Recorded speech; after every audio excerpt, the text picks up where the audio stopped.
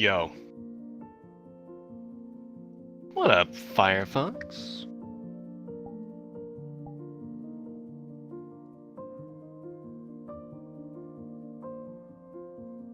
Oh, yeah, hi. Didn't notice the camera. Yo, what up?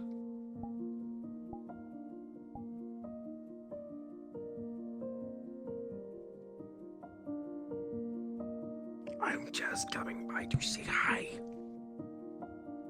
Mostly, yes. Hello, yes, I accept hug. Well, shit.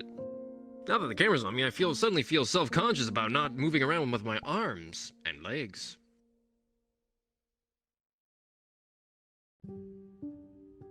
Also, I don't know if you're talking game.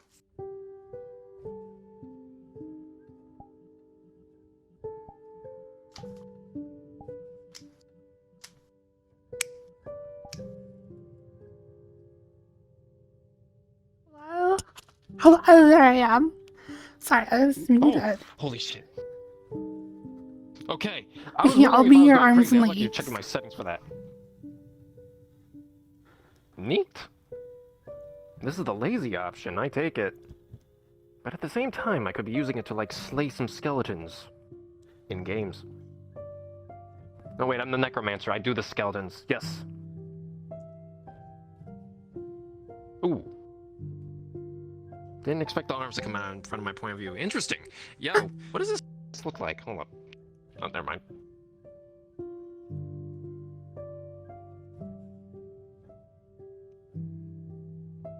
Sorry, I told you I was streaming, but then I realized I had the wrong microphone selected in my in VR chat. Yeah, I kind of got the hint once I saw the camera. I was like, oh shit, you're streaming.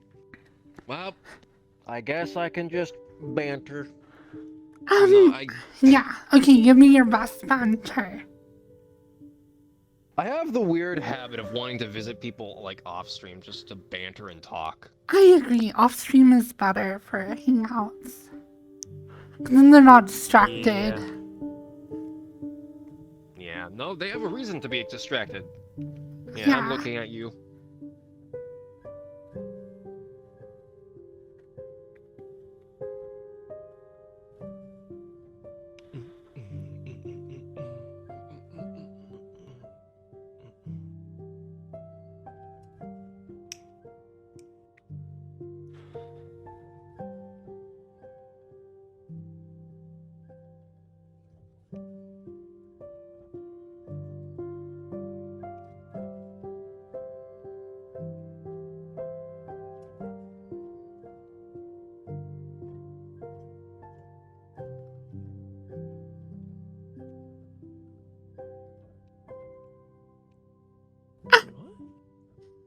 Look respectfully.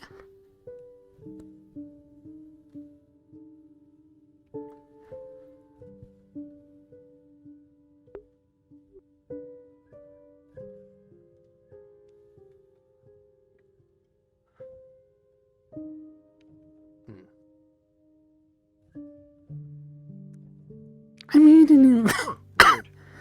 Oh my gosh, I made a new Good thing, outfit. since I I don't like wasn't it as much as this one though. Let's take a look here. Oh, I this think one? it looks like a decent outfit, unless you're talking about something else. No, I'm talking about another one. I just did. This one I really like. We just made this outfit. Yeah, I think that outfit looks nice. Oh, this one. Jesus Christ, those do not look like pom-poms. They look like little maces that you spike into people. So I had cloth physics on them, but they were super laggy. So I'm gonna have to remake them. Try and make them more Yeah, that optimized. stuff is like made of starch. You could climb a mountain with those things. Yeah. I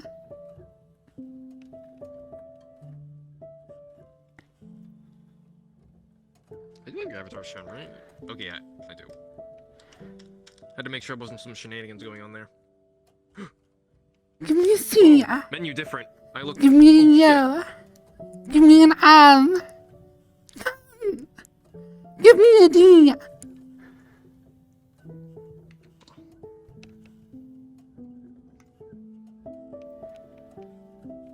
Go on. I don't know, just I want dick. I'm sorry.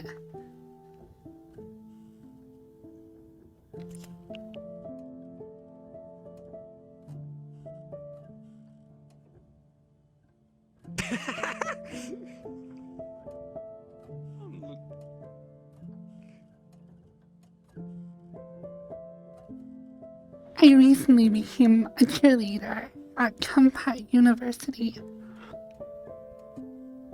I take a peek in your chat and I just see you getting hit with the spray bottle. Damn, your chat had zero chill on that. My chat always makes fun of me. They're also probably keeping you safe. Probably. Exactly. Actually, That's why I love them. huh. I respect that. Good work, chat that I don't know. I respect that. I'm sure you know some of them. Our community in VR chat is pretty shared. I see a lot of the same viewers. Like Axe, yeah. I see you Don't everywhere, Axe. make Absolutely everywhere.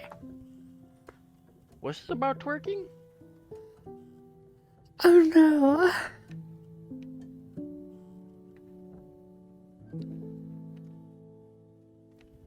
This is Ranzik. Awkward stranger, introduce yourself. Your sarcasm They're is not decent. that awkward. How awkward? They- What? They hang out with Crumpet all the time. And like other lobby really. people, I'm sure. I've seen you around them. Who else have I visit seen you with? sometimes, but I kind of Who like do just do you my own usually thing. hang out with? Anyone who I feel like.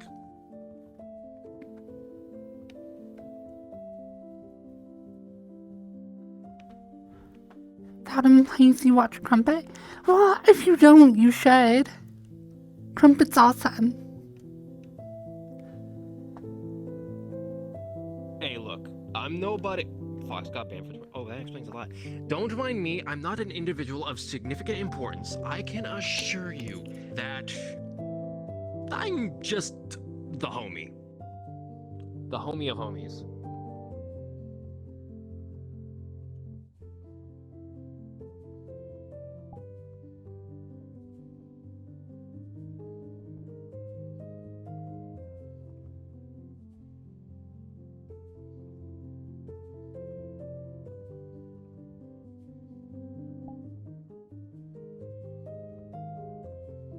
Let's go! I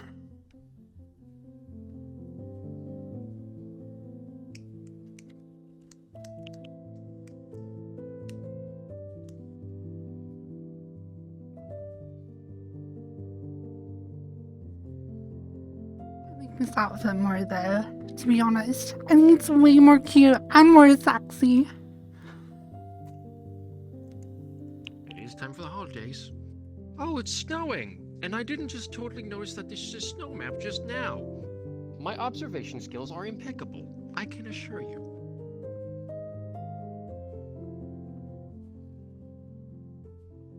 So, people got confused.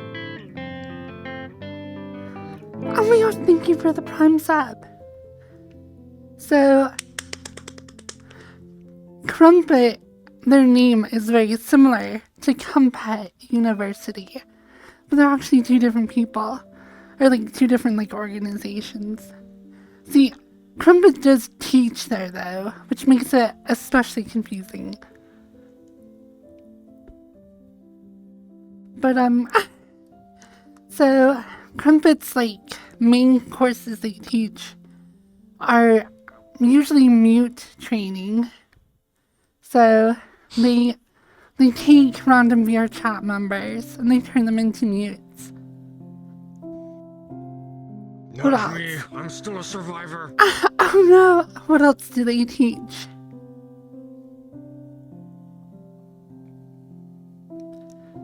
Their wit is impeccable.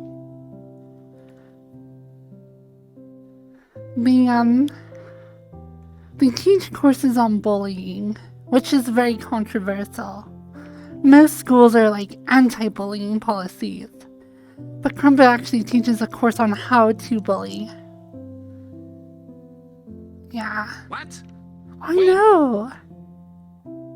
That's just one of the courses he teaches at Kumpat University. I know. No wonder. I keep skipping that class.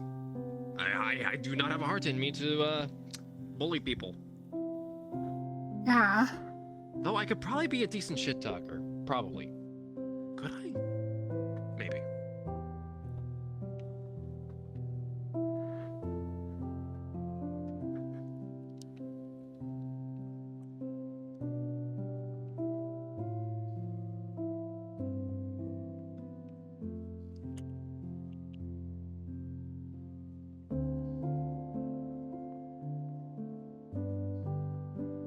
Singing classes, sure. Oh my gosh.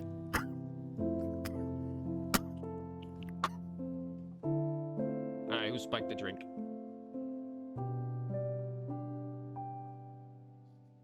I'm so sorry. Oh, my eyes are good? watering. I've had this cough for forever. Corona strikes again. That's not a joke.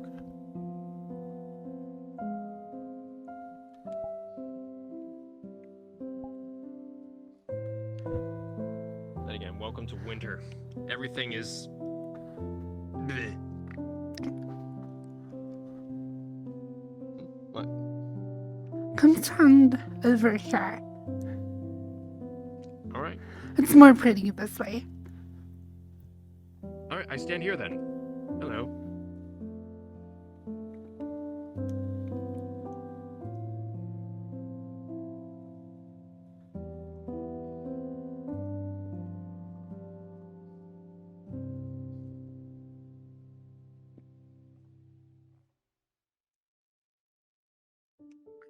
And other stream talk.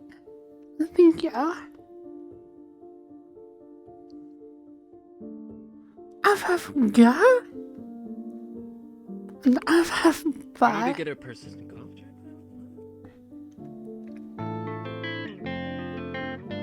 Bimorto. Oh my gosh. I feel strong, man. Oh my gosh, it really does. Name. Feel strong, man.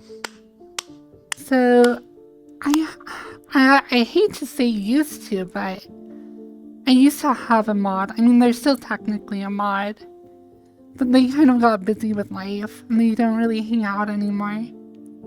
But they were like, they're probably still my top chatter.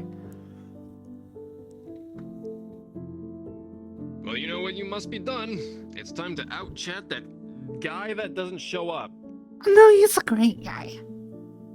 In fact, no one can ever say anything ever again in my channel, so that no one can usurp the king. So no talking. What? No, talk. Speak up. You must speak.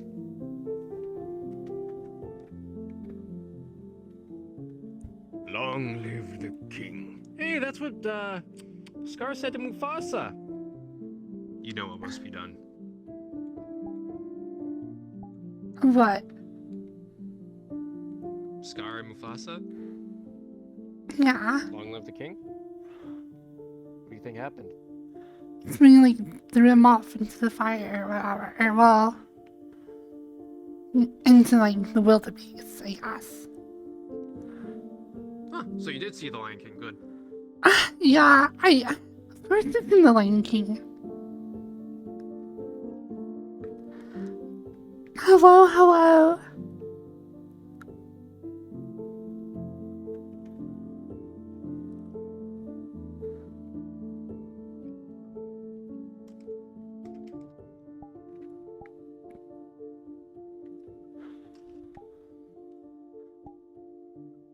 I was testing out my camera.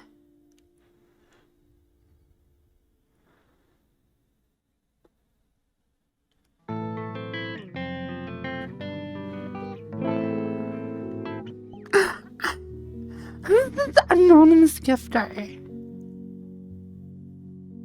They've been pretty active recently. Who the heck are you? Looking.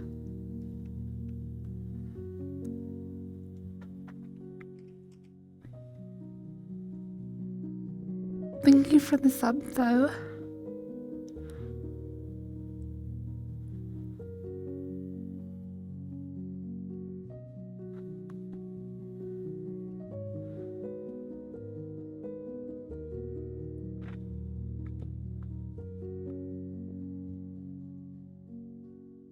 Oh, sorry, I've been jamming out the music. Jesus Christ.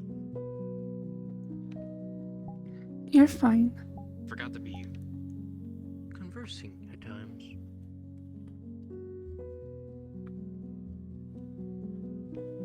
A train is close. Oh, thank you guys so much for so many subs.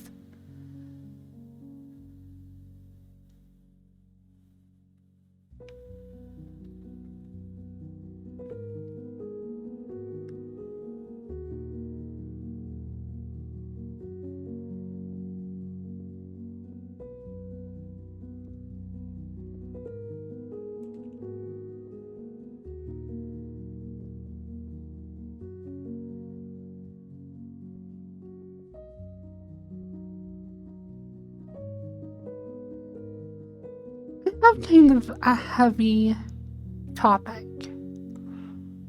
I don't know if I should talk about it or not.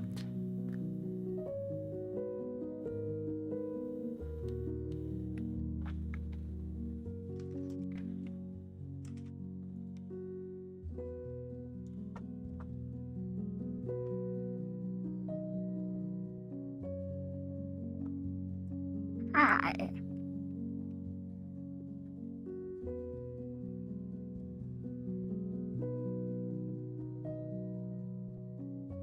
Oh, I'll summarize some of the.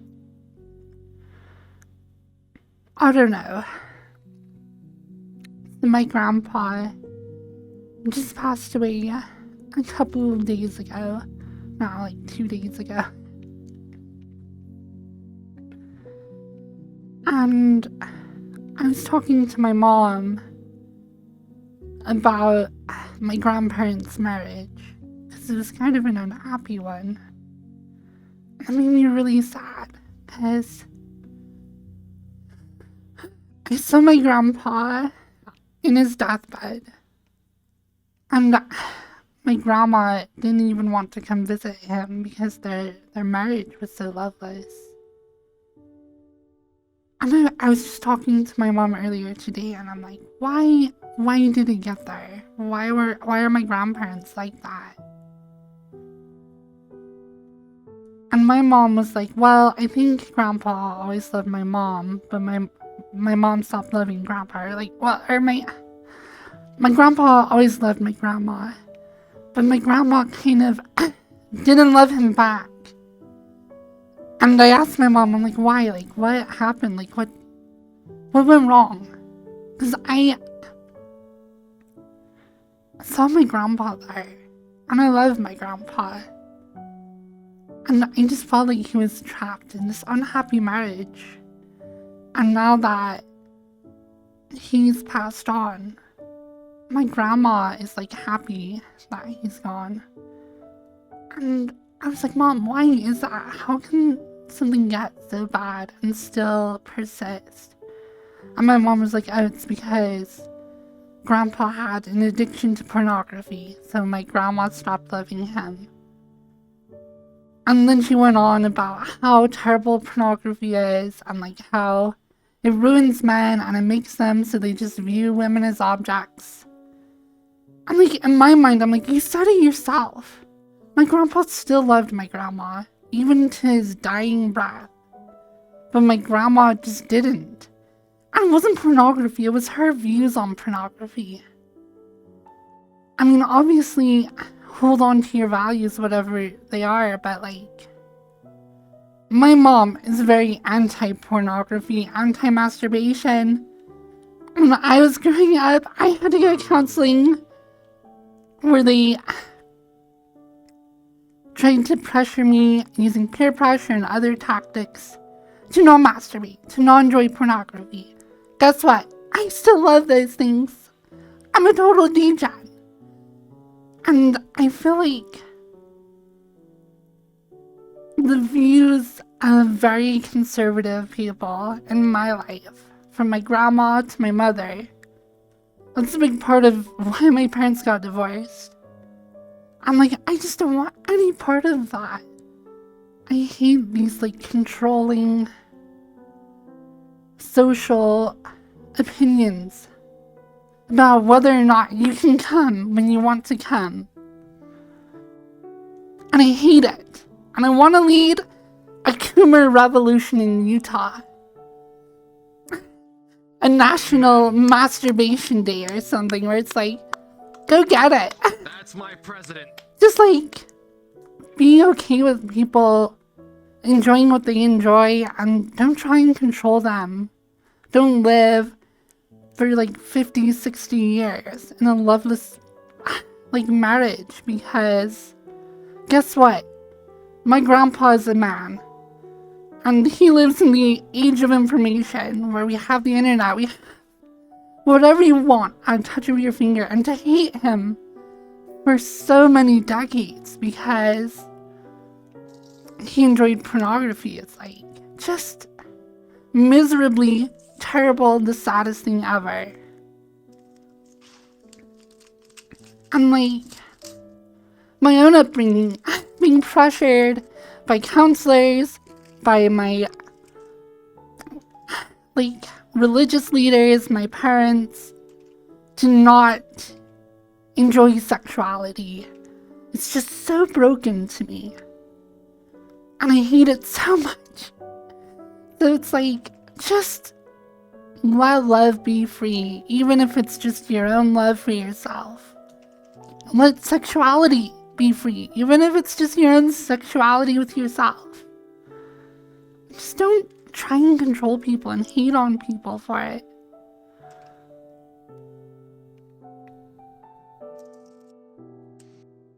Let the people enjoy what they want. Is it really harming anything? Well, actually, no, it actually might be a form of, self-harm. Like, what was it? Certain hobby, an addiction. Yeah, addiction.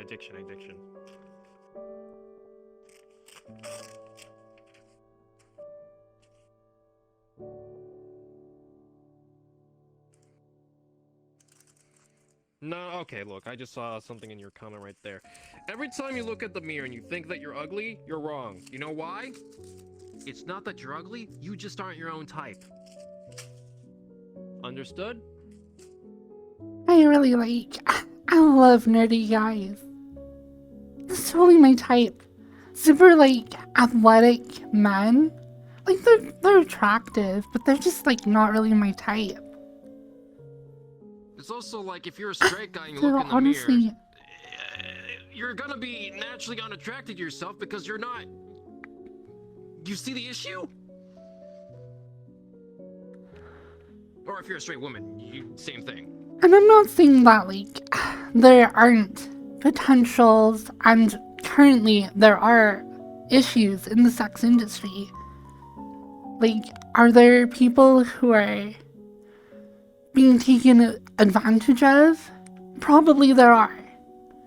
And I think that is a separate issue that needs to be addressed. It's not like a good argument for like porn and masturbation should just like be banned and you should hate yourself and your wife should hate you for 50 years because you masturbate. Like that's worse. Well, no, they're both bad, but like either extreme is bad, I guess.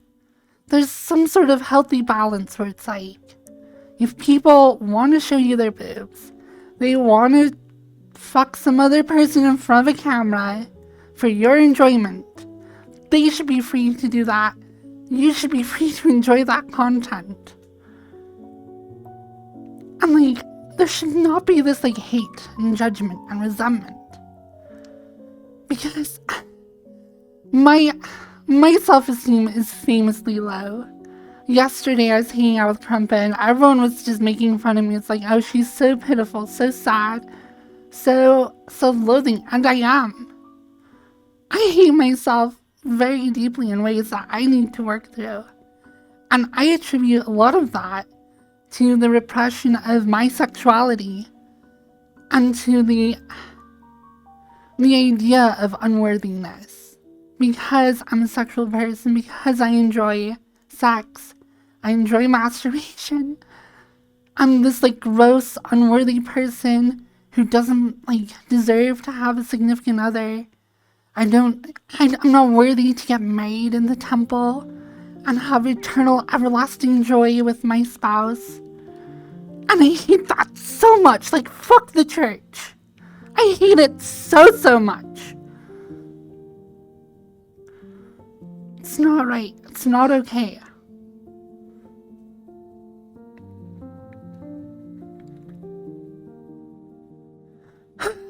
So I yeah. lost track of what we were going on here. I was like, we were talking about like, what, relationship stuff and then fuck the church? I spaced out for like a second there. Yeah, well, so my personal circumstance, a lot of the hardship and grief in my life and in the lives of my loved ones, my dad, my grandpa,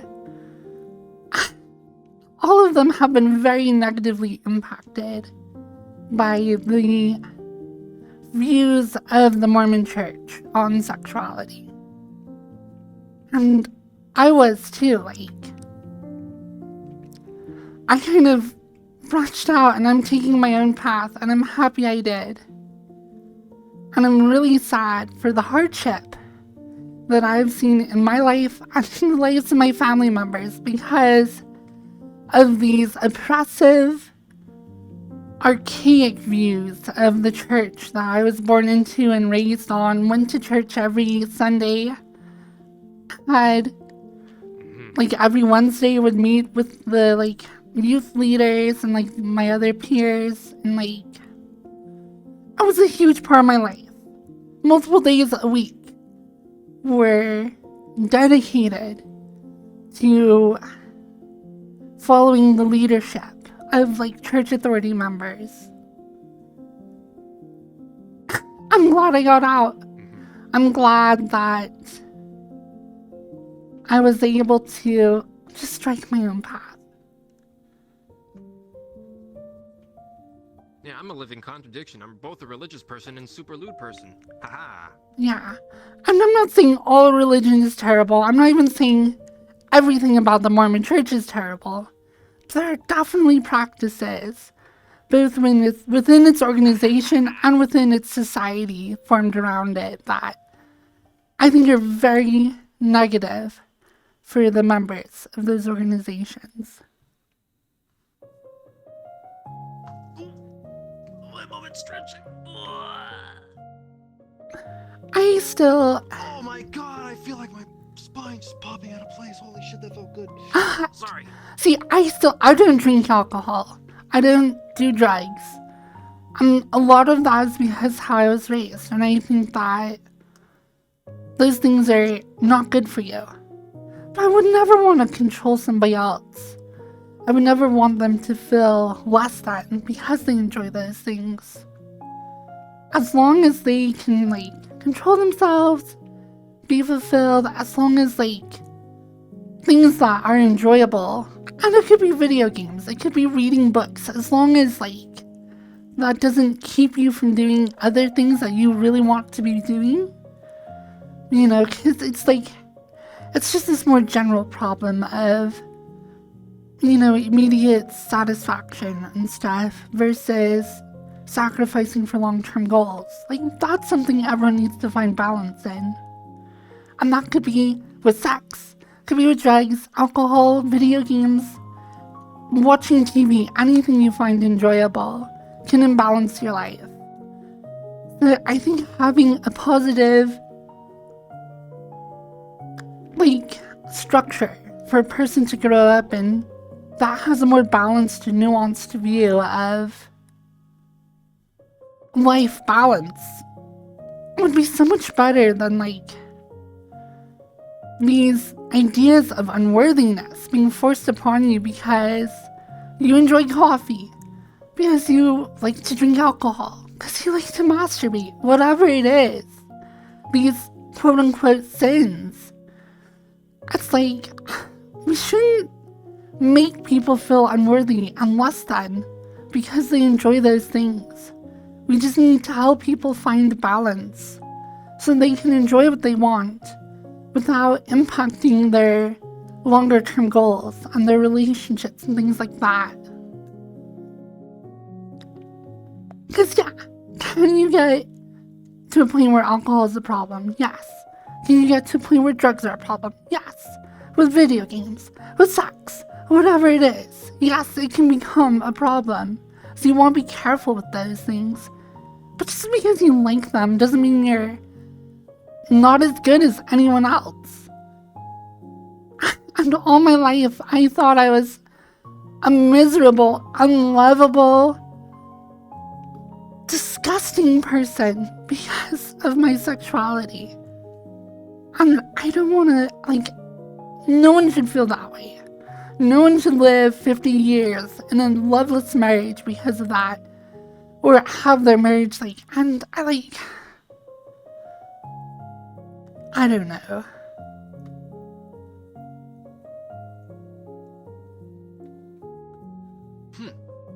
Marriage does make things more difficult because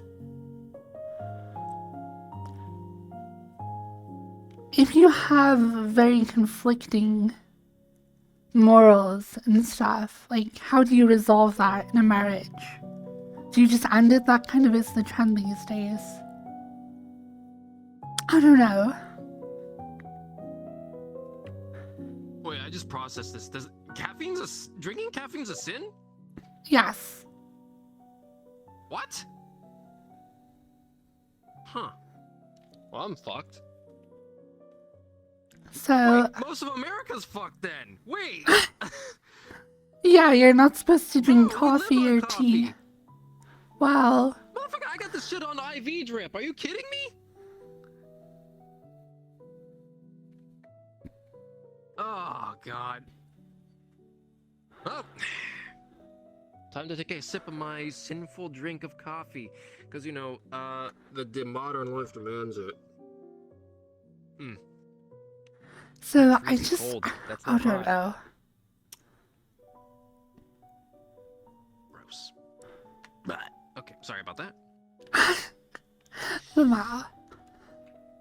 Living outside of religion is an interesting journey for me. I was talking to Aika about this earlier. Because Aika is like, yeah, I'm Christian, I'm very religious, and I found it, I wasn't born into it, something that that has improved my life and made me a better person. And I think religion can do that. I personally don't agree or believe in many of the teachings of religion, from the origin of the universe, the fact that there's even a god at all. Like, I don't think any of that is true. So finding that morality without having what I would call a crutch of religion to give it to you, I think is a very interesting philosophical position to be in. And it's why I do wax philosophically often, is because I came from this very structured, religious, upbringing to being like, none of that's true. So what now? What next? Where do I derive joy, happiness, and meaning and purpose in my life? And I love talking about that. I love thinking about that because I 100% with the core of my being believe that even without God, without an afterlife, without divine will, people can be good and we can have morality. It does not come from a higher power. It comes from the decisions we make in our lives and the person and the people we strive to be. So you can be a good person. You can be a loving, worthy, amazing,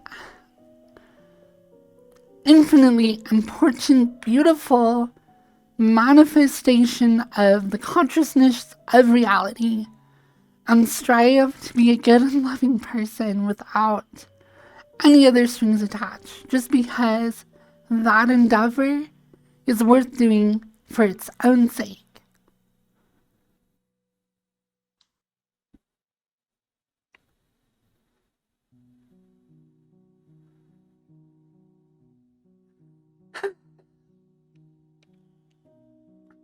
Yeah.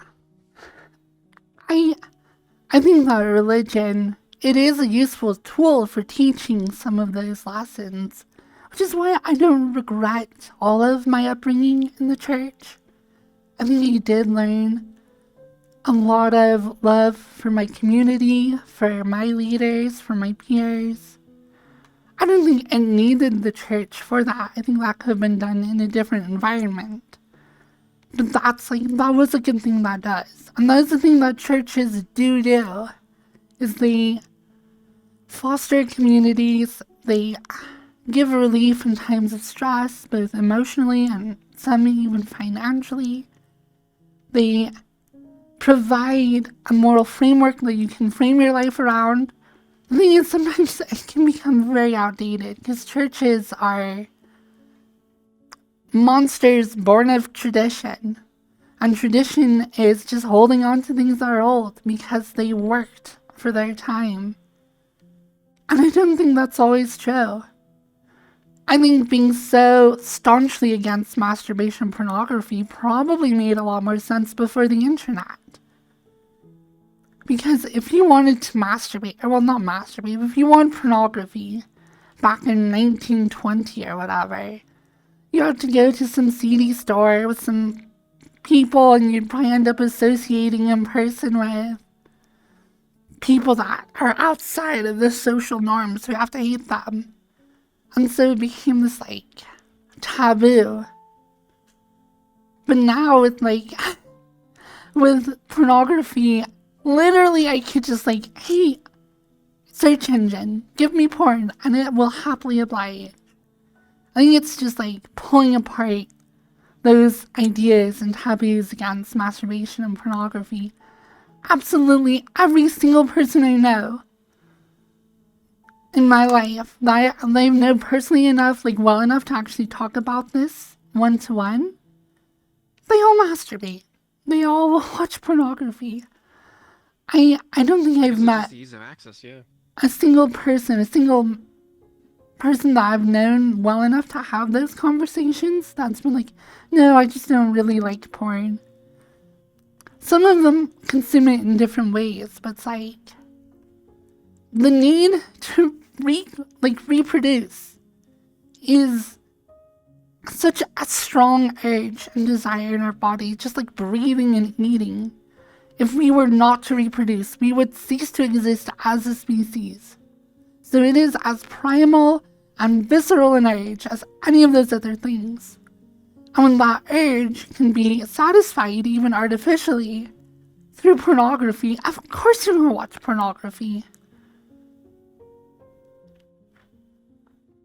I think that is the default state of most people. Some people probably vary from that. There are obviously exceptions here and there. But by far, the vast majority of people respond to those urges through masturbation.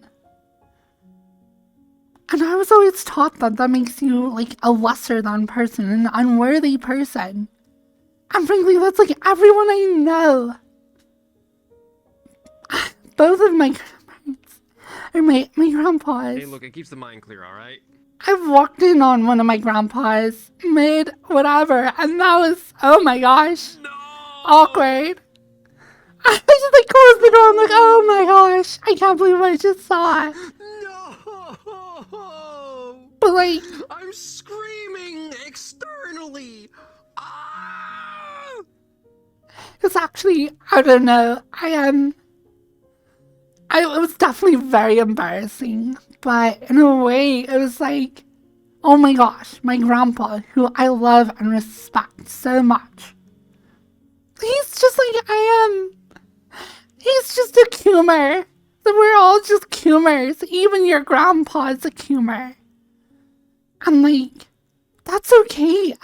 And it just was in a way, it was eye-opening to me that you can be a good man or woman or whatever and masturbate. It just, I don't know.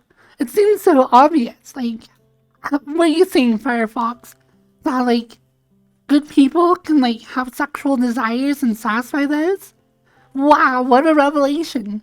But for me it was. So, I don't know. When it comes to sexuality, I think there's discretion is good. a sense of balance, things like that. But just outright hatred and indoctrination of self-loathing over it is just pure evil. Stop hating on people for loving themselves. So messed up.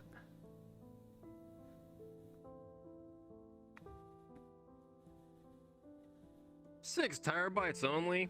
Weak.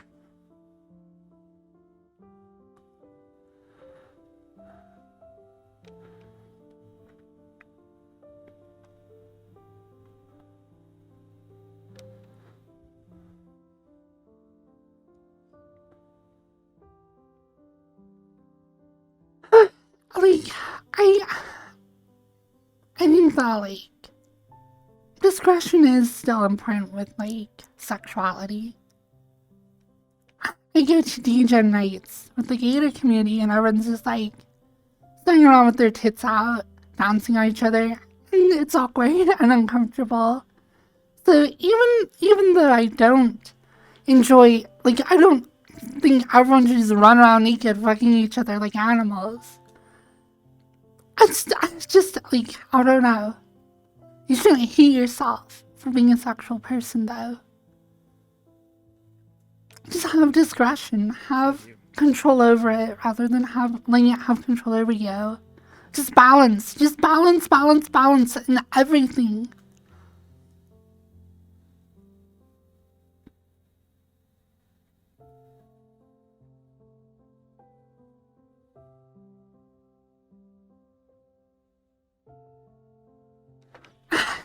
Balance is all things Yes. should be, of course. Yes. Yes, I'm British Thanos. Mm-hmm. So there, What there's can I my heavy topic. And I guess, like, I hate to, like, I don't know, my grandpa just died. And I love him. I do not want to tarnish his memory. He was a great man. He was a wonderful architect, an amazing pianist. He was just awesome. And I just see that this was like one aspect of his life that was an utter tragedy because of the religious views of the Mormon Church, which is very predominant here in Utah. And I feel like that man did not deserve to be treated that way by the people he loved because of that aspect of his being. So I mourn his death and I mourn that part of his life because it drove my family to be very reclusive. Or, well, not my family, him, to be very reclusive from his family. Because my grandma hated him for that. My mother hated my grandpa because of that. Talking to her today about his passing, like, she just blames him for his sexuality. And seeing that just breaks my heart. Seeing my grandpa dying on a bed, coughing, weak, and just not loved by the women in his life because of that part of who he was is just so deeply tragic to me. And I don't want anyone to feel that way about themselves. I don't want that to, like, trap you in this, like, hurtful, unloving place that makes you feel like you have to withdraw from the world and from your family. And because he was a total recluse. And seeing the way my grandma treated him and the way my mom talks about him, it's just utterly tragic that he went through what he did. Like, that was, I don't know. I talk to my mom a lot about this stuff, and I am deeply troubled by her views on sexuality and how it's hurt the men in her life. And she blames pornography. She's like, you know what? Pornography ruins marriages. It's this terrible evil that has to be eradicated. And like, I view her opinions on that. I'm like, no. Pornography is not the problem, Mom. You are. And it's not okay for you to like shame me for being sexual. When I masturbate, it's like, it's just me. Just me and some dildos. Not hurting anyone. So just like, get off my back, Mom. Whatever. It's both like a serious conversation where I want to make sarcastic remarks, but I know if I do, I'm just gonna be an asshole for it. So the church, so the LDS church or whatever, like, they enjoy sports and they promote sports. They don't promote gambling though. So like, gambling is pretty much illegal in all of Utah, be it on sports or casinos, card games, whatever. So yeah.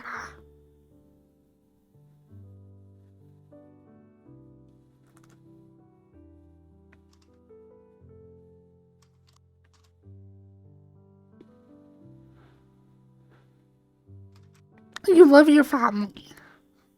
I think that is common. Most people, to answer your question, Ishwale, it is. It's like your parents teach you what is right and wrong. Or at least they try. At least most do. I don't know, not all. But like, you believe them.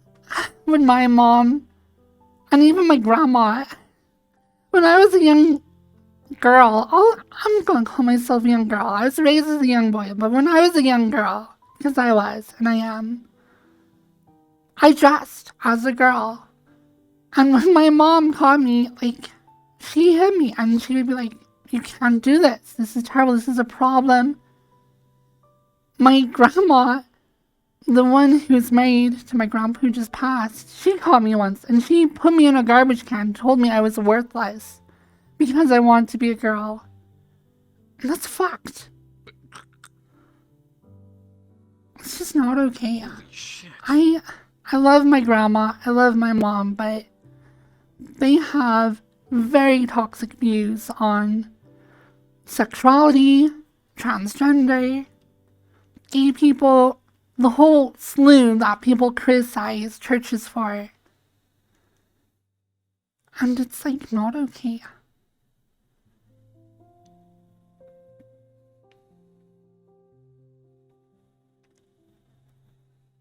My face tracking just broke. Lamau. Oh, I thought you were just blepping.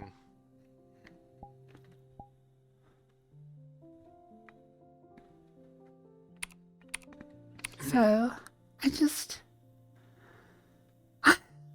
I want a social revolution. Freedom of being yourself and loving yourself and like a freedom of sexuality. It'll happen soon enough, I think. Maybe within, let's be optimistic and say 10, 20 years.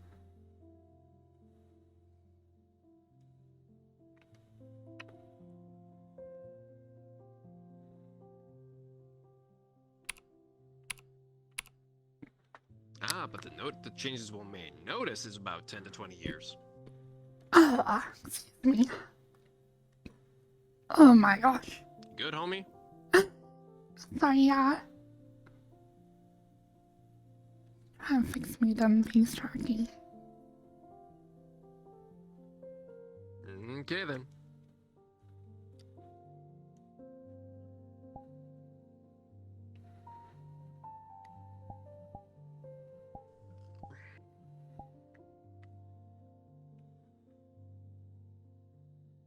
Yeah, the history of American ideology and like American Christianity it's really interesting in a lot of ways. Okay, I have to pretzel real quick. We'll talk about that as soon as I unpretzel.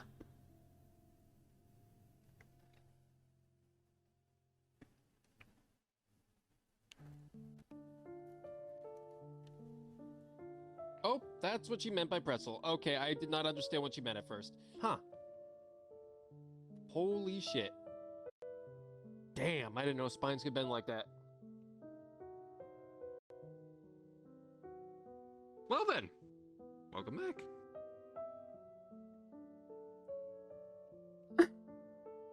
Still figuring itself out, sorry. Wait but a moment. Your flock shall be operational in but a moment. Okay, they're pretzeling again. Man, my knees hurt looking at that.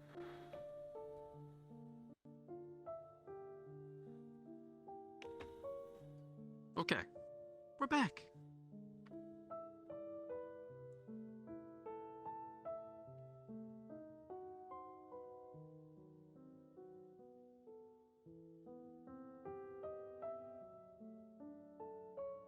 I'm not entirely. This is so annoying.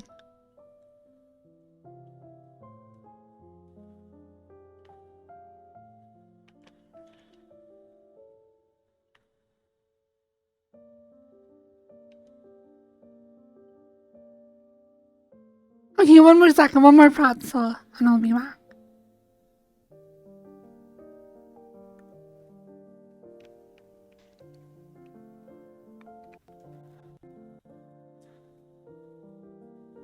Oh, that's... Jesus Christ. God, it was like something I would see in Mortal Kombat. Holy shit.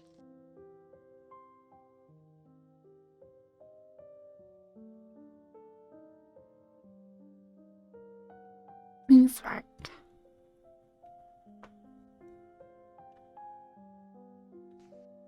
It's okay, I'm just making cracks and jokes, as like, the loading screen. Oh god, I'm the loading screen guy. Okay. I've devolved, or upgraded, actually. I don't know which. Okay, I'm working. I'm sorry about that. This technology can be very finicky. Okay, yeah. I feel like Christianity and religion in general is way more prevalent still in the US compared to Europe.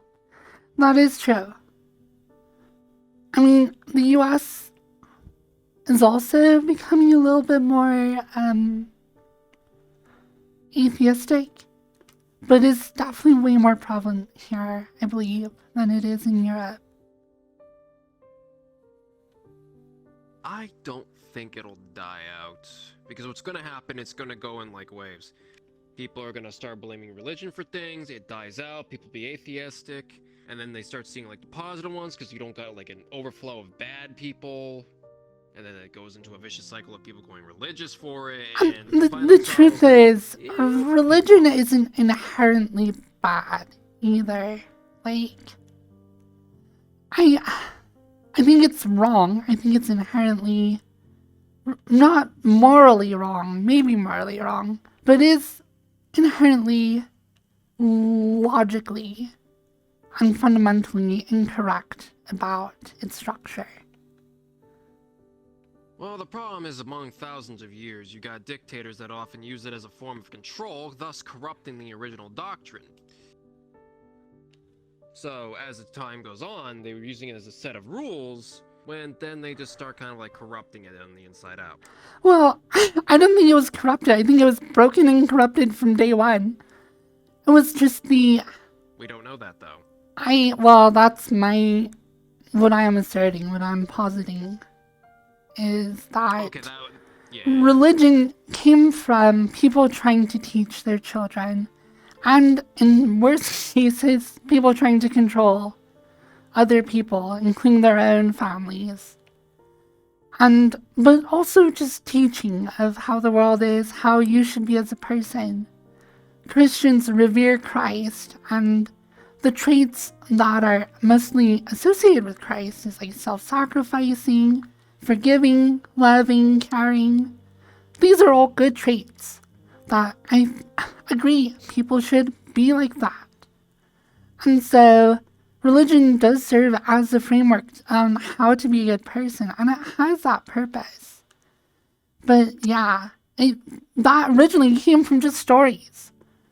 That's how Shintoism came about, is spirits, things that I don't know, religion is so complex. It serves so many purposes. Teaching, of morality, of even just the structure of the world. It serves as ways to remember people of your past who are significant that you want to be remembered, because we all desire to live forever, even if it's just in our legacy. It serves as a way to understand the universe. It serves as a way to cope with grief. It serves as a way to distinguish between us and them tribal mentalities. It is a complex thing, as complex as the people involved within it. So, I don't know. Religion, it's just like a behavior of people. And it's balance, again. Having your religion be tempered by reality is good. And I think religion, like creationism, the thing is, as the hammer of reality is blowing against the iron of religion, those religions are extremely brittle, will shatter. So creationists will look more and more ridiculous as more scientific evidence comes out to explain the origin of the universe. So either your religion is malleable and it will fold under the reality of the hammer, or the hammer of reality, or it will break. And that's what I think happened to most religions over time. I think Christianity is actually so resilient because of its vagueness. It made it malleable.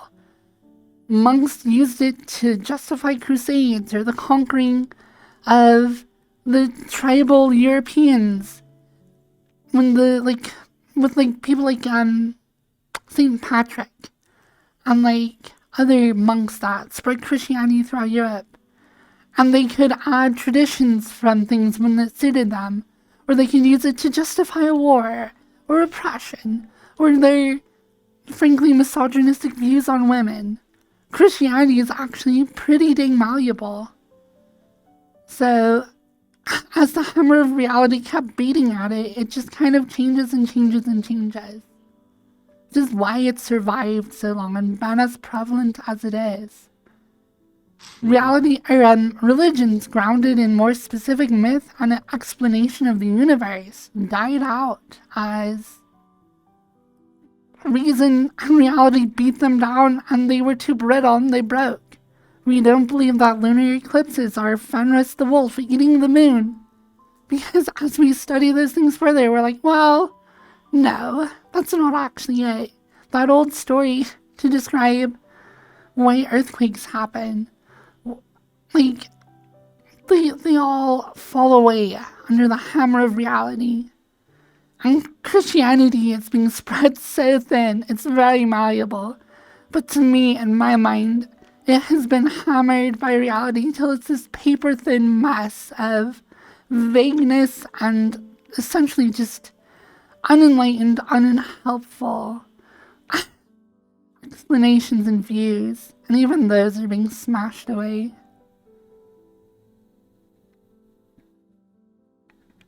So, that's my view on religion. I am pretty anti-religion, while still trying to be a little bit balanced and nuanced in that opinion.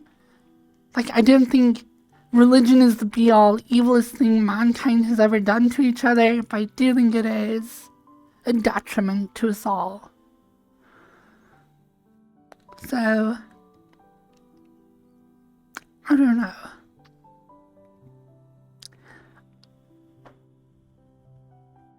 And I think a lot of atrocities that were justified by religion may have happened whether or not, like, religion was a tool used to justify those, but may have happened anyways. Who knows, maybe not. What is that? So, I don't know.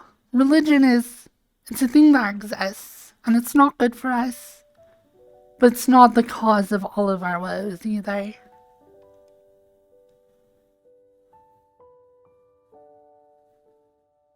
I'm anti-religion but pro-Ranzik, idiot with a job. What are you on about? What does that even mean?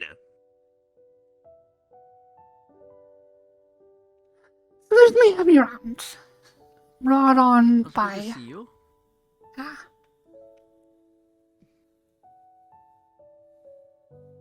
Huh.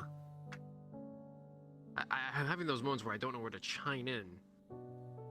Because it's like a serious conversation, and my habits are to crack jokes. I think that's that's very wise. It's like, I don't care if you're religious or not. Religious people can be good. Religious people can be bad. Non-religious people as well. So, it's like, if you're religious, I will admit, I will question your worldview. I will hold your opinions on especially topics of morality under a more critical light. Because I'm like, is it really you talking your beliefs? Or is it you talking the things that were taught to you through these religious mechanisms? So, and maybe that is a prejudice I need to work on, that I do not respect people who I view as being very religious. I do not respect their opinions on morality as much as other people's. And that might be wrong of me. But I feel like religion is a delusion that you were taught as a child, and then it's kind of self-feeding as you grow up for a lot of people. And if you're feeding into a delusion, I do question your ability to reason out the purpose of life and how to be moral. Like, I do question your ability to do that more than I would someone who I think thinks with their head rather than what they were taught. Someone who's more personally critical. So, that is a personal view I have.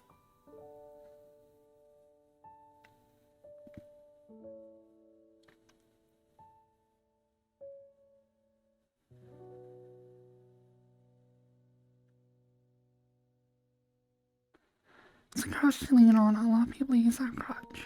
And a lot of the bad stuff that happens to them, they do themselves.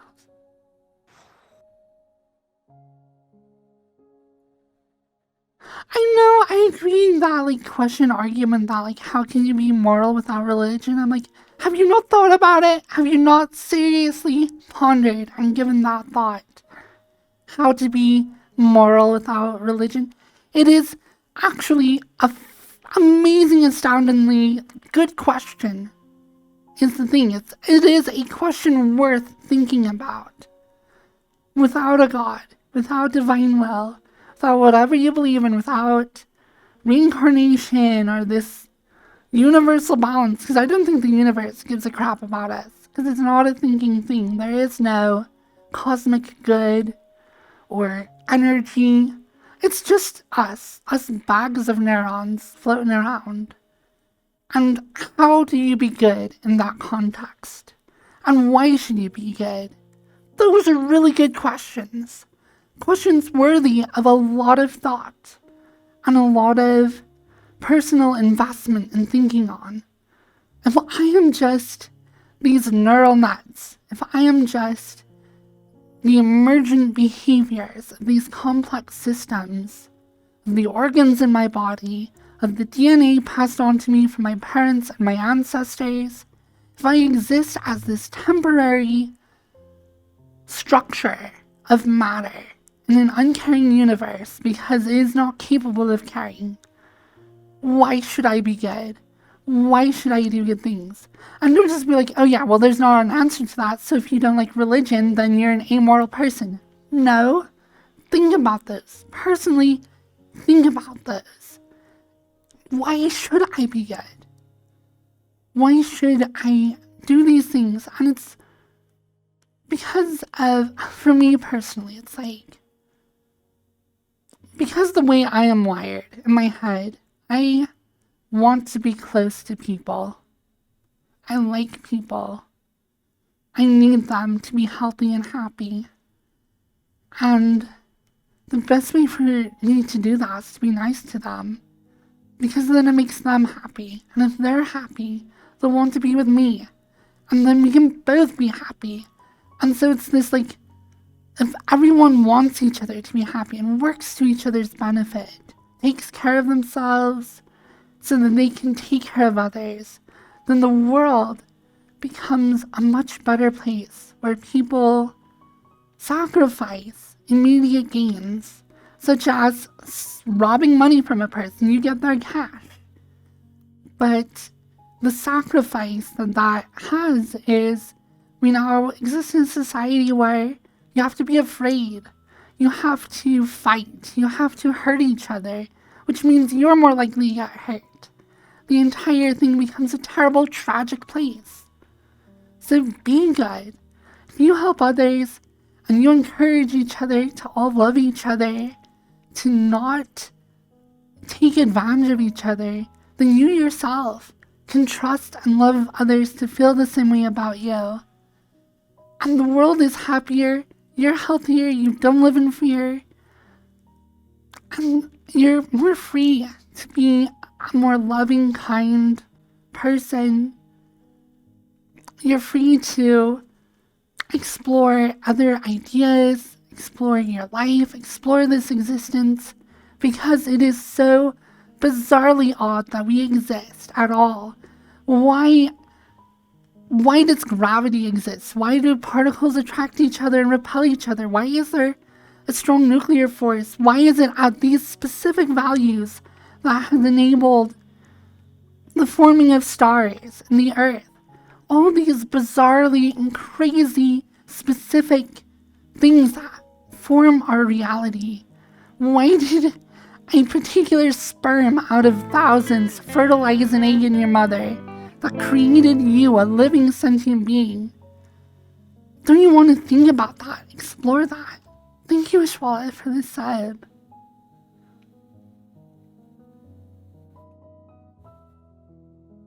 So, having the freedom to explore why this bizarre reality exists, why you exist, the people you love, why are they there? Why is any of this here? Being able to think about that and explore the universe and just your own experience within the universe. It's all so mind-bendingly improbable that people attribute it to God, but without God. And you just sit there and you wonder and you sit in awe at how complex and insane the world is. And it's impossible not to feel some iota of gratitude or just feel that you're the luckiest thing ever, that you exist at all, because there's no reason for you to be here. There's no force that put you here.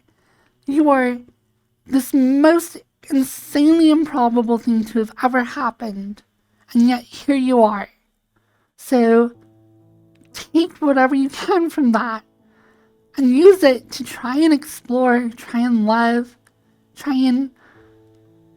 yourself, enjoy masturbating, the spiraling galaxies, the millions of trillions of atoms in your body, the DNA passed on through millennia to create your body is there so you can enjoy jerking off. So freaking love it. Okay? Okay. So this whole conversation, this whole existential crisis we have was just like to talk about jerking off in the end. Yeah. And I respect that. And everything else in your life. So that is my worldview in a nutshell. My ramblings. I have to ramble on this every week or two. I don't know. You had to get it out of your system, I can tell. When in doubt, beat it out. I like that quote.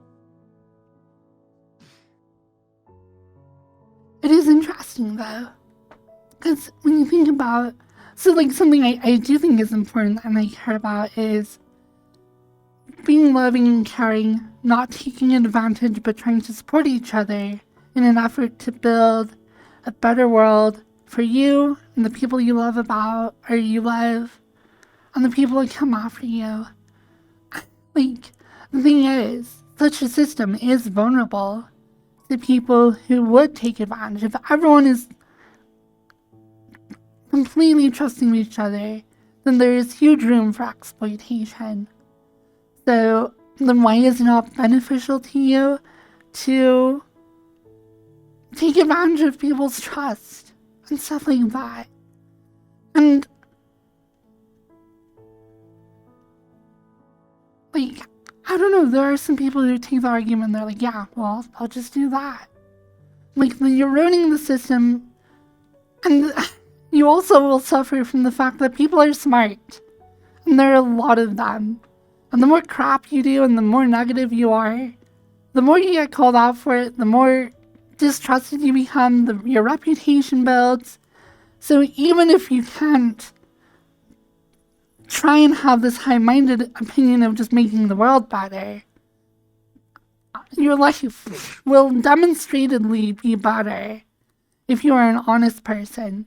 So there is just that intrinsic, if you are, if you lie, if you cheat, people will catch on, and they have very high motivation to penalize you greatly for breaking that system. Because if one member tries to take advantage of all the other members in a system of trying to support each other, then it is so detrimental to everyone that they have to hate your guts. They have to ostracize you, cast you out. So even if you just have to do it for your own self-preservation, just be a good person. Your life will go better. People will trust you. Being trusted is the best feeling on the planet. Having people who count on you, who want you to be part of their lives, is how you get relationships that will bring you more meaning than anything else.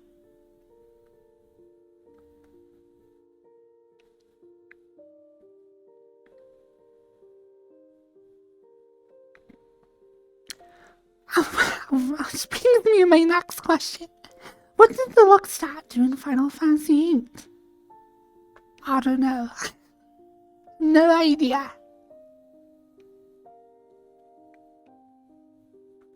Yeah, I'm accepting that, accepting your imperfection, for sure. I am constantly learning about myself and how broken I am.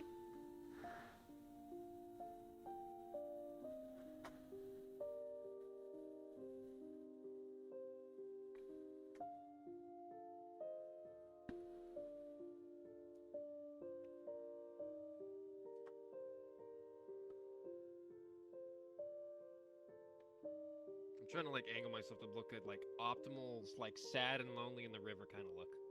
I actually don't like that quote. The quote is, I don't care why gravity exists. If I know how it works, and I can get my astronauts to the moon without killing them, it's good enough for science. No, that's an engineer's perspective. Scientists are all about why things work. The only reason you know how gravity works is because Newton wanted to know why apples fall, why the planets orbit in the way they do. Because you could be like, I don't even know why apples fall. I just need to know that they fall and I can catch them. So it's exploring the why of it kind of leads you deeper and deeper into the how, to this endless rabbit hole of science. So always exploring those whys is always a good question. The why and how of things. I don't know. It's an interesting quote, but I don't quite fully agree with that. Because I didn't stream yesterday, and I want to get some more stream time in, I really need to do more streaming. Just in general.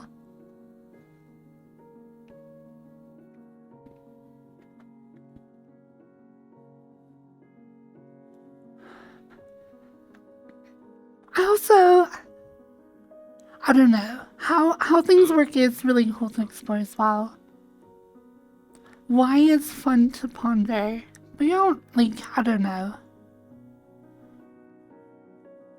Because, Newton didn't necessarily he didn't discover why planets orbit. More really how they orbit. Calculus is just a really precise, good way of defining the orbits of planets. Which is why, Newton was famous, because he developed calculus to understand how objects move. Didn't necessarily discover why.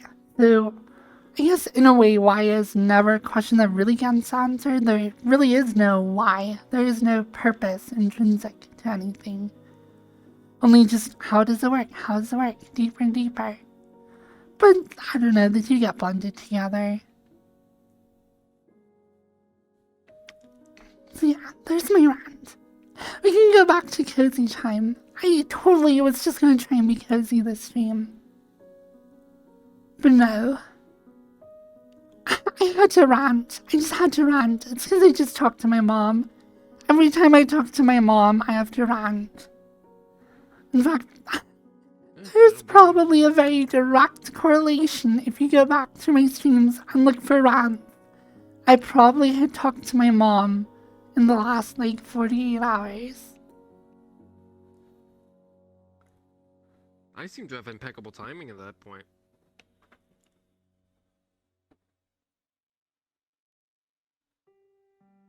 And that's a wrap. I like that I can just rant, though.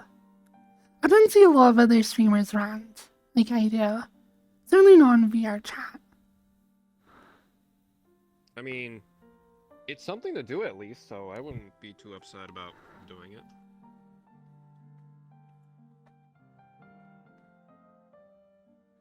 I didn't even know you were a cozy ASMR streamer until now. Until you said cozy. Well, I do a lot of different stuff. I like to dance. I like to do ASMR. I like to rant my brains out. I like to cumbate. I do a variety. Ah, I see. A woman of culture. And she twerks. Oh no. Yeah, I've been hearing about this legendary twerking thing that apparently is, dangerous. I hate you, Shaw. I hate you. Do that. I was just sitting there listening to the rant. Didn't know when to chime in for anything.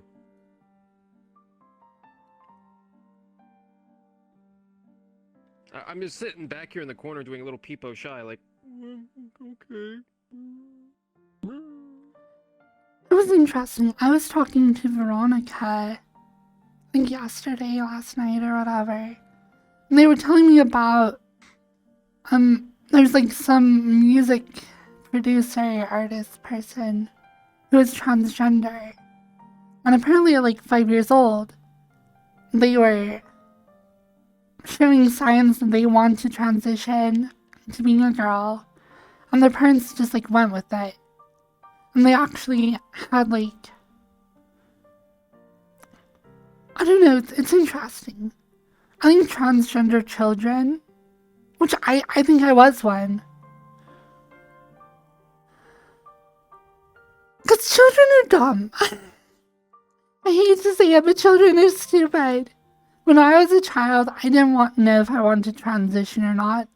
I don't think any child at 5 years old, because Veronica was saying, yeah, so when this person was 5, they went up to their parents and told them, yeah, I'm not a guy, I'm a girl. And the parents rolled with it. And then Veronica was that's just so cool, and they're so amazing. And I kind of agree with that, but I also think that children are dumb. And have little idea of what gender is.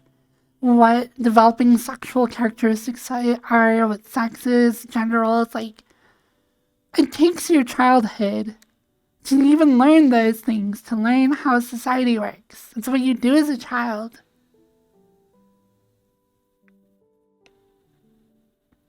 It is a very difficult topic, because I know that I wish I was raised as a girl. When I was a child, I used to tell my parents I want to be a girl. I used to dress up as a girl. And even when I was super young, I have really early memories of wanting to be a girl. And I was just discouraged by my parents. Oh, it's some weird phase, might little son is just being weird. I don't know. And so my family just wasn't supportive of it. And I don't think I had a bad childhood because of that. I don't know. And I don't think that at the time I understood what I wanted or what I was. I was 5. Show me a self-aware 5-year-old and I'll show you a lie. Like, it doesn't exist. Becoming self-aware, that takes time. You have to be a human being on this earth for a while before you can become that self-aware.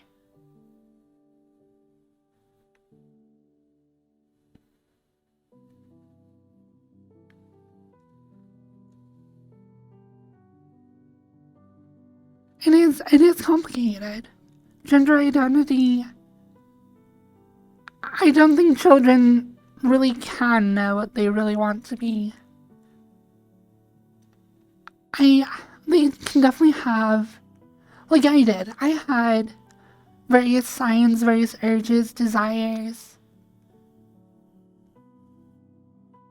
I don't know though. Like, can you look at that and be like, well, then you should have just been raised a girl? I kind of wish I was. But I don't know if you can really, like, look at that and just be like, well, let's do, like, surgical or hormonal treatments to, like, this developing young person on what could be a whim. Like, it could have been a whim.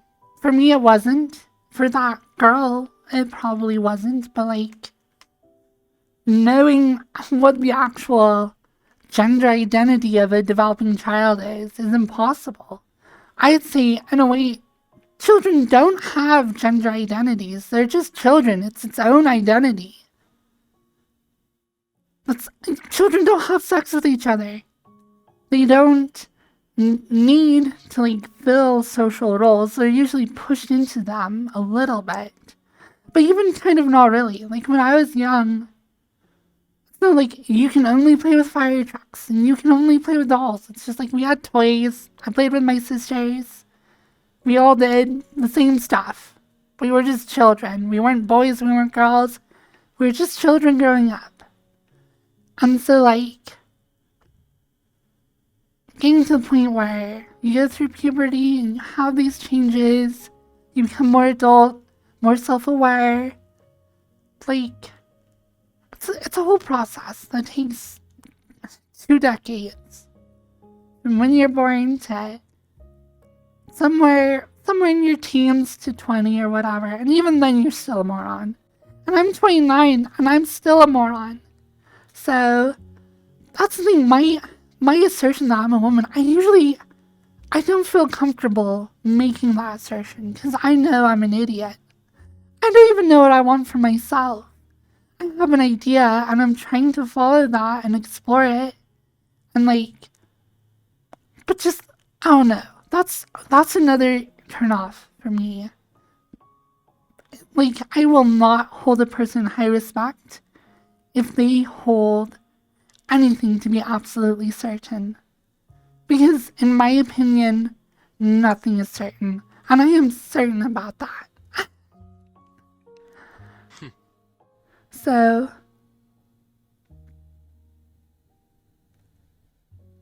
Ironic. yeah. I just think that even when you're old and you're on your deathbed, you still don't know everything. No one knows anything for certain. We exist in this subjective reality where we rely so much on the opinions and knowledge of others. That's like the one. I feel like flat earthers, it serves as an interesting intellectual scenario to understand that I personally don't fully know that the earth is round or flat. I have to rely on what other people tell me. I have to, and there are, like, experiments you can do and ways you can reason it out yourself. But frankly, people didn't know that for thousands of years because it's not actually entirely obvious. So, understanding that my knowledge that the Earth is round, and I will say that yes, it is highly, highly likely that the Earth is round, because I trust the sources, I trust a lot of things. I have flown around various parts of the world, but not all the way around it. I haven't done a lot of personal investment into whether or not the Earth is round. I also haven't done a lot of personal research into so many topics. So asserting with absolute certainty on any of them, how could I? I haven't actually done that research. I will say that, like, I believe, I trust what I was taught in regards to the roundness of the Earth. But, like, I understand that that knowledge in my mind is second-hand and third-hand. And it's, for me, I'm okay with that. And it's actually not important to me whether or not the Earth is round or flat, to the extent that I would actually want to go do experiments myself. Which I guess being okay with knowing that you don't know and that you don't need to know everything to a first-hand degree, I'm okay with. But it's interesting because people will have first-hand accounts of, like, ghosts and stuff like that. I've had experiences where I've felt like a presence, or I've felt strong emotions, things like that. And as I have those things that, to me, I'm like, ghosts aren't real, they don't exist, that doesn't make sense. Well, I've had this weird feeling.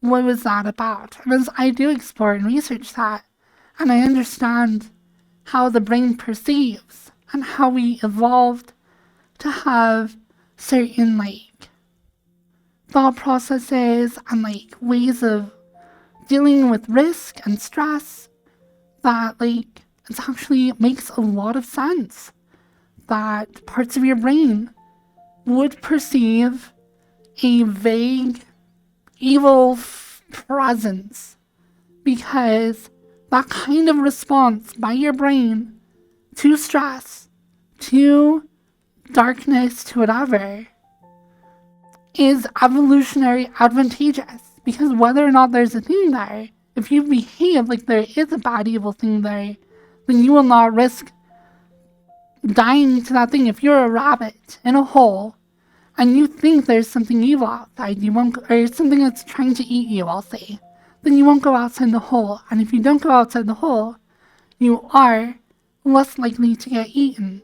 So, as a rabbit, it's evolutionarily advantageous to stay in your hole. And if the mechanism that keeps you there is this vague perception of threat or presence, then it makes sense that would continue to propagate through your descendants as a genetic trait, because it would be advantageous.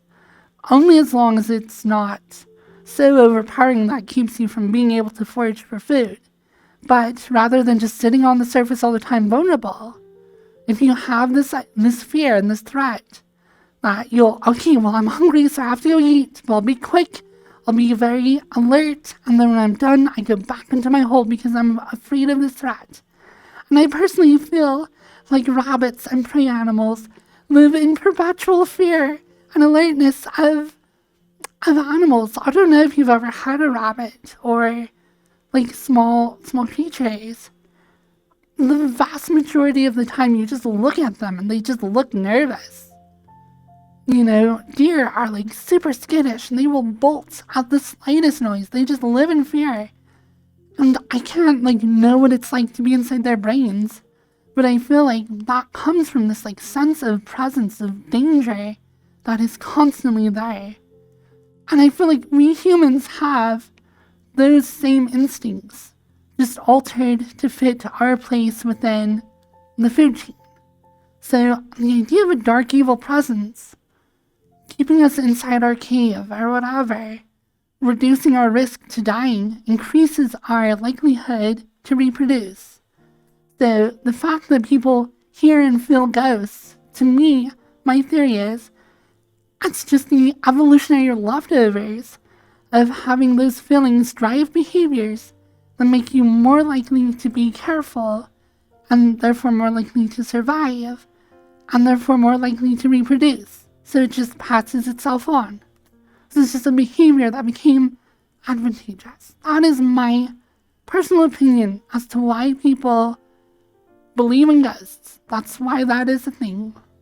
It's why people have experiences about ghosts or presences.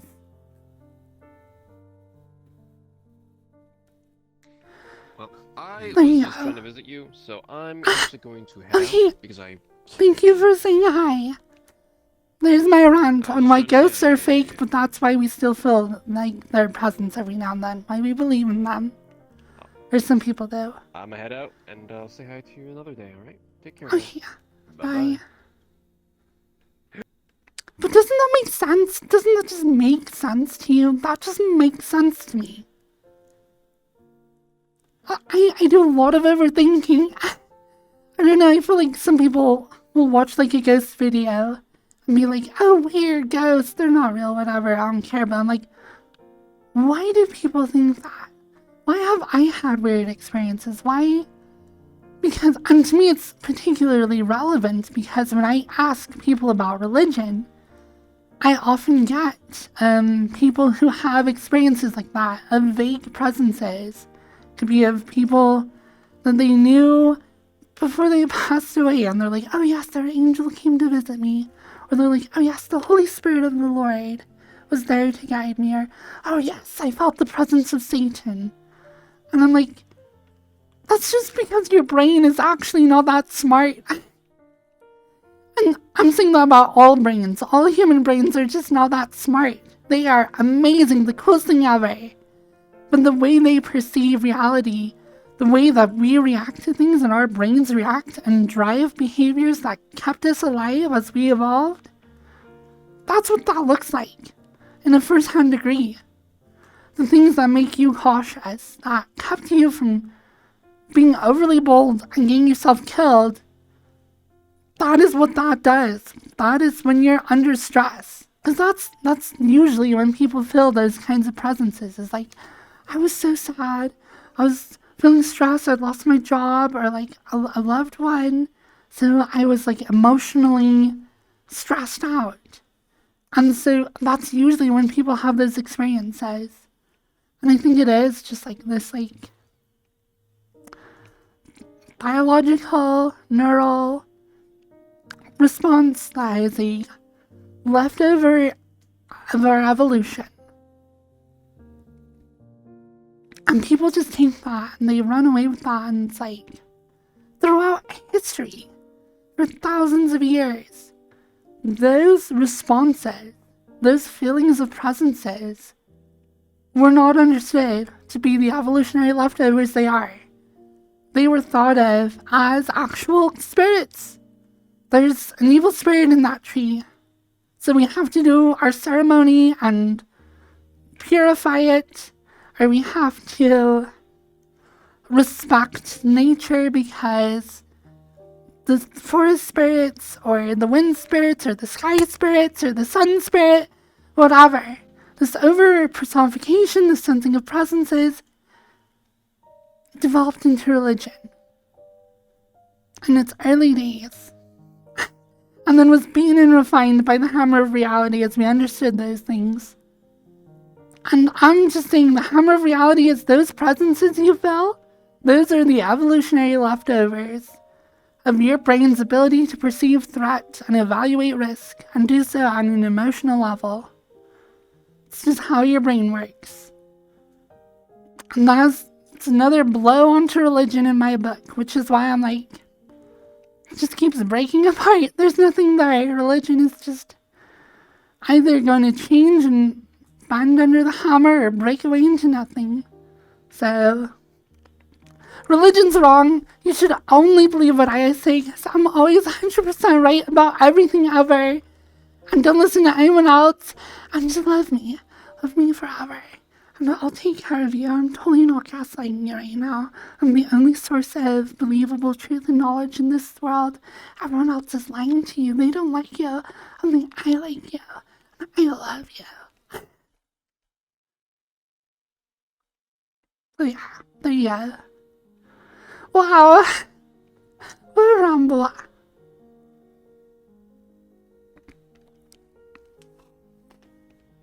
Let's get cozy.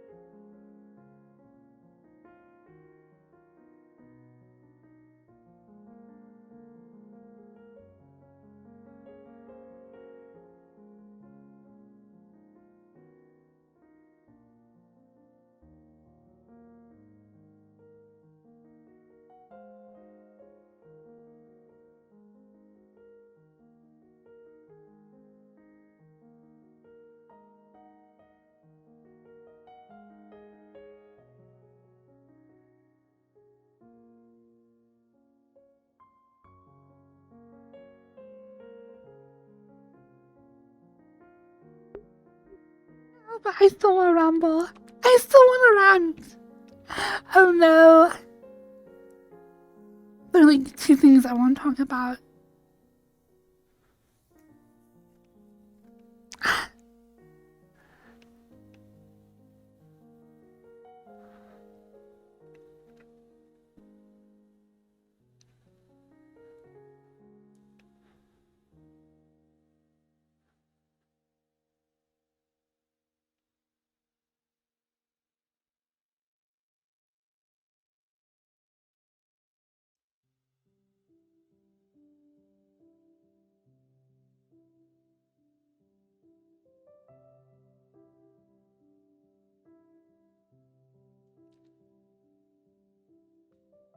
I definitely think there's a time and place for this kind of stuff. This is my stream, so I'm okay with filling it to the brim with my opinions. It's just a dumping ground for my brain.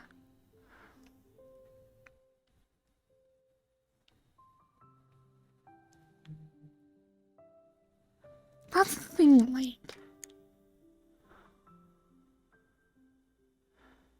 I know a lot of people don't like to have super strong opinions on things. They're like, oh yeah, religion's whatever. You know, whether I believe in it or not, you know, it's cool, it's whatever. Or like, you know, ideas about sex or just anything. I have very strong opinions on like all of these things.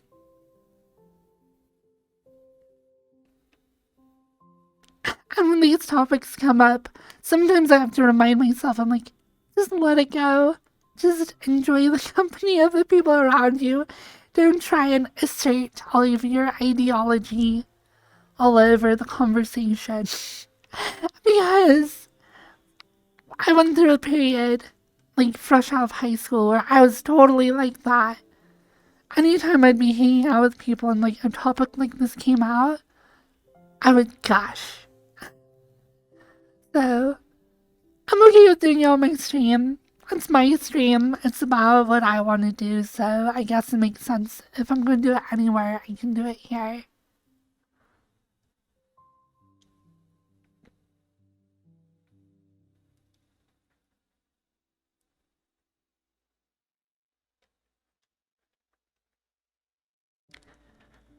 I had a conversation with a friend of mine the one who's the pilot, we were driving home from something, and we were talking about healthcare and like universal healthcare, and I actually took the more conservative approach of being anti, like universal socialized healthcare, and we actually got pretty animated into it, and neither of us really won the other over, but at the end of it, when we finally got to our location, I was able to turn to him like, thank you so much.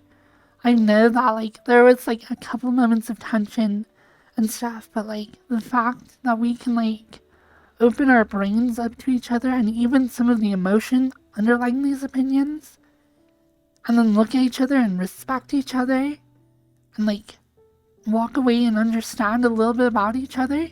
And frankly, from that conversation with my friend, my more conservative views at the time did shift. And I'm very grateful that I had that relationship with my friend to challenge my beliefs, my opinions, and my emotions underneath all of that. And still be friends and learn and grow. And that is one of the beauties of like debate and conversation, is having those connections that you are able to actually be challenged, actually be at odds with each other and express it, and even do so vehemently. But then walk away from it, think about what was said, because honestly, during a conversation, I'm usually like a brick wall as far as my stance goes. I'm hard to sway during the conversation, but I will think about it for days afterwards. If we have a really good conversation, I will be thinking about it for days or even weeks afterwards, and I will really think about it. 'Cause trying to sway me mid-conversation is very hard, unless I'm so deliberately, obviously wrong. But I do think about it.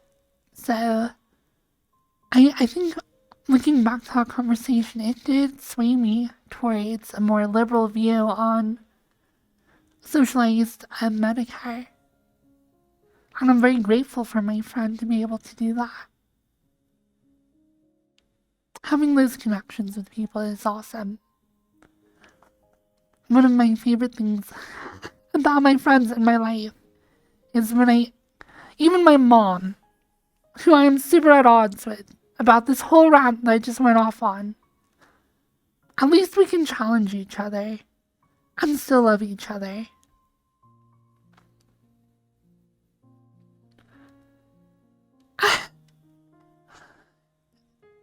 Because there are people that just cannot do that.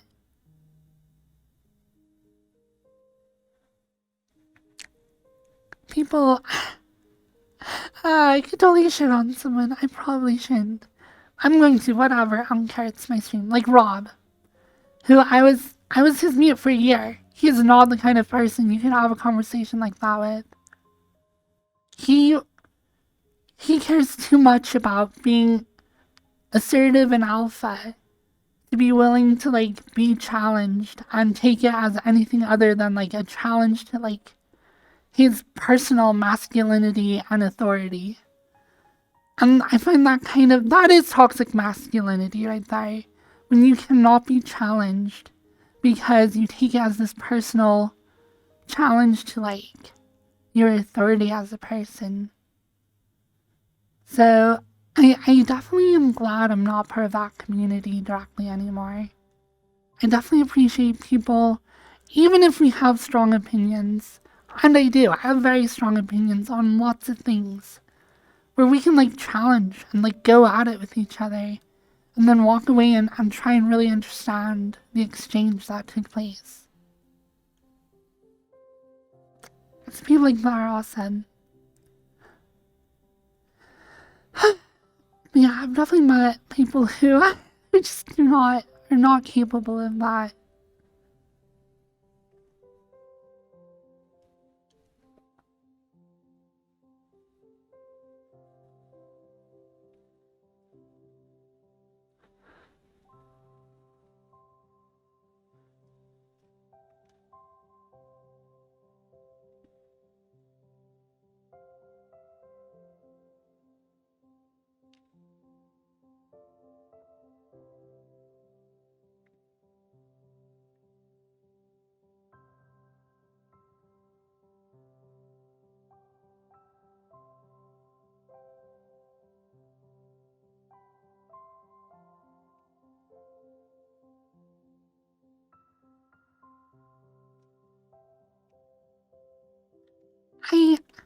I do appreciate my dad.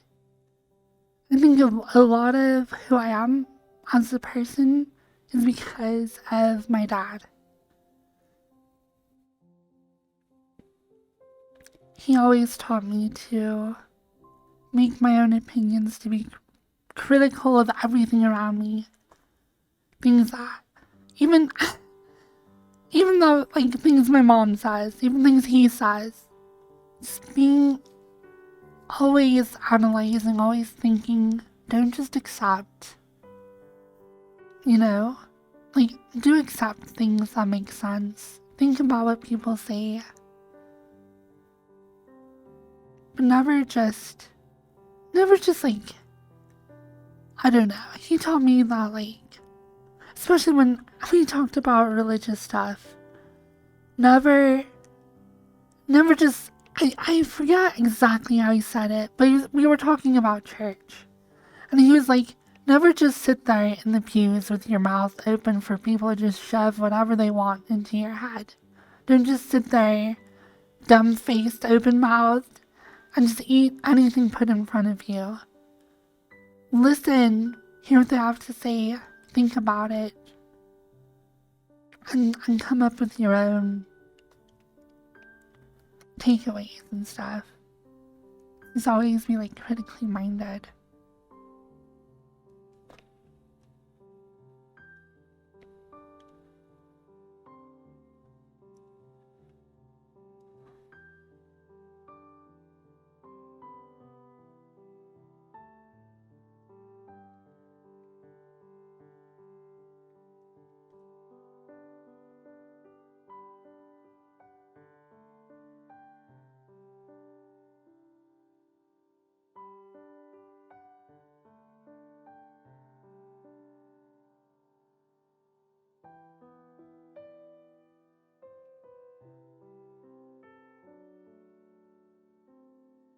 That's awesome, Obsidian Jade. I love that. I was never in a debate class, and I really feel like I should have been. I think debate is actually super cool. Debate always comes off as like pedantic and nerdy and stupid, but like when you like hear about it in the context of like debate teams and stuff. But actually it's just so cool. Actually, it is important and a skill we should have at a personal level.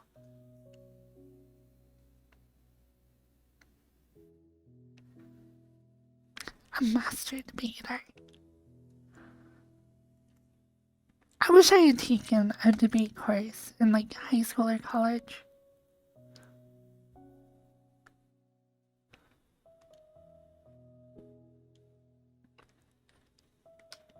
I think a skill that I probably still need to work on and definitely didn't possess earlier in my life was trying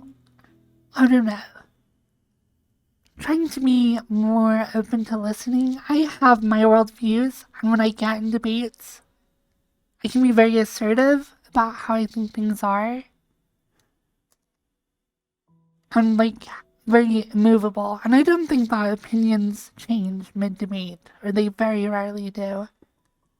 I think at least for me, it changes after debates take place, when you think back on everything that was said. So I think trying to be more open, like mid-debate, to the other side and actually listening to their opinions is a skill I wish I had earlier, and also something I need to work on now. Because even if it's not going to sway me in that moment, it's important to listen to what they're saying so you can think about it afterwards and you can really process it.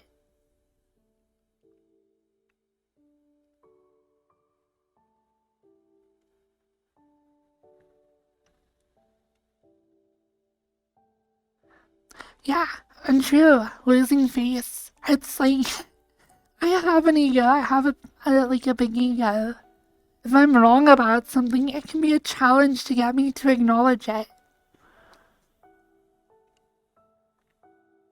I think that is changing. I think I'm becoming a little more world weary. I'm just understanding my lack of understanding.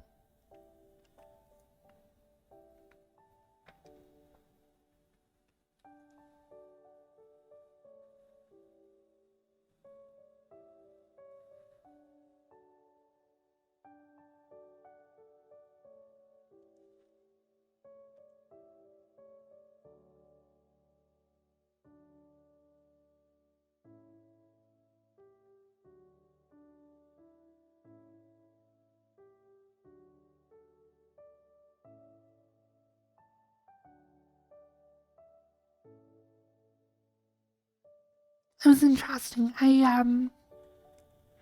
Watching YouTube videos, I found this random channel, probably got pushed by the algorithm to everybody, so I wonder if any of you will know what I'm talking about. But there's this channel, this guy who does like little hand puppets that are like really cool. And he makes them dance and like sing, and like, he's got this one, it's like a little bug looking guy. I'm sure YouTube's pushed that out to other people. But I was watching like his videos because they were like really cool.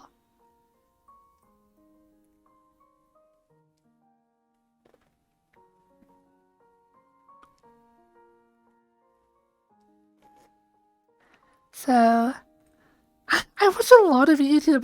I like it. It's my primary media source. I don't watch Twitch. No one talks about things interestingly on Twitch because it's live streaming. You don't have time to prepare content, do I? Like, I love video essays. I love them. You can't do that on Twitch. But anyways, this channel with the puppets, they had I don't know if she was a therapist or psychologist or psychiatrist or whatever. But the topic that they were discussing was so weird because it's this little guy who does like weird little puppets. And then he brings on the psychologist who talks about transitioning, specifically with children. Which, like you said before, it's like a difficult topic, and it is. It was interesting to listen to this lady because she kind of didn't have the guts to come out and just say that hormonal therapy for children is like wrong and bad, but like that was her stance, and she kind of would poke around it and be like, well, this and this and this, and like, I agree it's difficult to know with children.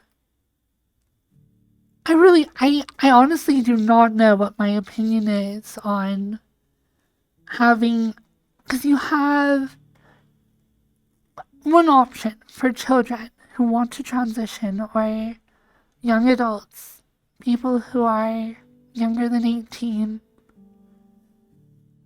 One option available is drugs that will put off puberty.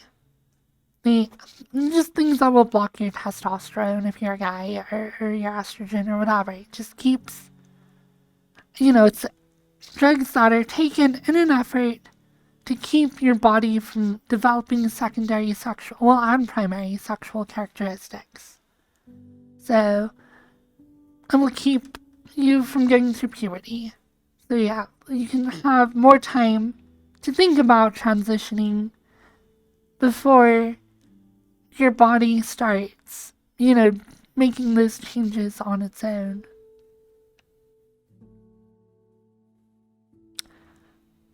I agree. So hormone therapy is wrong below a certain age. I would agree that's probably true. I think there are some people who are very much pro-transition who would disagree with that. And I understand. I understand from pain of my transition and the fact that I only started stuff when I was like 27 years old, well after puberty. And I wish that I had started much, much earlier. I would be a much more attractive individual had, well, not only attractive, but more feminine. I would be more the girl, the woman that I want to be if my transition had started pre-pubescently. So, I understand facing that pain and knowing how much you could enable a transgender individual if they had that knowledge as a child and could go through those steps that much earlier. So,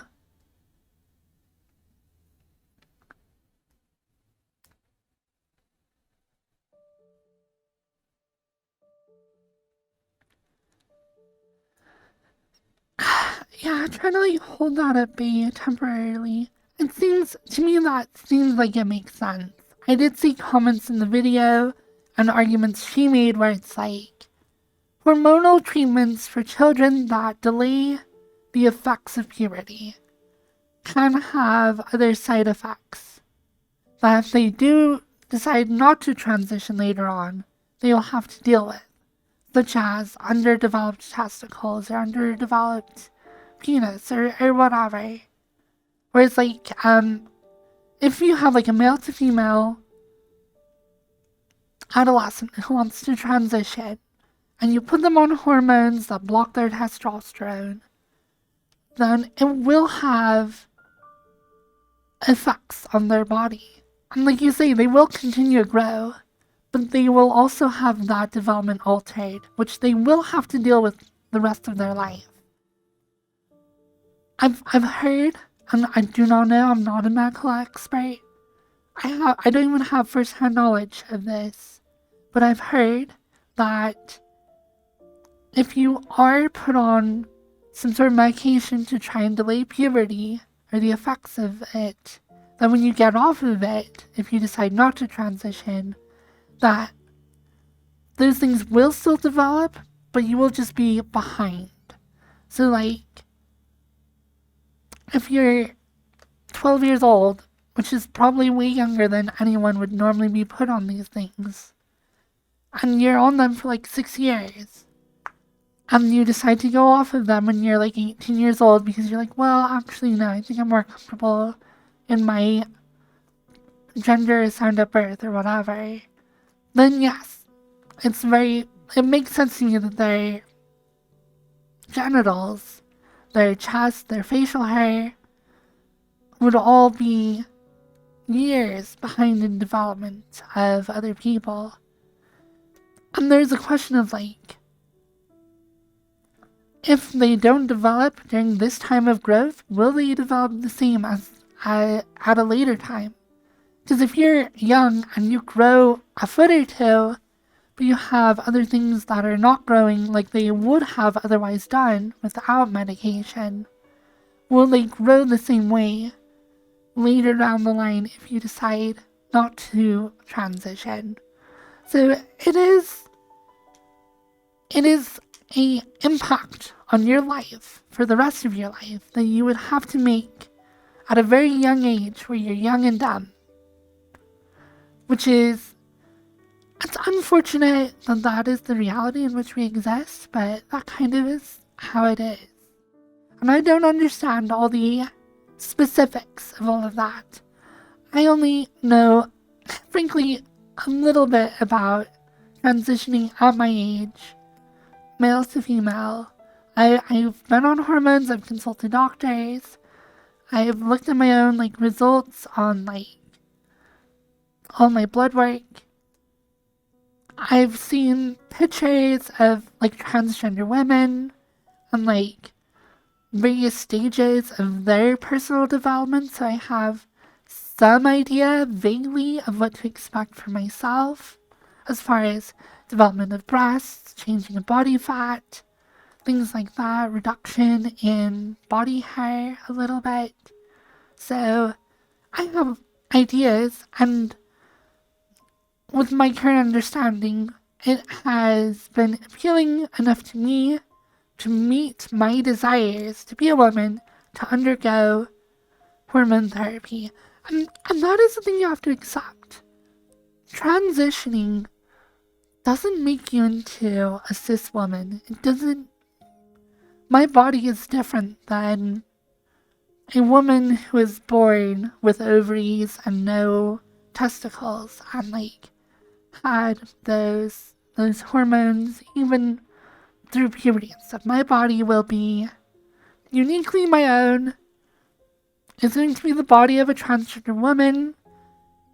I still think that I can get to a point where I will feel attractive and at home in my own skin.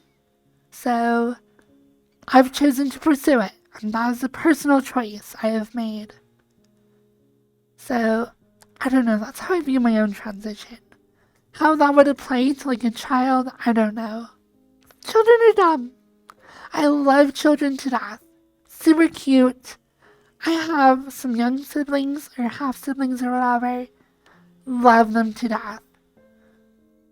They are dumb. They have zero understanding of the implications of sex and gender roles and how that will affect their life growing up. They are learning that as they go, as children do, but they certainly have no idea about if they're one gender or the other. So, I don't know.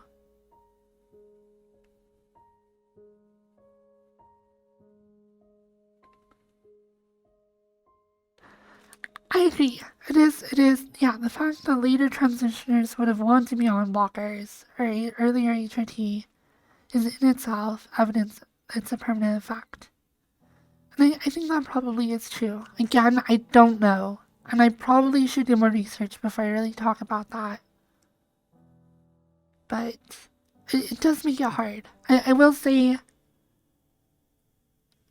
transitioning is difficult. That much I can say from first-hand experience. It is emotionally disparaging. It can make you withdraw because as you transition, you definitely feel awkward. The entire time I've transitioned, I felt awkward the entire time. So there is comfort in just being your assigned gender. But when you break away from that, it puts you in a difficult, hard situation. I think that's something people need to understand when they transition. It is an awkward, it's called a second puberty by a lot of people. And it is, I would say, way more awkward than puberty. Because even though your body is changing in ways that you want it to, it's not changing in ways that your parents wanted it to and that your friends expected. And that, like, people who used to know you, they will be weirded out. Whereas puberty is understood. If you're, like, a cisgendered person going through puberty, it's like, yeah, you'll grow hair, you'll grow boobs, you'll do whatever. That's how it should be. That's how society works. But when you're doing it as a transgender woman later in life, it's like, what are you doing?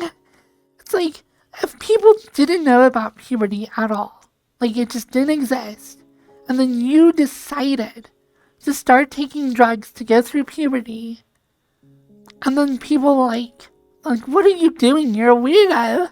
Because you would be, right? Like, think about that. If puberty did not exist, that awkward stage of development, if people did not know about it, and people just saw you and they were like, you are knowingly taking drugs that are putting you through that weird experience of puberty without even understanding it, and they don't understand it, then yeah, people are gonna think you're weird as heck.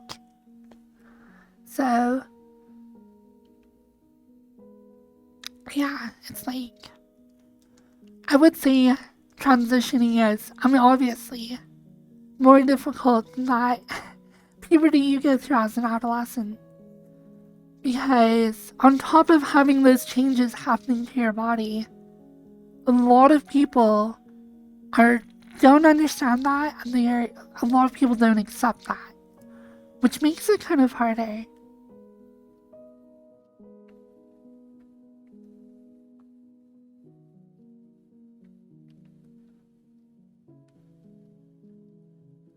So,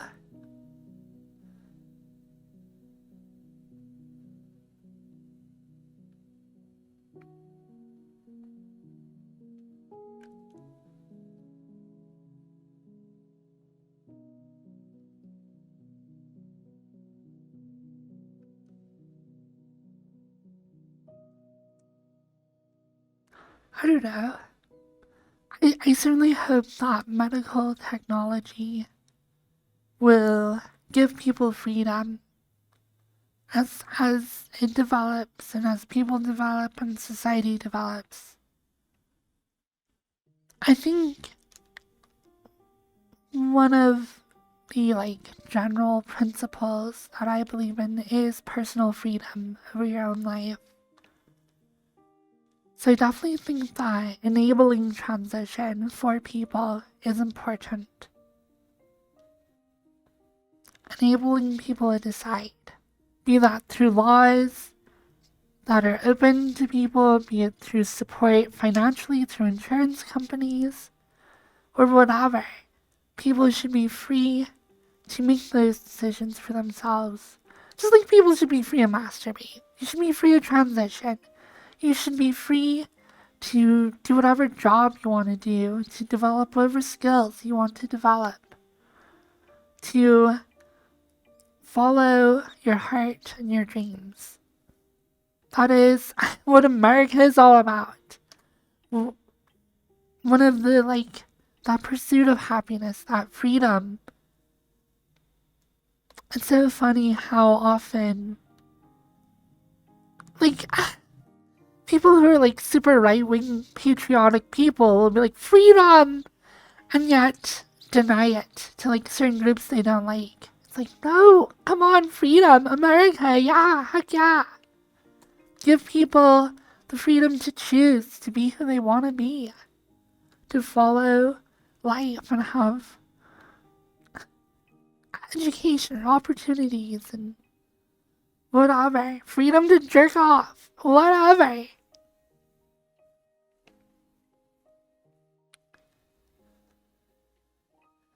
So, yeah.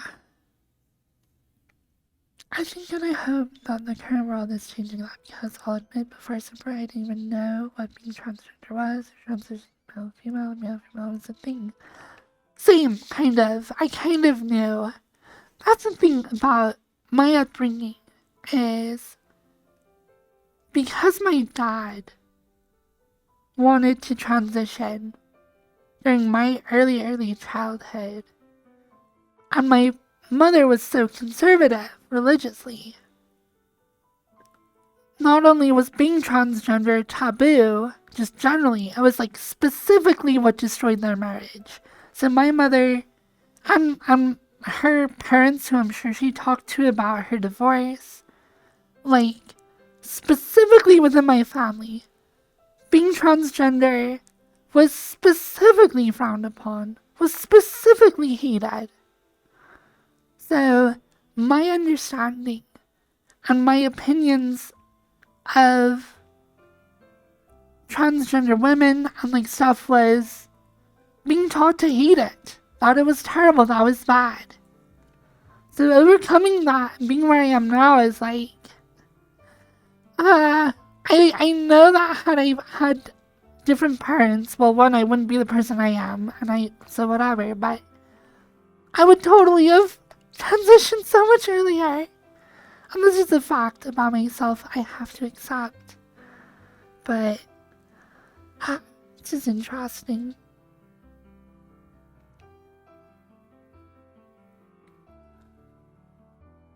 The fact that I have chosen to transition, given the family and the society I was born in,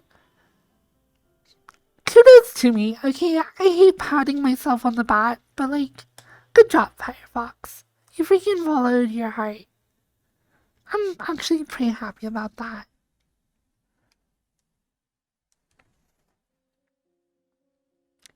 But I also understand that there are people who deal with much worse. People who deal with literal death. There are parts of the world, parts of America even where it's like, if you came out as transgender publicly and just tried to be yourself, like they will straight up kill you. So, as hated as like transgenderness was in my family, at least I don't have to deal with that. And I don't know, my parents didn't disown me. My mom's definitely not happy about my decision, but like, we still talk. And I'm glad that even though my mother is super conservative, I am able to challenge her. And she challenges me all the time. And we still have respect for each other and understanding. Even if it's not perfect understanding, I have no idea why she's so crazy religious. I think she's an absolute nut job. And I'm sure she doesn't understand all that I'm going through.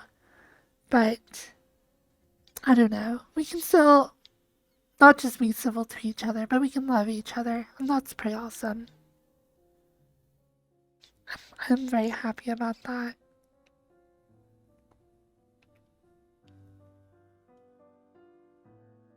Okay, I think I'm finally done with rants. I think I can try and be cozy now. Wow.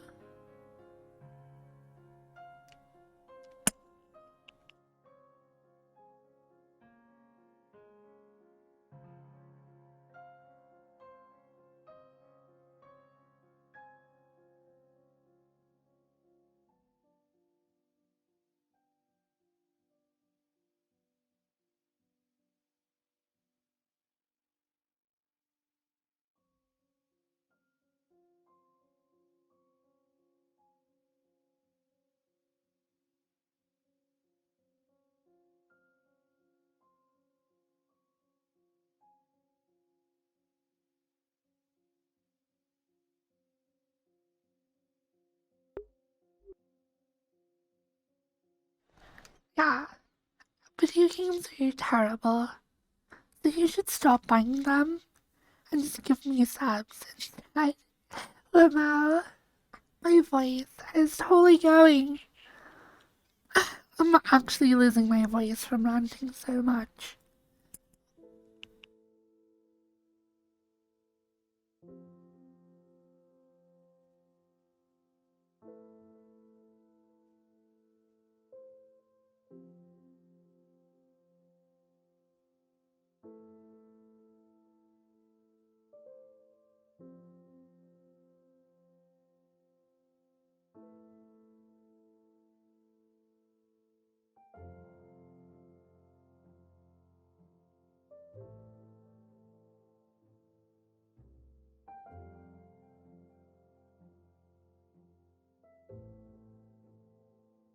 You know, actually, I know that Autumn and Jades, they both rant sometimes as well.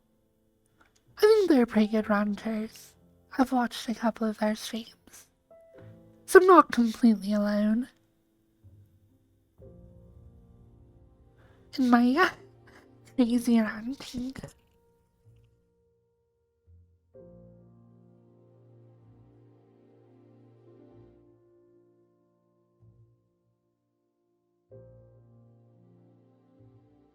True. I forgot about Jades and Autumn. The other two, like, trans idols I have in my life. I totally look up to those two. I was thinking more about, like, other mutes and stuff who obviously don't rant a whole lot.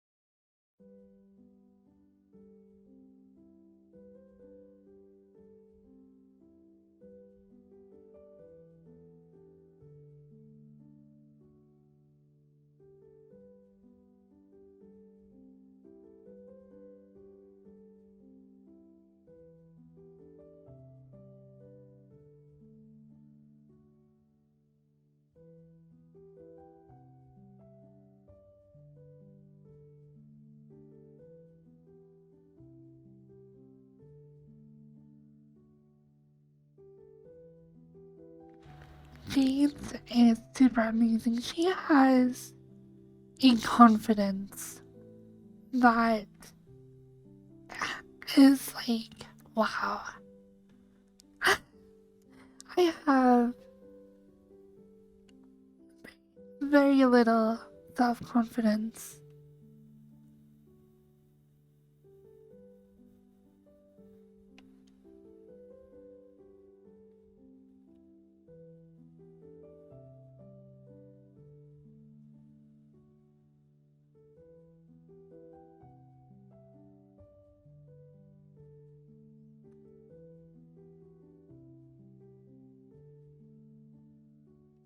I guess I kind of justify the fact that I doubt everything, and my lack of confidence is, to me, the only thing that's worse than no self, or like a lack of confidence, is a misplacement of confidence. I don't know. Because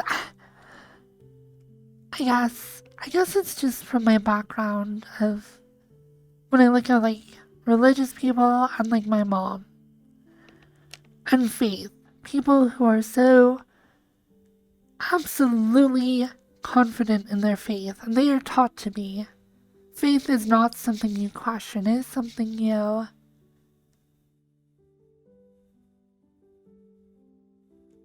have to fortify and make unbreakable. Faith is something that you have to be a good person. A good person is faithful, and you will believe. Contrary to everything else, you will have confidence and trust in Jesus Christ, your Lord and Savior. You will have faith unending. And so the confidence I see people place in those beliefs makes me really hesitant to place that confidence in anything, because I see misplaced confidence. I'm like, I would rather live in doubt and understand that I know nothing than misplace my confidence and like be wrong and act so strongly on what could potentially be a very misinformed position and hurt people around me.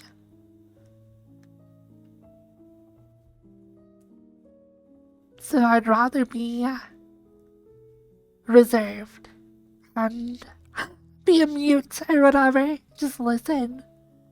Think about what people have to say. Obviously, I have a ton to say when I'm by myself. But to me, overconfidence is very unattractive. Very much a red flag. Somebody who asserts truth and fact and opinion, especially without asterisks attached or whatever. Like, I assert a lot of things, but I try to throw asterisks where I'm like, this is my experience, this is my view, I don't understand everything, I always need to be able to learn. There's some people who will just assert reality as a specific way and not be open to it, like, changing that opinion. And they have a confidence and a brashness that some people really look up to, but to me I'm like, no, how can you be that way? You're just so wrong, and you're not willing to reevaluate yourself and your opinions. And that's just so deeply unattractive to me. And it's just something I don't want to be. And I think I probably overcompensate by being too worried and lost and like, I don't know, lack confidence.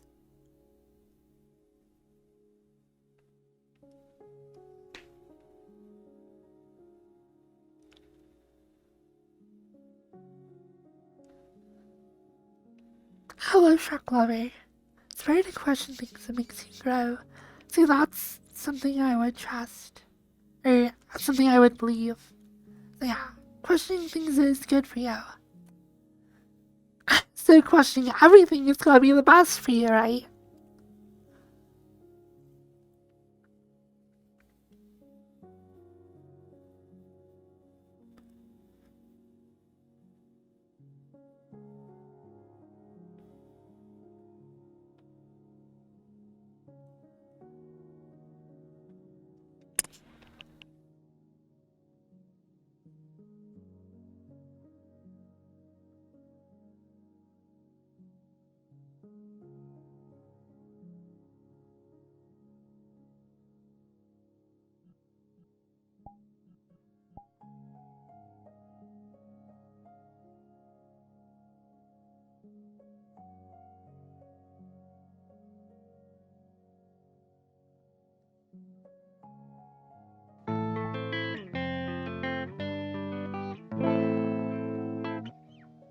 So much for 20 months. That is a really long time.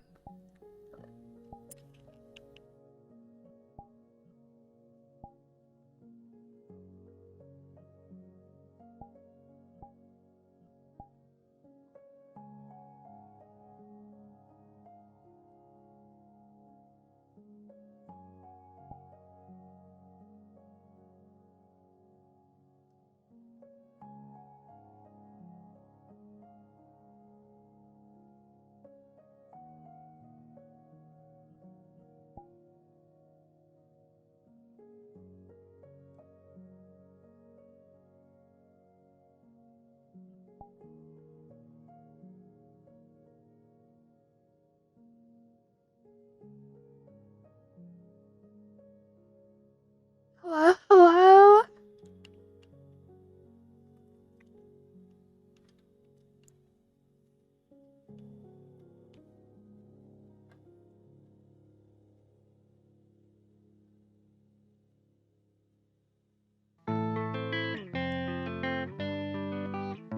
Oh my gosh, that dude, thank you for 10 subs.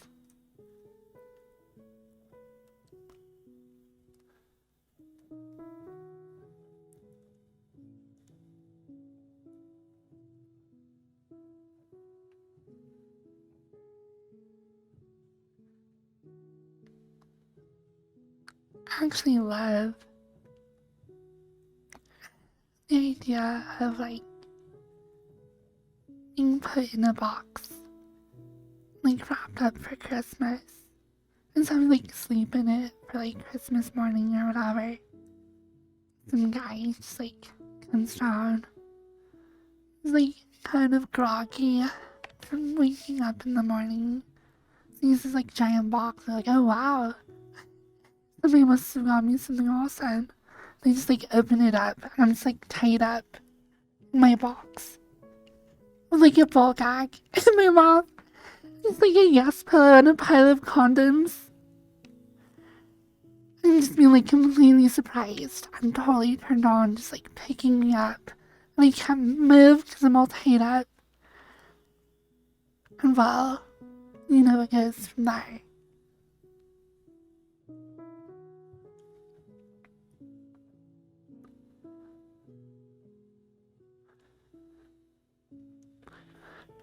Yeah, it's my gift box that I come in.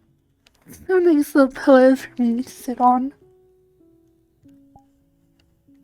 It opens up.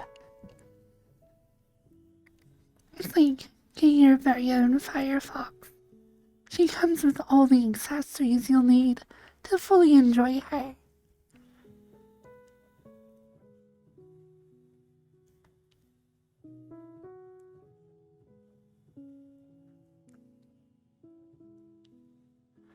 misspelled pleasure. I realized that later. I was like, I'm not sure if there's an A in there or not. So I was like, well, it looks better shorter. So I just left out the A, and then I googled it like later after I'd already exported the textures. I'm like, oh, screw it, it's good enough. I was like, I just want this to be done. It was just supposed to be a little gimmick, a little joke.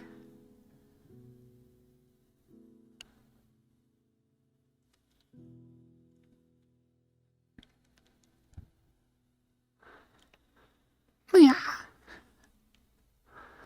I like the idea that like, they just come with accessories. It's like a little Barbie doll. Like, a little, you know how they come in those like plastic containers? They have like various tiaras or outfits, little hairbrushes that are just like twist tied into the box so it looks cool in the display. It's exactly like me. Only my accessories are like BDSM gear and condoms for you to use me over and over. But don't worry, even if you run out of condoms, the manufacturers don't want you to know, but it's actually a better experience without them. Oh, thank you so much.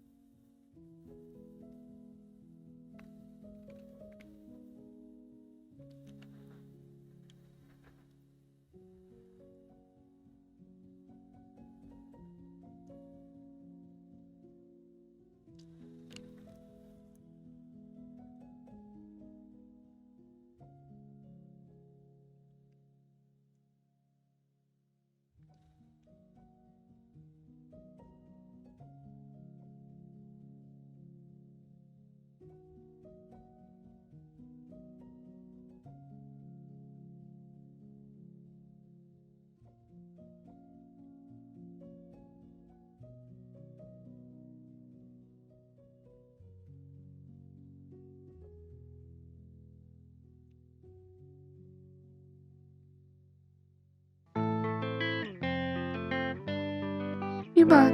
Thank you. Thank you for the gifted sub.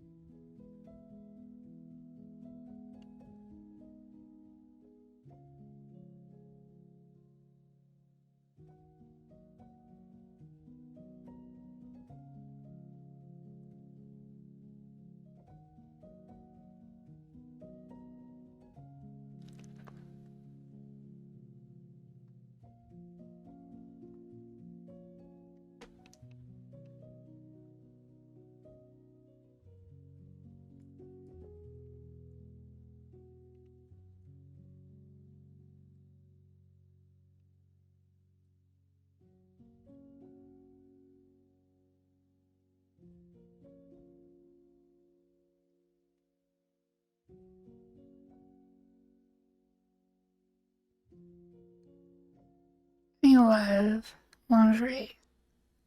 Why would I be naked? Deny you the pleasure of unwrapping me. I...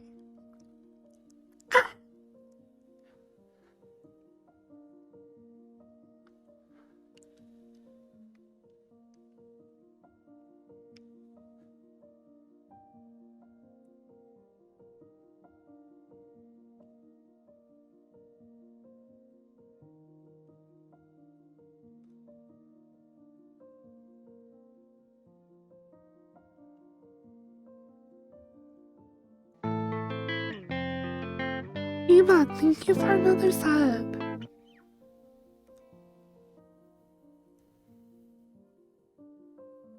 You're going off right now. I almost have a hype chain, wow. I love my little pretzels as well.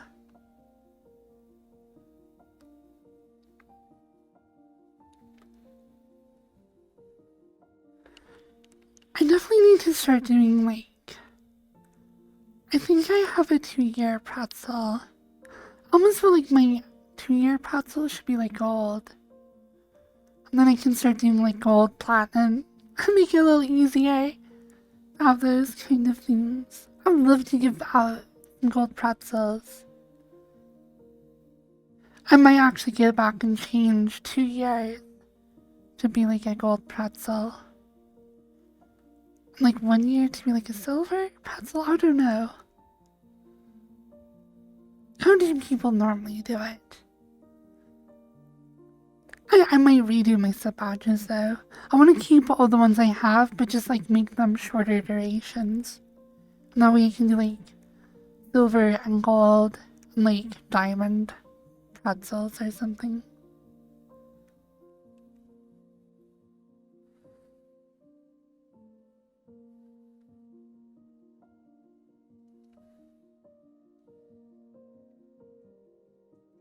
Yo.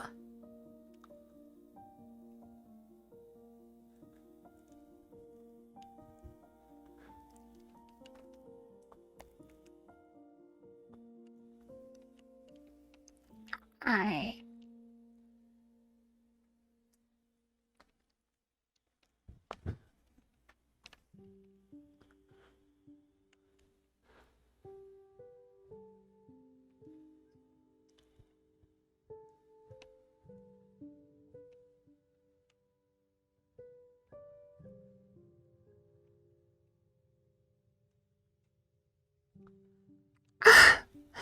God, I want that so much. I want somebody to like work from home, like sitting at their desk, and they just have this box by their desk, and I can just like lay in it and like tease them all day while they're working. Until they just like can't take enough, and they're like, "Oh God, I have to use my fox. I'm desperate to just fill her up." And I just be like begging for it the whole time. Like, oh please, please use your fox. I'm so terribly lonely.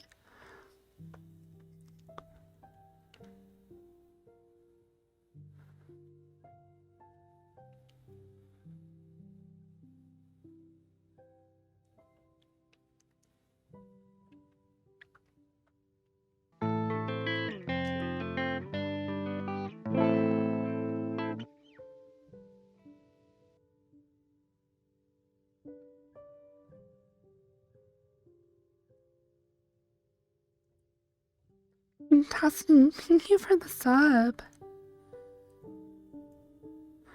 Organic fresh sub. Thank you so much.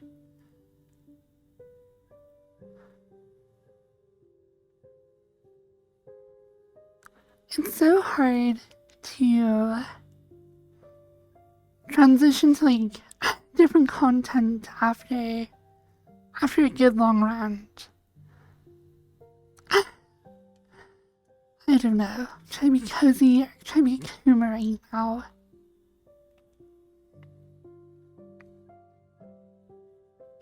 Sometimes I just want to be a dumb slut. Rather than this like intellectual overthinker all the time. Sometimes I'm just like, Daddy, all I know is that I want your cum. The only thing in my head is my desperate need to be a bride. That's all I can think about, Daddy.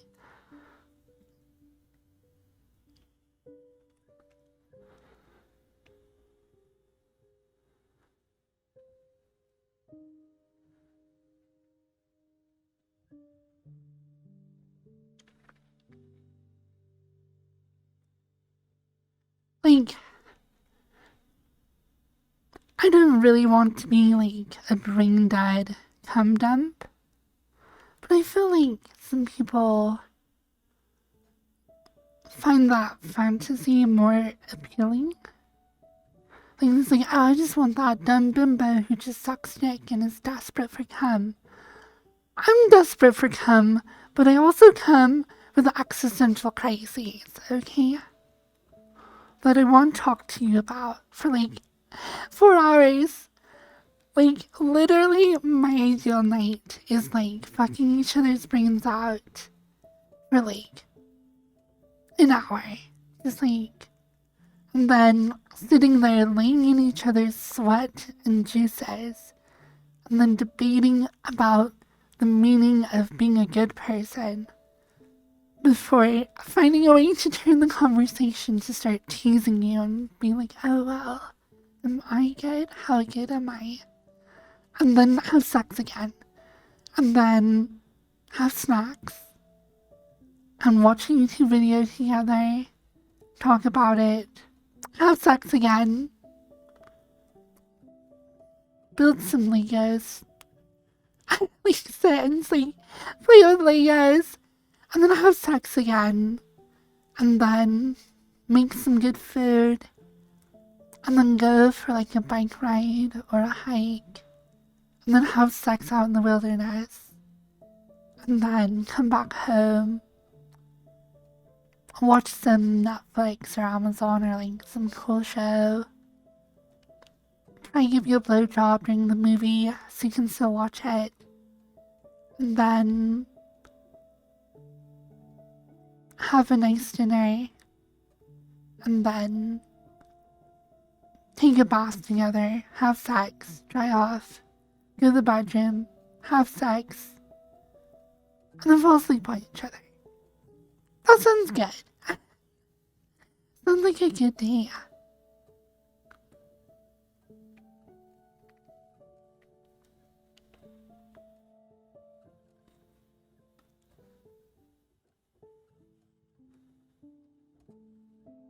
I don't know. I know that I will become less of a sexual mess as I grow a little older. So I kind of want to enjoy it. Like, it's interesting. HRT makes me really want to be, like, super cuddly and close. Like, I just want to, like, latch onto somebody and, like, exist. Just, like, as an accessory to someone else. Lamau. And I just want to, like, just always have someone holding me.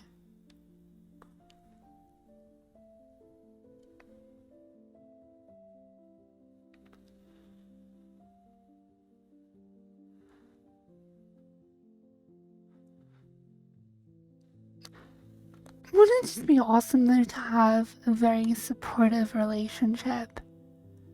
Where you're like intellectually pushing each other, you're challenging each other's worldviews, you're helping each other be healthy by like doing active stuff together.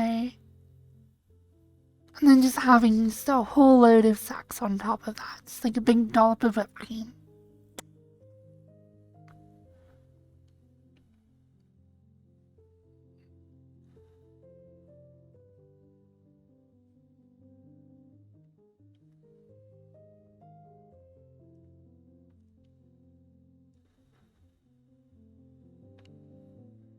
And then like hang out with friends. I don't know, I have a friend who had a girlfriend who like refused to be around groups of people. It was weird. Because they would get along really well, but like he'd be like, hey, I want you, like, I'm gonna go hang out with my friends, I'd love you to come along. And she's like, no, I just want you to come spend time with me alone. And they spend a ton of time alone together, which is great. But he's like, yeah, well, I do want to see my friends as well. And she was like totally, like, whenever she did hang out with us, like, I tried to like be really friendly to her because I really love my friend. And if he's got a girl that's special to him, I want to be friends with her so that she feels included in our like friend group. And she was like such a brick wall of like, I want to talk to you, I want to be here. And that made me be like, okay, if I am ever with a guy, I want his friends to love me to death. And I want to support his relationships with those friends. I want to like have them watching TV or playing a game together and I'll just like come in and look really sexy and be like, I mean, you guys need snacks. Oh, I just love you. Can I watch this with you? And just like be able to talk with them and be friends. And I want them to just like look at him and be like, dude, you are so lucky that you have her.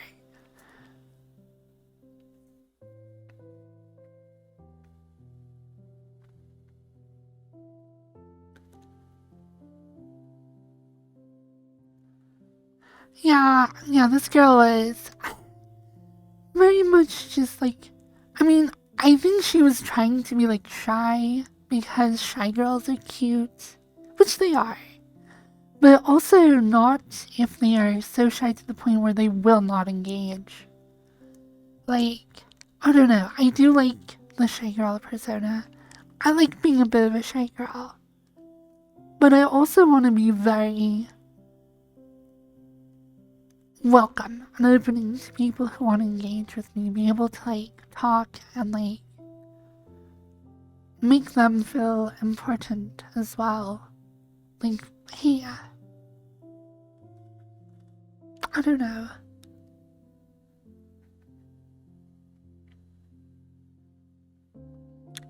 I think friendships are really important in relationships. Maybe your partner doesn't like your friends, but they should respect you and your time with your friends. I agree. Maybe they don't need to like your friends like that. It doesn't have to. But if they don't like them, then yeah, they should. And there are times when you should just be with your friends and not your girlfriend or boyfriend or whatever. Like, you need your time away from them as well.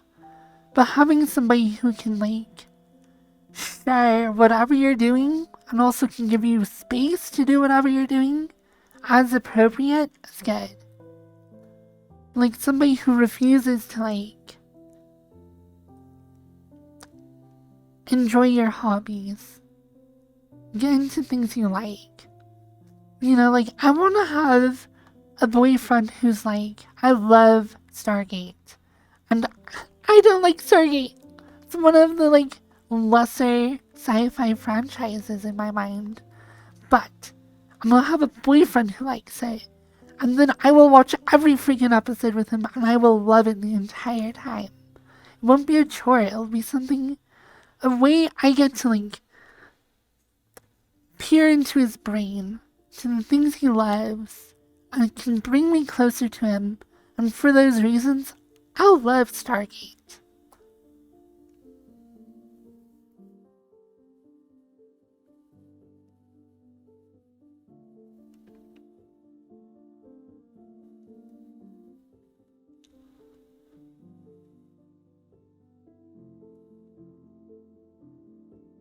But at the same time, I didn't want to be so clingy where it's like, hey Fox, I'm going to go hang out with my friends, I'll see you later. I'm like, no, I want to come with you, can I come?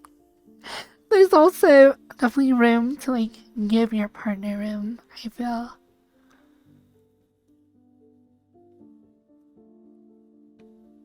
Just kind of balance.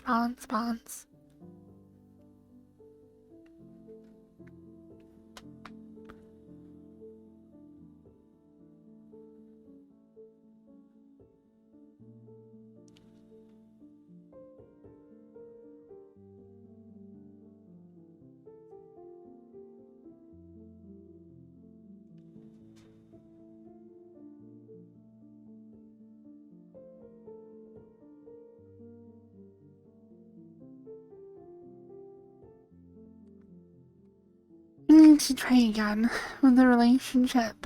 I think I'm ready for it. Just not sure who I want to have a relationship with. There are, like, a couple people I like to varying degrees, I guess.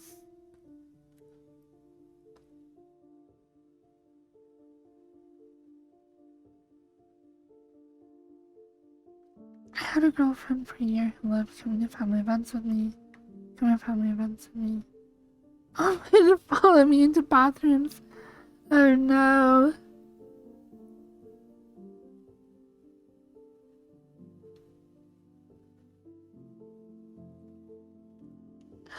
Yeah, having sex around your own family is like,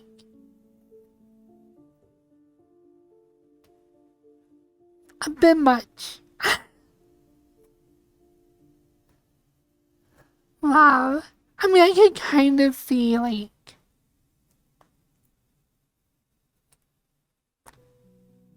I don't know. Like, I could kind of see it being a fetish or being a little bit hot. Like a weird version of, like exhibitionism where you're like, I want your family to know how dirty we are. But then you're like, no, that's my mom. So, yeah.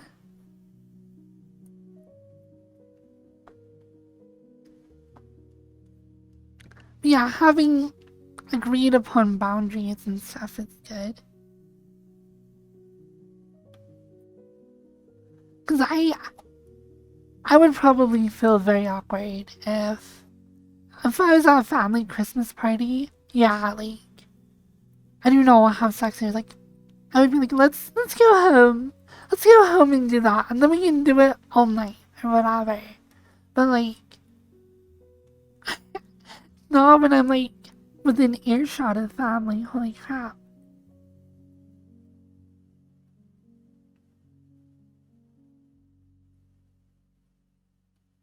Where is Golf Guy?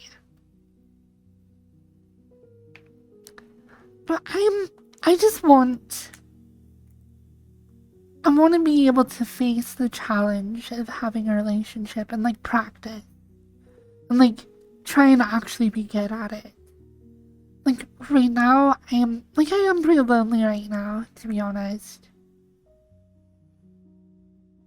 But I kind of want to have a relationship to kind of grow as a person.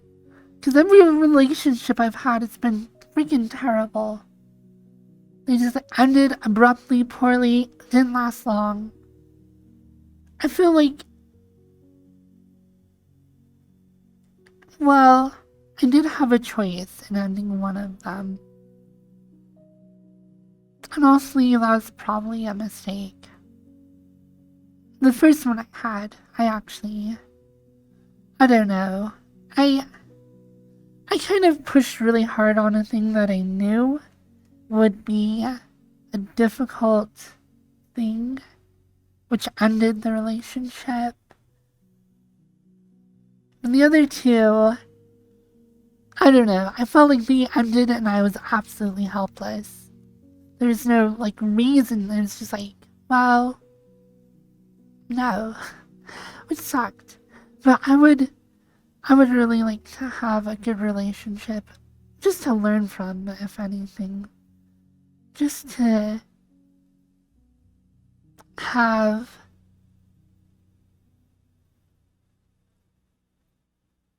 the opportunity to test my mettle.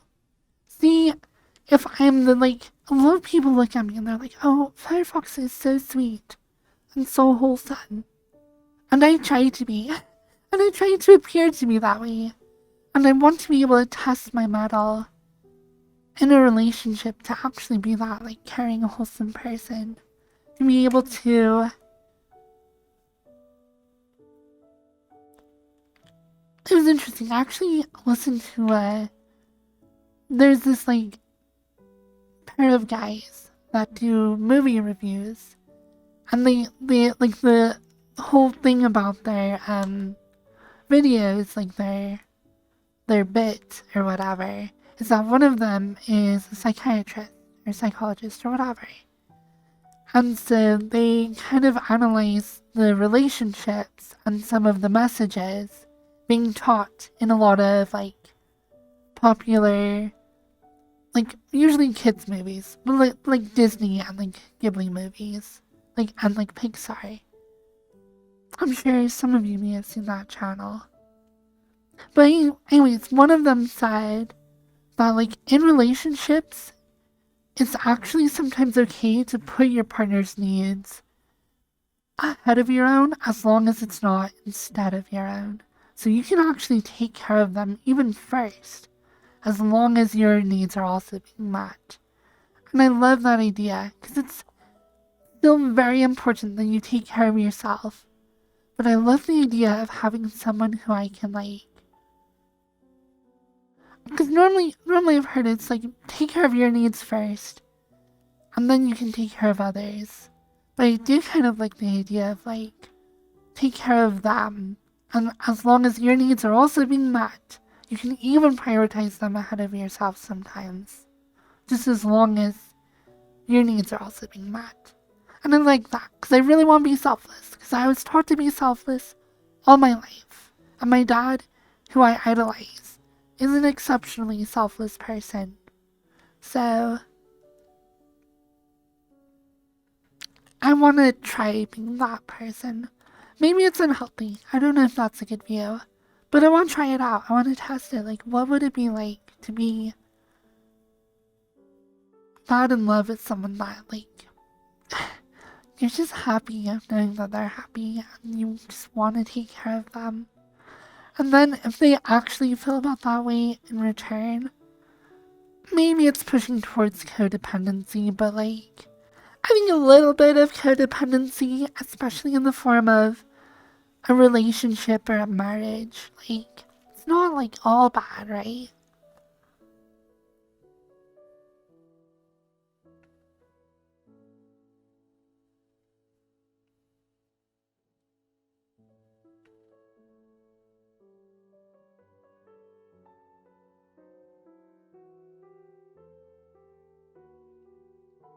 I don't know.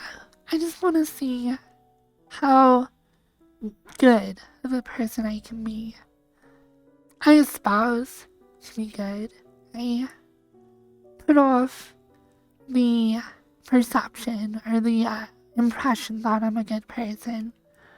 I see people make comments about me in my chat, in like Crumpet's chat, whenever I'm hanging out with other streamers.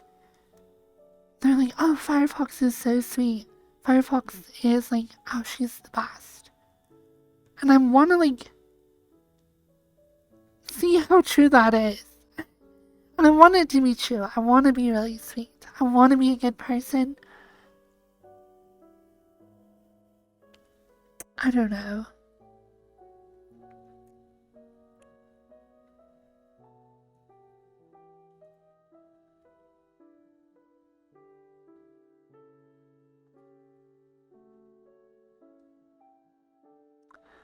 Codependency is an interesting thing. I think there is some level of it that might be appropriate in some way. But not to the point where... I don't know. It's interesting. Because you always need to be a complete self-sufficient person. That's the thing. Making your happiness depend on somebody else makes it a burden for them. Or it can, in an unhealthy way. But, yeah.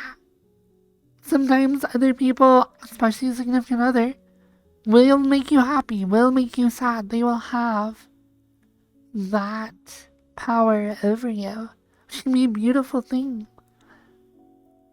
I want a guy who can make me sad and make me happy, but that does put a burden on them. And I don't want to, like, make them fear, like, I don't want to make them, like, fear being themselves or being able to take time or space for themselves in fear of hurting me. Like, if somebody needs space, or they need room, or they need a break, and they don't want to deal with me, and they don't want to have to worry about hurting my feelings just by needing space, I don't want to be so clingy that's like, you have to give me attention, you have to love me, or else I'll feel neglected. But at the same time, I like, do have expectations and needs. I don't know.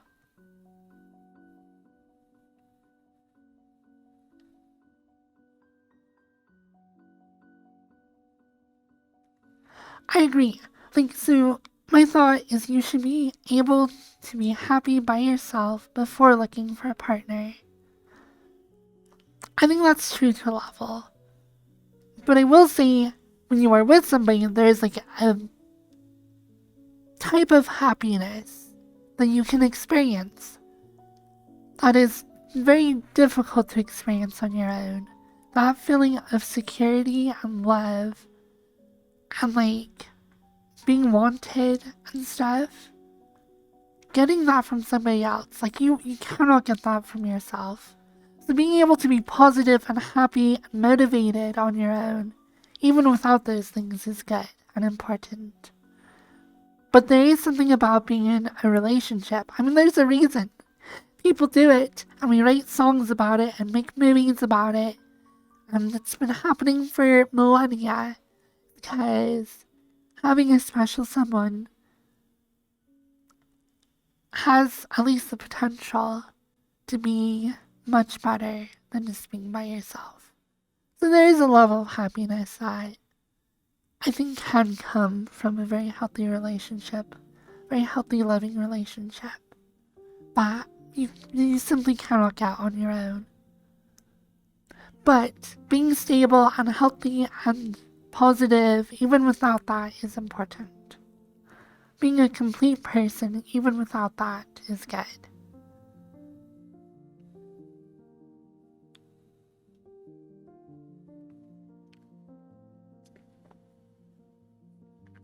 I know, isn't that just annoying, Axia? Axia.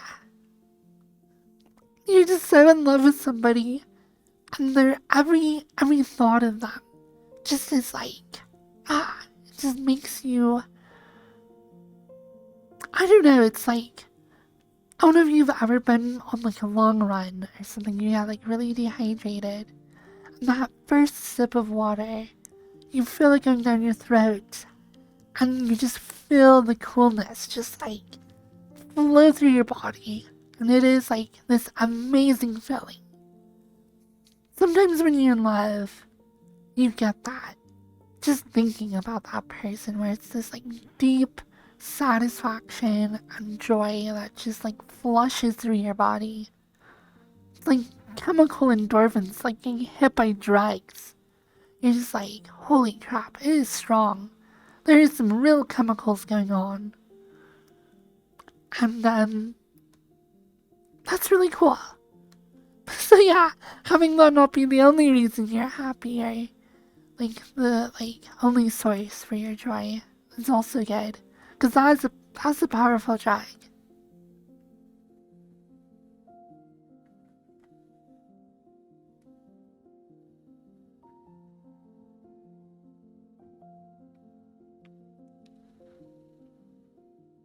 So yeah.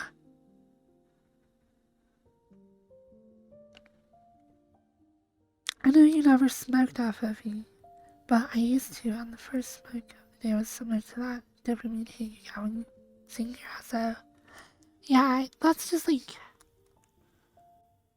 I could see that.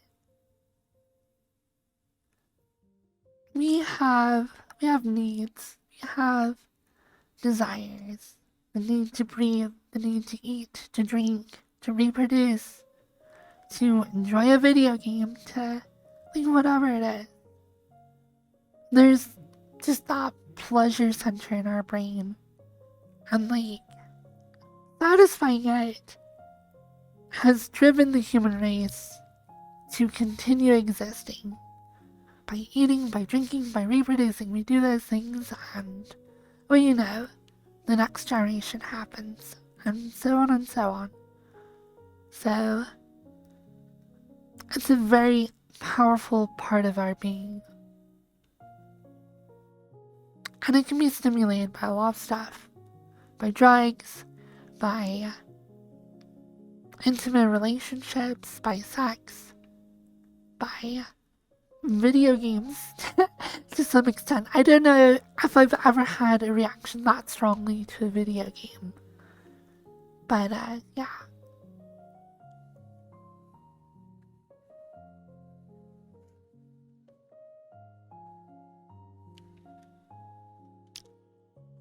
Chemicals. I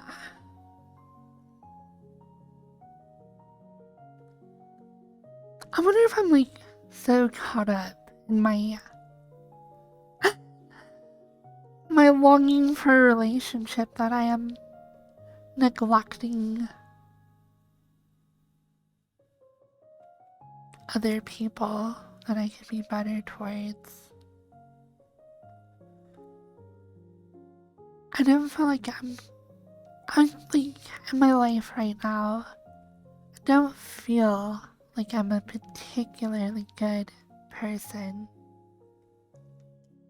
I'm not very generous with like my time, my energy. I haven't done a lot of stuff for other people recently. Something I could probably be better at.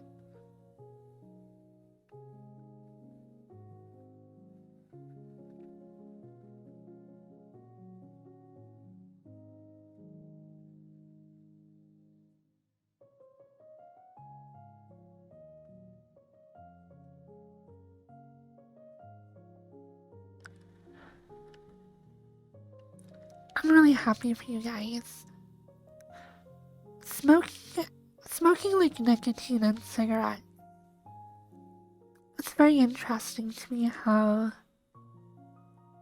people get started on that.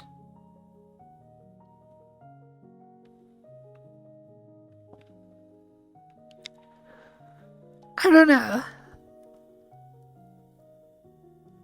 Because it's been like a long time since cigarettes were like truly glamorized like they used to be.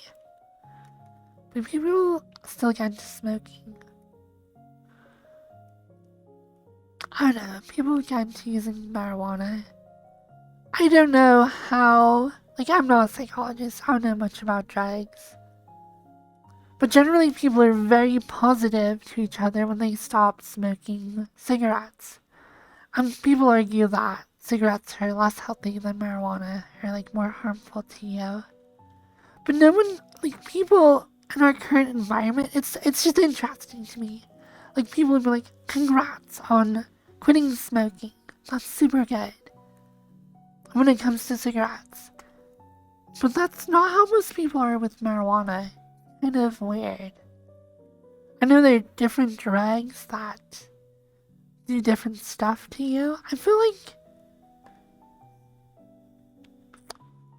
I don't know how much worse a cigarette and like tobacco is on your lungs than like marijuana is.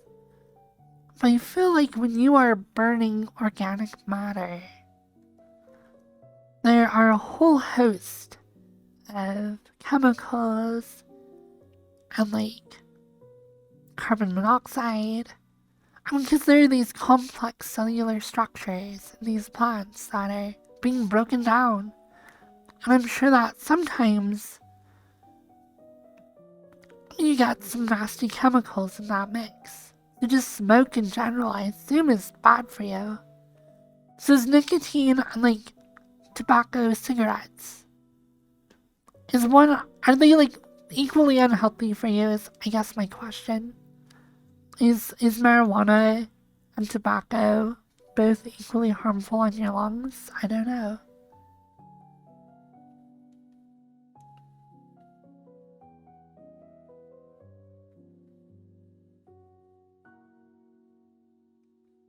Marijuana doesn't have anywhere near the side effects of quitting. Oh, interesting.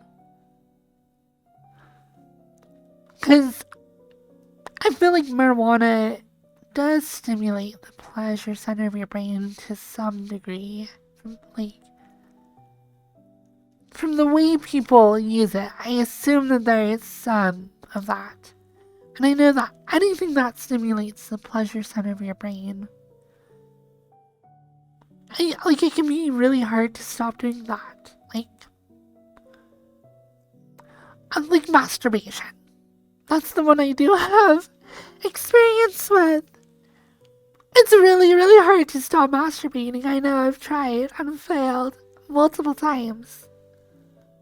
And I just went on a whole rant about how, masturbation's okay. And that's probably true about tobacco, cigarettes, and marijuana and alcohol. It's as long as, I don't know. It's hard to make decisions around those things. Like, I can see like me saying masturbation is okay. Obviously, masturbation, when you have that release of endorphins, it affects how you think. So me sitting here and defending it is like somebody like, yeah, heroin's awesome. Everyone should do heroin. You shouldn't feel ashamed or bad for doing heroin. And in a way, probably you shouldn't. I don't know, it's like down to like personal choice and freedom. And I guess understanding like my stance on drugs and why I don't do them is because I know they are very powerful. Something that alters your brain chemistry, that stimulates the pleasure center of your brain or other parts of your brain, that is very powerful. And the truth is, masturbation does that as well. Sex is a powerful thing when it comes to affecting our decision making. People will kill each other over sex. So, yeah, things need to be treated with like respect and understood for how powerful they are. I think masturbation does as well, but I don't think any of them are inherently wrong. Is doing heroin inherently wrong? I know that it is particularly addicting. It can be very dangerous. You can overdose on it, so it can kill you. It can also, like one argument against masturbation is if you masturbate, then you will have a hard time finding enjoyment in other activities.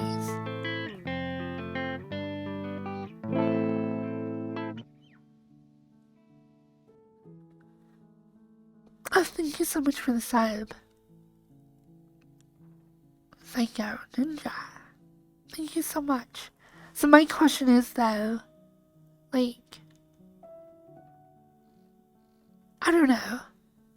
Some drugs definitely have stronger side effects and masturbation. I think human beings have probably been doing it for as long as we've had hands, and probably before that.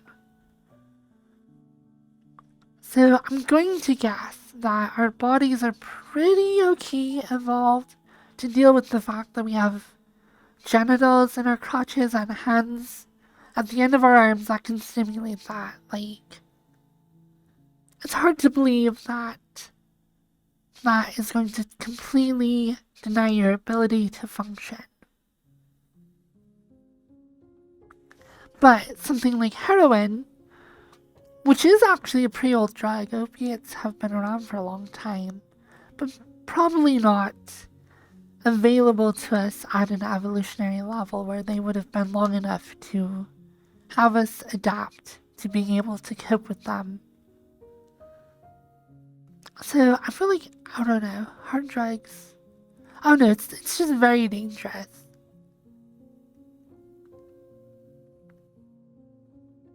I don't know what my stance on drugs is. I feel like drugs are not a good idea most of the time. And yet I so vehemently just supported masturbation, which is a similar thing.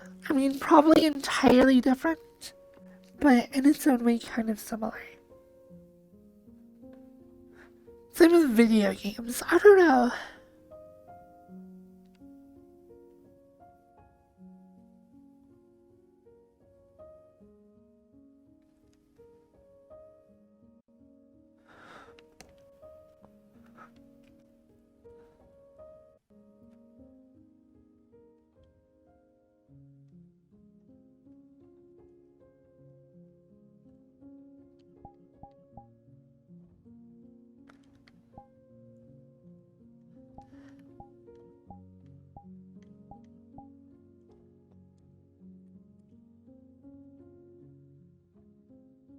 It is a drag. True. Everything is a drag. All we are is massive neurons seeking to excite itself.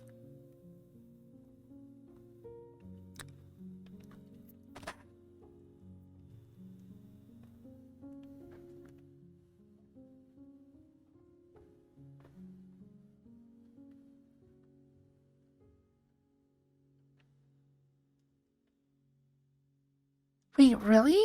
Wow. Heroin over the last 2 years has gotten even more dangerous with the vast influx of fentanyl in the US.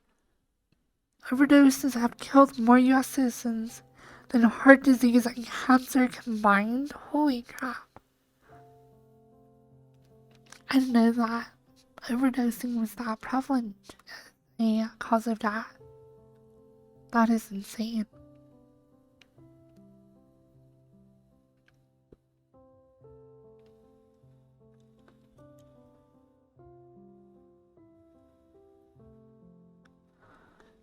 It's interesting.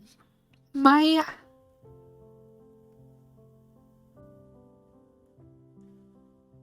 stance on sex has affected my life. It's affected my relationship with my mom negatively. So I guess the fact that I see drugs as like hardcore masturbation in a way. It's like that crazy external stimulation that is supernaturally high. And I guess if like my sex drive has driven my life into difficult places in relationships with people, well, pretty much my mom. Really only my mom. She's the only one who has a problem with it. But since it's driven that into like difficult places, I guess when I think about drugs, I'm like, well, if masturbation and sex has been that much of a problem, then drugs would be like, holy crap, a problem. I don't know. I mean, like, look at me. I think a lot. Like, I'm just a horny person. Somehow I dress up like this. I like to look sexy. I find it's actually, like, gratifying to be very cute and very sexy. I like this. It's why I do it. Part of why I do it is because I find it sexually exciting to be a cute little Coomer Fox girl. So if I started doing drugs, I would instantly become a like hardcore user drug dealer. And then get shot and overdose or something. I'm so hooked on sex. I'm pretty much a sex distributor. It's like a drug dealer, I'm a sex dealer. Except it's just like streams on Twitch.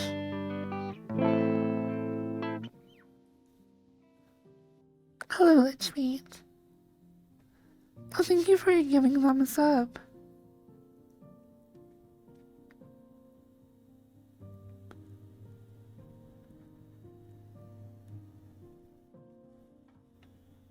So, I will say this. For my stance on drugs when it comes to legality, people should have freedom to choose to do whatever they want to do. I don't know, it's a little bit hard because drugs do they can compromise your ability to actually choose what you want to do. If you're addicted to heroin, your ability to choose not to be on heroin at any given time is, I would say, compromised. So, making heroin illegal, I think I said that it should actually be legal and just discouraged. But, like, people should have the freedom to screw themselves up, I guess. Unless you think society should protect a person from screwing up their own life. But the way I was raised is, like, people should be free to screw up their own lives. You know, society should not define what you can and cannot do to protect yourself. Like, it's not a government's job to protect you from yourself. You have to protect you from others. You can't really control, so you need a government that can control others. But you shouldn't, like, have a government protect you from yourself, I guess.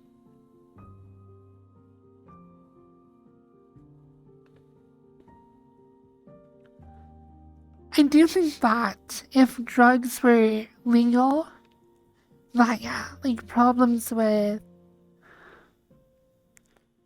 like having other chemicals mixed in, having them be low quality, having them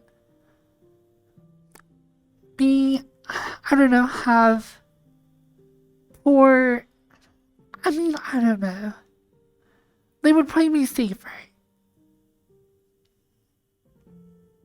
in general if they were, I don't know, legal.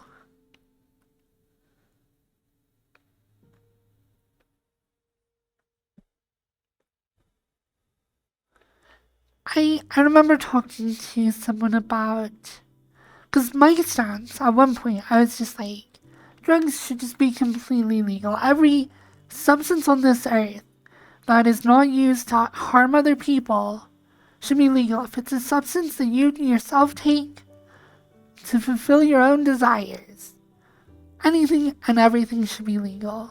You want to do heroin, you want to do crack, it's legal. Don't do it, it's bad for you, it should be frowned upon, and I don't think you should do it. But I don't think the government should be telling you what you can or cannot do for your own self. So, I don't know.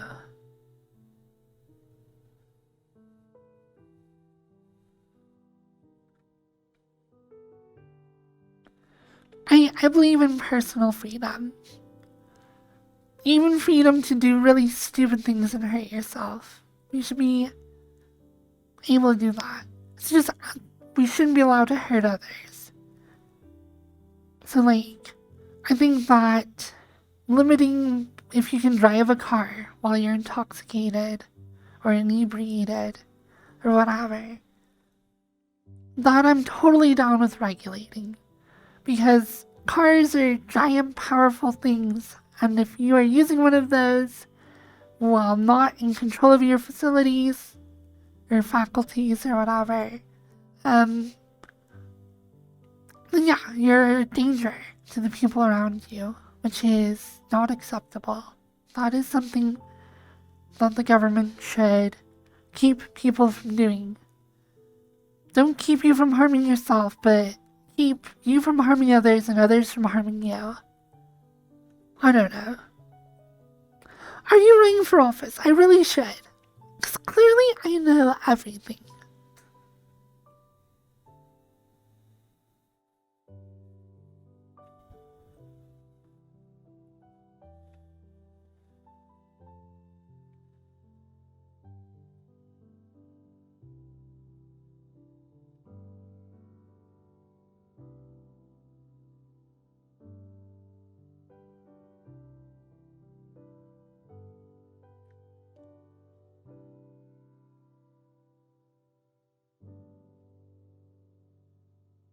Weed culture is dumb, in my opinion.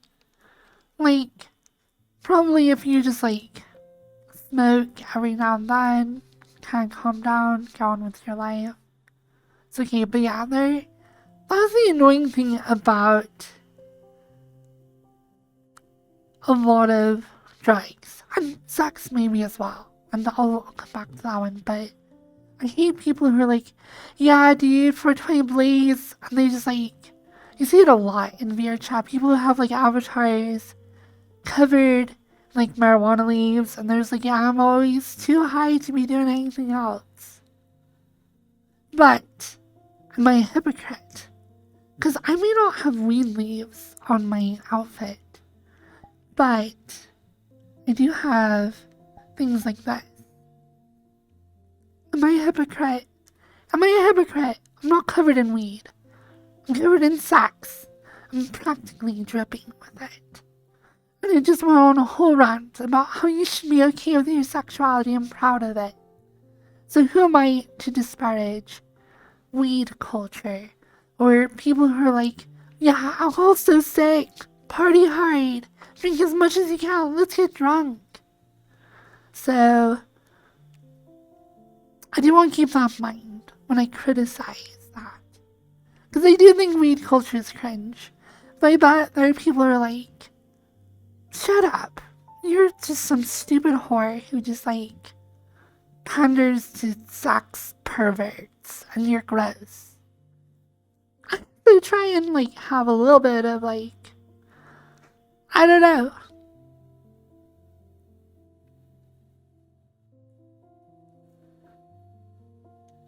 That's exactly the kind of reason I try not to take too hard of a stance on anything. Like, I don't like weed culture, okay? But try and understand that, like, you have your own things that you're into that I'm sure people find cringe. Or bad, or whatever.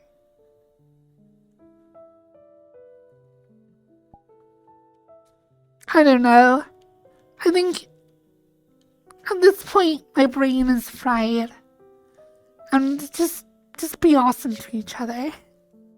Just be awesome to each other. Whatever it is.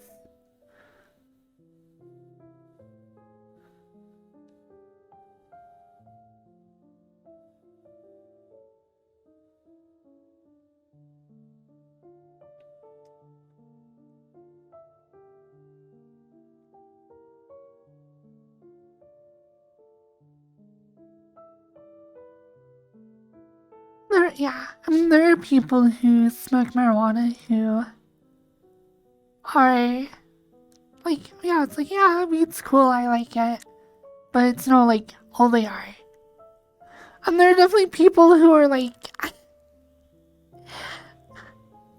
completely like sex fiends or whatever, and it probably overly defines who they are. I think some of that, and the reason, I said I was going to come back to it, and I did, but what I wanted to say was, I think my sexuality, my over-sexuality, because I do think I am overly sexual. I'm kind of okay with that right now, but I think it is in rebellion to how repressed I was growing up, and how ashamed of myself I was. And so I'm like overreacting and being like, no, I'm like a complete slut whore who wants cock 24/7. Which is its own form of cringe, I know. But maybe that's like those crazy weed people who are like, yeah, 420 blaze all day. In a non-ironic way. Maybe they are also rebelling against the repression, sticking it to the man, compensating, I don't know. We all have things we're passionate about. We all fight against slights that we see, or like when we feel like we're being repressed or oppressed or whatever. So, as much as I'll make fun of those weed boys, I'm just a sex slut, so I'm my own cringe. I know it.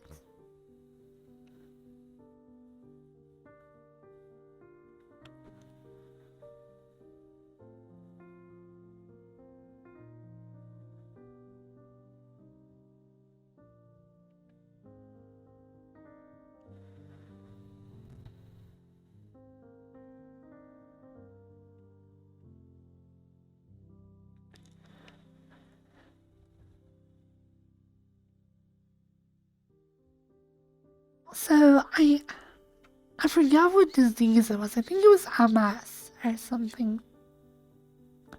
But I was reading about how MS is when your immune system will start attacking. I don't know if it was like certain neurons, or if it was like the myelin trees on axons, or if it was.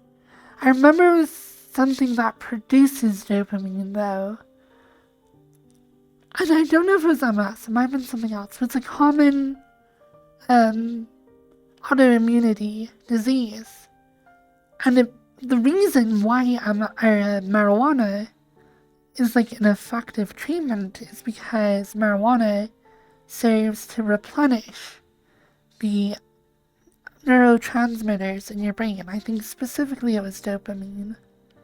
So because you have this autoimmune disease that causes you to underproduce neurotransmitters, which are essential to the function of your brain and your central nervous system, then like marijuana is actually a pretty good way. It's like giving somebody with diabetes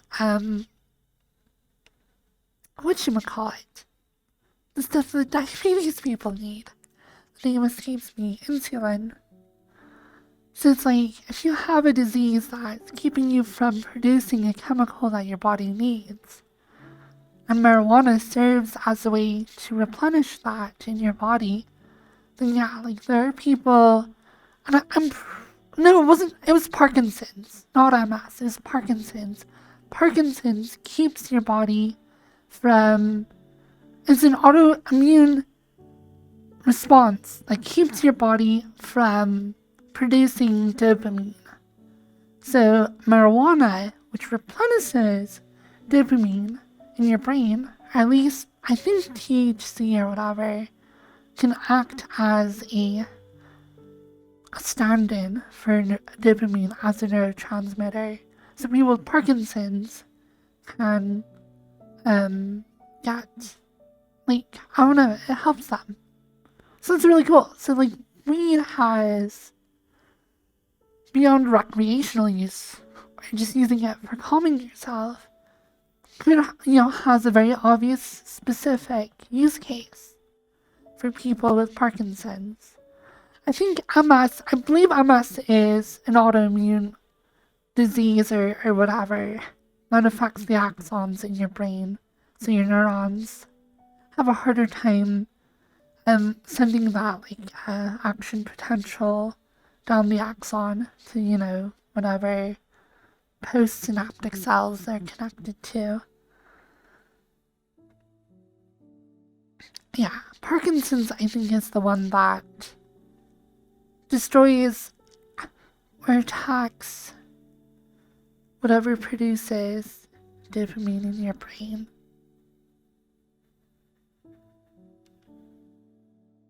Because in your brain, there are certain cells that actually produce certain neurotransmitters that are then circulated through your whole brain via they're like channels in your brain where your cerebral spinal fluid will flow through. I forgot what they're called though. It's really interesting. That's what I find really fascinating, is that neurons in different regions of your brain will respond to different neurotransmitters differently. And so there's localization of production of certain neurotransmitters within the brain, which is why getting drunk or getting high has specific and yet different effects, because all these things that affect your brain, all these chemicals, from histamine to dopamine to whatever, THC, all of that it's just neurotransmitters that increase and decrease the action potential and the regulation of the action potential of the neurons in your brain. And it is so fascinating that we get the effects we do out of those changes. And isn't that amazing? Think about it though, we take getting drunk as yeah, you drink alcohol, you have alcohol in your blood, you're drunk. And when you're drunk, you behave like this. You slur your words, your hand-eye coordination is reduced. Or mushrooms. When you take shrooms, that obviously, not obviously, but hypothetically, my hypothesis that's probably already been studied by a bunch of other people though, one of the distinguishing thing about shrooms is that you get visual hallucination in a specific way, and that you see weird patterns and stuff on textures, and surfaces look different and look more complex. And learning about how your brain processes contrast, finds shapes and angles, it seems to me that the neurotransmitters that get into your bloodstream and into your brain from mushrooms seem to specifically alter your visual cortex, your optical cortex, or whatever, in such a way that lower functions of your brain trickle up more and are perceived by your conscious mind. Because your occipital cortex is constantly, with every breath you take and every pulse of energy going through your brain or whatever, is constantly analyzing your retina and the patterns that you see. And whatever you're looking at, because your eyes are always getting light. There's no off switch. You don't power down. Every second you're alive, your eyes are sending signals to your brain full of shapes and colors and contrast and lines and patterns. And so something about mushrooms is altering that system, and you're recognizing more patterns, which to me means that whatever layer within your optical cortex that recognizes patterns is probably being overstimulated, as well as other layers, other parts. Because another thing you see on mushrooms, from what I understand, is colors are very vivid. So you see all these intricate patterns, and you see all these crazy colors.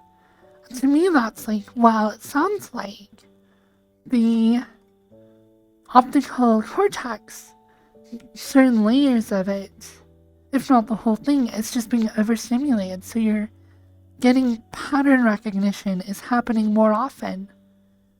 You're seeing contrasting lines and shapes. Because you have to to activate a neuron, you have to get past its action potential.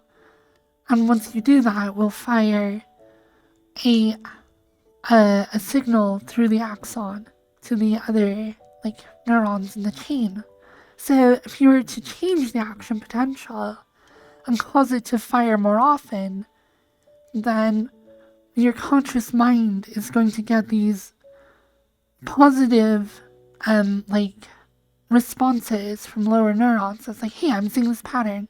Because you have neurons in your brain that's oh, I see a pattern. If you see it, it fires. If you don't see it, it won't fire. But if the neuron's action potential is lowered and they're more likely to fire, then the upper layers in your, higher up or further down the chain or whatever of information coming from your retina are going to fire more often. So you're going to perceive colors more often than you normally would. You're going to perceive shapes more often than you normally would.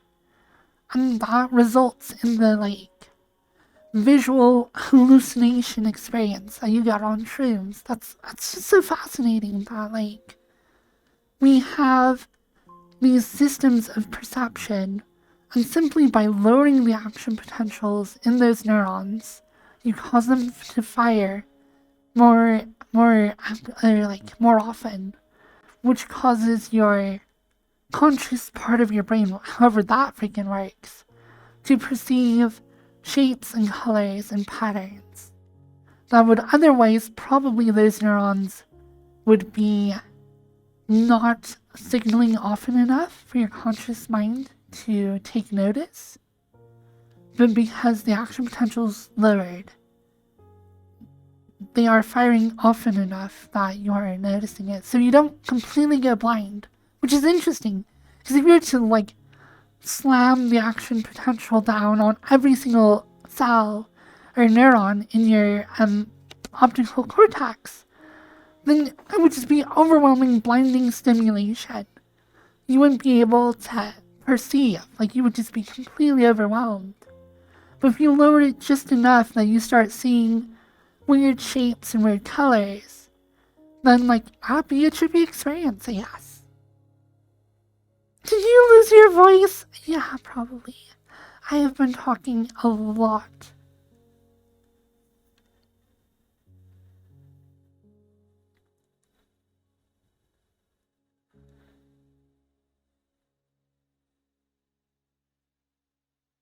Just by increasing nitrogen or helium saturation across neuron membranes, we experience narcosis. Yeah, I should get some water. I'm sorry, I am losing my voice.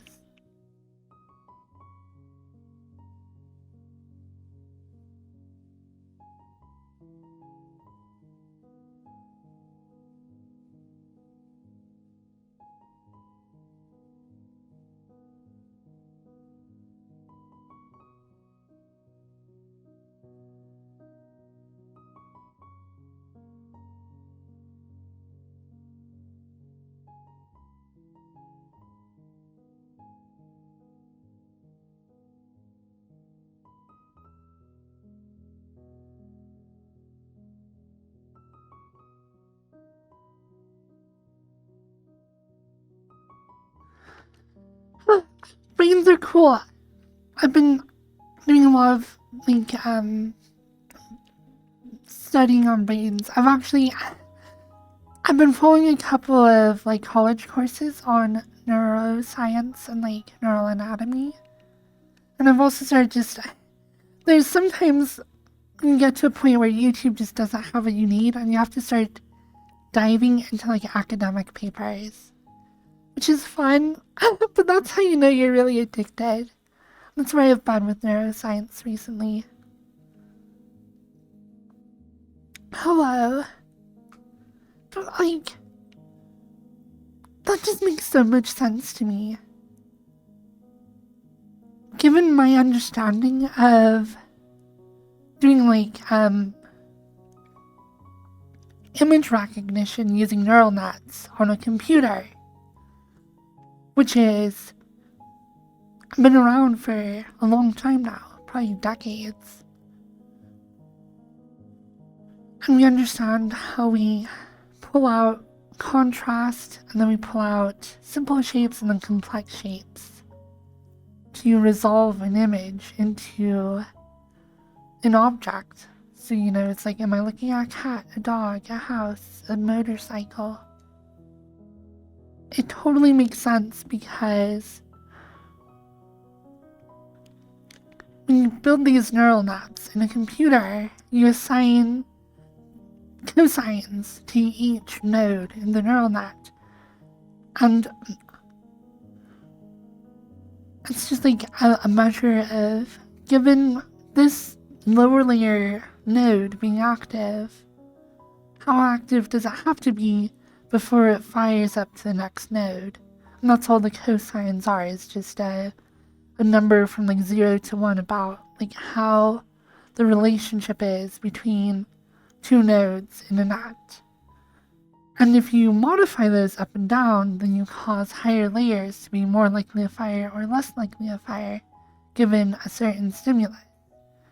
So if you were to take a human neural net, and you were to just take all of the cosines in the entire neural net, and you just slide them a smidge downwards, you just lower them, or raise them, or whatever, make it so it's more likely for things to percolate up the neural net, then you're just going to see more noise in the entire system, which is going to come off as weird patterns, weird shapes to the conscious brain on the upper end of that neural net, which is totally what's happening from psychedelic shrooms. I've totally convinced myself. This is complete theory, complete hypothesis. But I'm that totally would make sense if that is what shrooms do. There's just some chemical in mushrooms, in psychedelic mushrooms, that interacts with your occipital lobe, that causes it to just be noisier, to have it be more likely that the neurons will fire. But isn't that so fascinating that there are chemicals that will specifically interact with specific parts of your brain? Because the neurons, it must be, right? The gates, the little ion gates and pumps, and because okay, so if you have a synapse, where's the pen?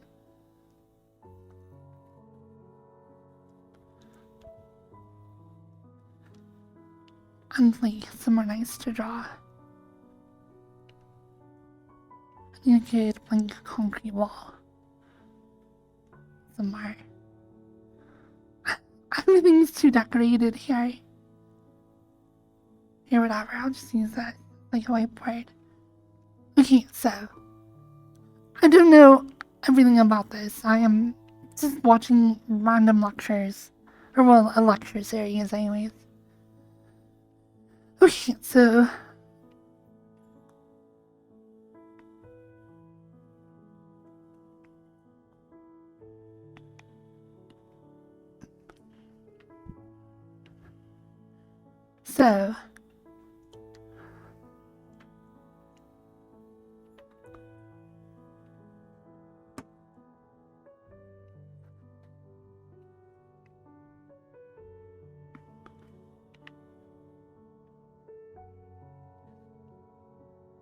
we have two neurons. Big, blobby neurons, okay? Before they meet, so the axon, the long tail of one neuron, will come and interface with another neuron, forming a synapse. Which is just this very close, they don't quite touch, but they kind of do, and they're just kind of touching, just barely linked together. And it's so amazing because, like, learning and forming synapses is its own amazingly complex process. The fact that I can tell you 3 dog yellow, and you can repeat that back to me, that means that you have learned activated synapses in your brain that you can recall and have that information. The fact that you can store information in this system is crazy. But anyways, a synapse, you have vesicles, which are a common component in cellular biology. Vesicles are just like bilipid, so it's just like on your cell walls. You have proteins that form into this like double layered boundary. Called a bilipid layer. It's this like fat layer. It's hydrophilic and hydrophobic on either side of each of them, and they form into bubbles. It's essentially a bubble. So, in your synapse, you have bubbles, vesicles, and they are full of neuroreceptors. We'll see, and it's important though, so if this is your synapse, you have a presynaptic cell and a postsynaptic cell. So on your presynaptic cell, that's going to be sending the information, if I can use that. So it controls how many neuroreceptors go into and out of this synapse. And then the postsynaptic cell will have little gates and channels that the neurotransmitters will be activated.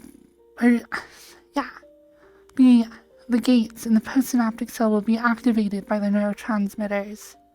So you have weird little gates and protein shapes and whatever that push these vesicles out, and then the synapses, they actually, from what I understand, the vesicles will bond to the cell wall in the synapse, and as they do so, they kind of like unfold. It's like, imagine you have a big bubble, and you have like a little bubble, and the little bubble like snaps or like sticks to the big bubble, and then will open up, and then they like merge into a single one, and then the little bubble will actually let the stuff out of it.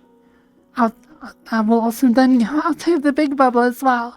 So that's how you have these bubbles of neurotransmitters that will fuse to the synapse wall and then release the neurotransmitters into the synapse. And then you also have little pump gate whatever channels that will take because you'll have like, these are little neurotransmitters just kind of floating between your synapse, and it will actually grab them back out of the synapse and repackage them into bubbles. So it forms little vesicles that repackage your neurotransmitters. So obviously it's this like messy gate of like pushing out neurotransmitters. And on this side, you have proteins that are, I think they're your neuroreceptors.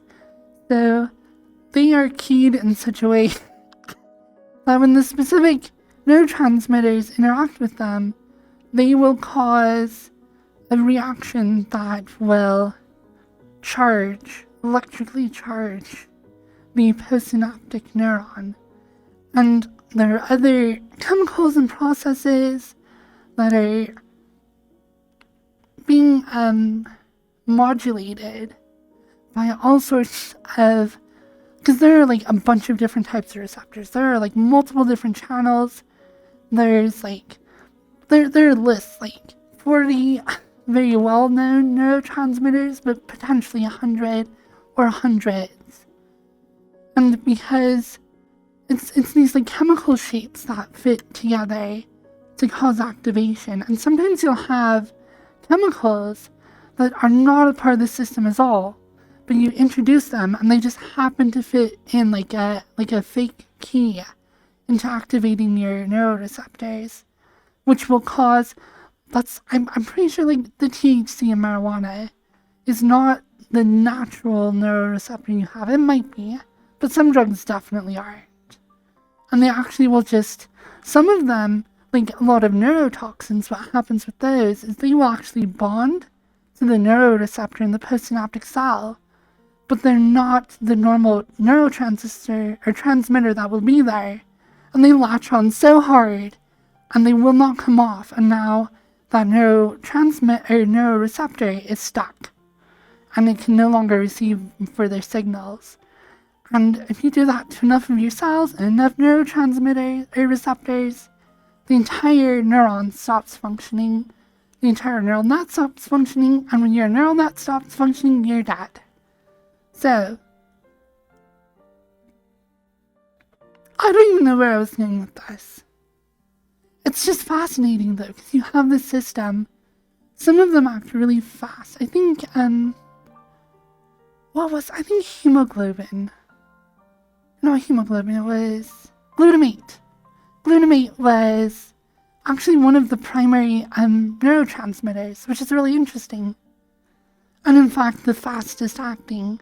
So a lot of your perception, a lot of your reflexes, primarily, like, this is how I see it, it's probably wrong, but think of it like glutamate is your primary neurotransmitter. That all of your fast processing of information, the ones and zeros essentially, which is a very bad analogy, but all the ones and zeros of your brain function on glutamate. All the fast acting, because your the amount of time it takes the glutamate reactions and all this dance and mess to happen is very, very short. And so it activates very quickly. So when you have electrical charges coming in from your axon to here to release the gates for glutamate, it's very fast. Goes to the next cell. I think it was like 2 microseconds to get across the synapse with glutamate. So if you think about like human reflex time for like, okay, so there are studies and you can look up what is the human reaction speed to a visual stimulus. And I think it's like 0.25 seconds or like 0.5 seconds, something a little less than a second, but like a good chunk of a second. And you think about it, your neural net is for your vision. Oh my gosh, I'm so sorry. Your visual cortex is like, I don't know, a dozen layers, and then you have your probably much more than a dozen, to be honest, but it's not like hundreds. The neural nets for your perception is not hundreds of layers deep. It's probably less than 100.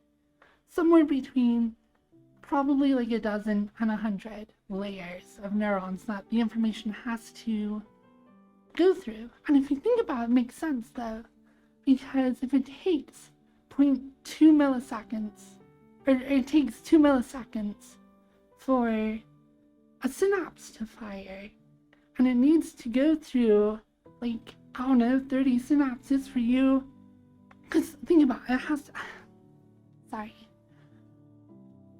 Your synapse has to, or the information has to go through your like visual cortex, your optical cortex, for you to identify an item.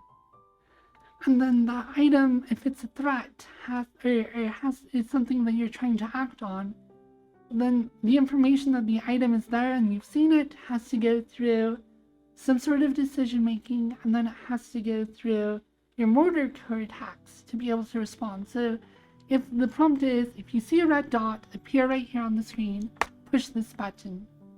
Then as soon as it appears, that information, the light hits your eye, hits your photoreceptors, it goes through the ganglionic cells to the neurons, then it goes through your visual cortex, through probably some decision-making part of your brain, and then out through your motor cortex, down through your arm to your finger, push the button. So if you think about the fact that it takes a quarter of a second for that to happen, then we can kind of guess how many neurons that had to go through, given that this process of having the glutamate neurotransmitters send information across the synapse, and then the neuron has to activate and send a signal down its axon to the next neuron. We can kind of guess, if we know how long it takes for that reaction to happen, and whatever reactions. My next step is learning the other things in the cell that actually will send the signal and modulate the action potential and stuff. Or at least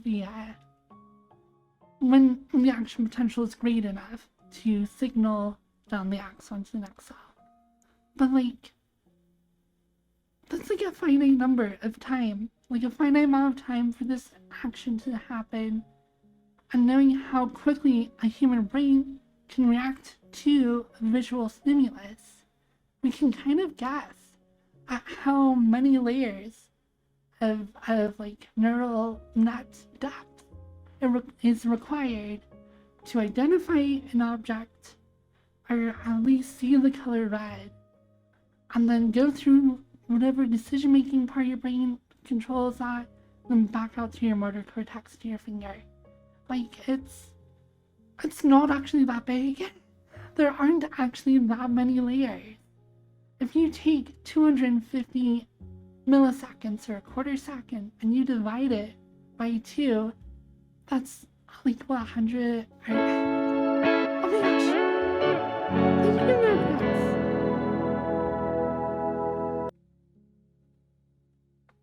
Yeah, there's the whole optical nerve. Nipple guy. Oh no. But yeah, so you have these layers. So I learned that about nerves. What nerves are. So neurons are actually incredibly long sometimes. A single cell, a single neuron, the axon. So if you have the main body of the neuron over here, blah, blah, blah, blah, blah, all the little dendrites sticking out of it, and then it has the axon, which is this long, skinny tail. So a lot of neurons have different lengths. Some can be like a millimeter. And for a cell, a millimeter is huge. That's actually the short end. Neurons can have axons of like a meter, or like 2 to 3 meters, I think, at their very longest.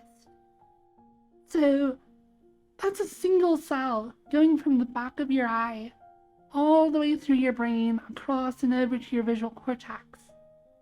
So your optical nerve is actually a bundle of axons where all the body of the neuron is connected to your photoreceptors via ganglionic cells, and then this long axon that's just this little part of this single cell goes all the way back. And how on earth you're able to grow? Because, like, here's the thing about microbiology and the structures in a cell.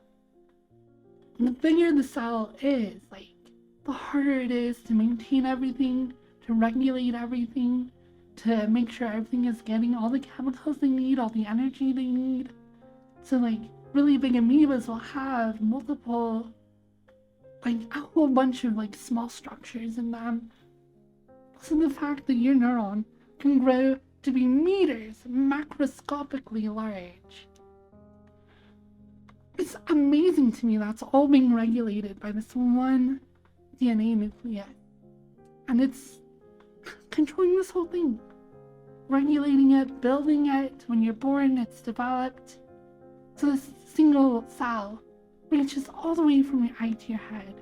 So, frankly, the number of synapses between your or your photoreceptor in your eye to getting to the back of your brain is actually very short. Very few synapses. There's a ganglionic cell that is a different type of neuron that connects to your photoreceptors, which are also, I don't know if photoreceptors are technically neurons or not. They're weird. They're cool though. They obviously interface. But of course there are interfaces with neurons and like muscle fibers, which is also something I need to learn about, because I haven't known about that one. But there's only like a few synapses, like 2, and then goes all the way back to your brain. It's just so fascinating, because I used to think that your nerves or your nervous system was like just a whole bunch of neurons just in a chain going all the way up, just like tons and tons of them. No, it's like one neuron over here has an axon that goes all the way up into your brain. That's so crazy.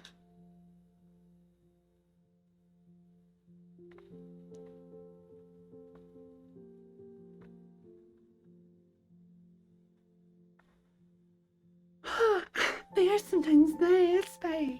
Yeah. I don't know. I find neuroscience absolutely amazing. It's so cool. I find evolution and like the evolution of the brain fascinating. And that's the thing about research that kind of sucks. And about becoming like a research PhD or like an actual scientist who's like writes papers for university. Your entire life can be the study of like a single neuroreceptor.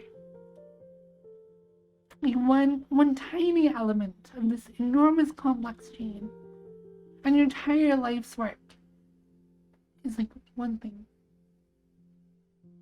Which is really cool, and we need that, and that's how science progresses. Because one person does one thing, another person does another thing, and all the pieces kind of form together slowly, and we have more and more complete understanding of the whole system. But research is not like learning in a class. In a class, people can tell you all these cool systems, you can go over so much content, and learn and understand so much.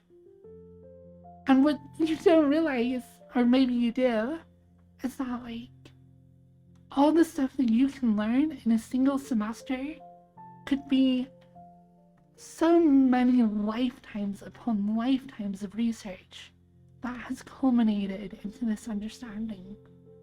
So that's the like sad thing about becoming a researcher at that point, is once you understand this huge body of work and you specialize down into your field, your actual contribution to that field might be really small. And it will be your entire life's work But that's how science works. And it's still very good and very important, but it's like, at one point I thought I really wanted to be like a researcher at a school or at like a big company. But the truth is it like boils down to being like, this is me, this is what I did. But that's still really cool though. And people should be super proud of that. Because it's those tiny little pieces of information and understanding that builds up to greatness. And is the future of humanity.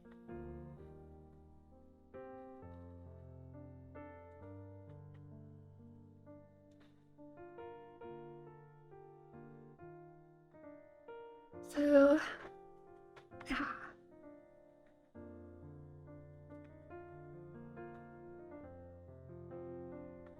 If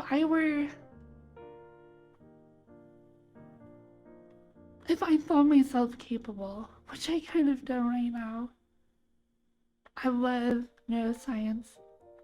I love computers. I have a god complex. I hate the idea of death. I want to upload people's brains to computers. I want to contribute to science in that capacity. I want to go work for Elon Musk and his weird, neural interface stuff. I don't know, I've heard Elon Musk sucks to work for. But whatever, I don't know anything about that really.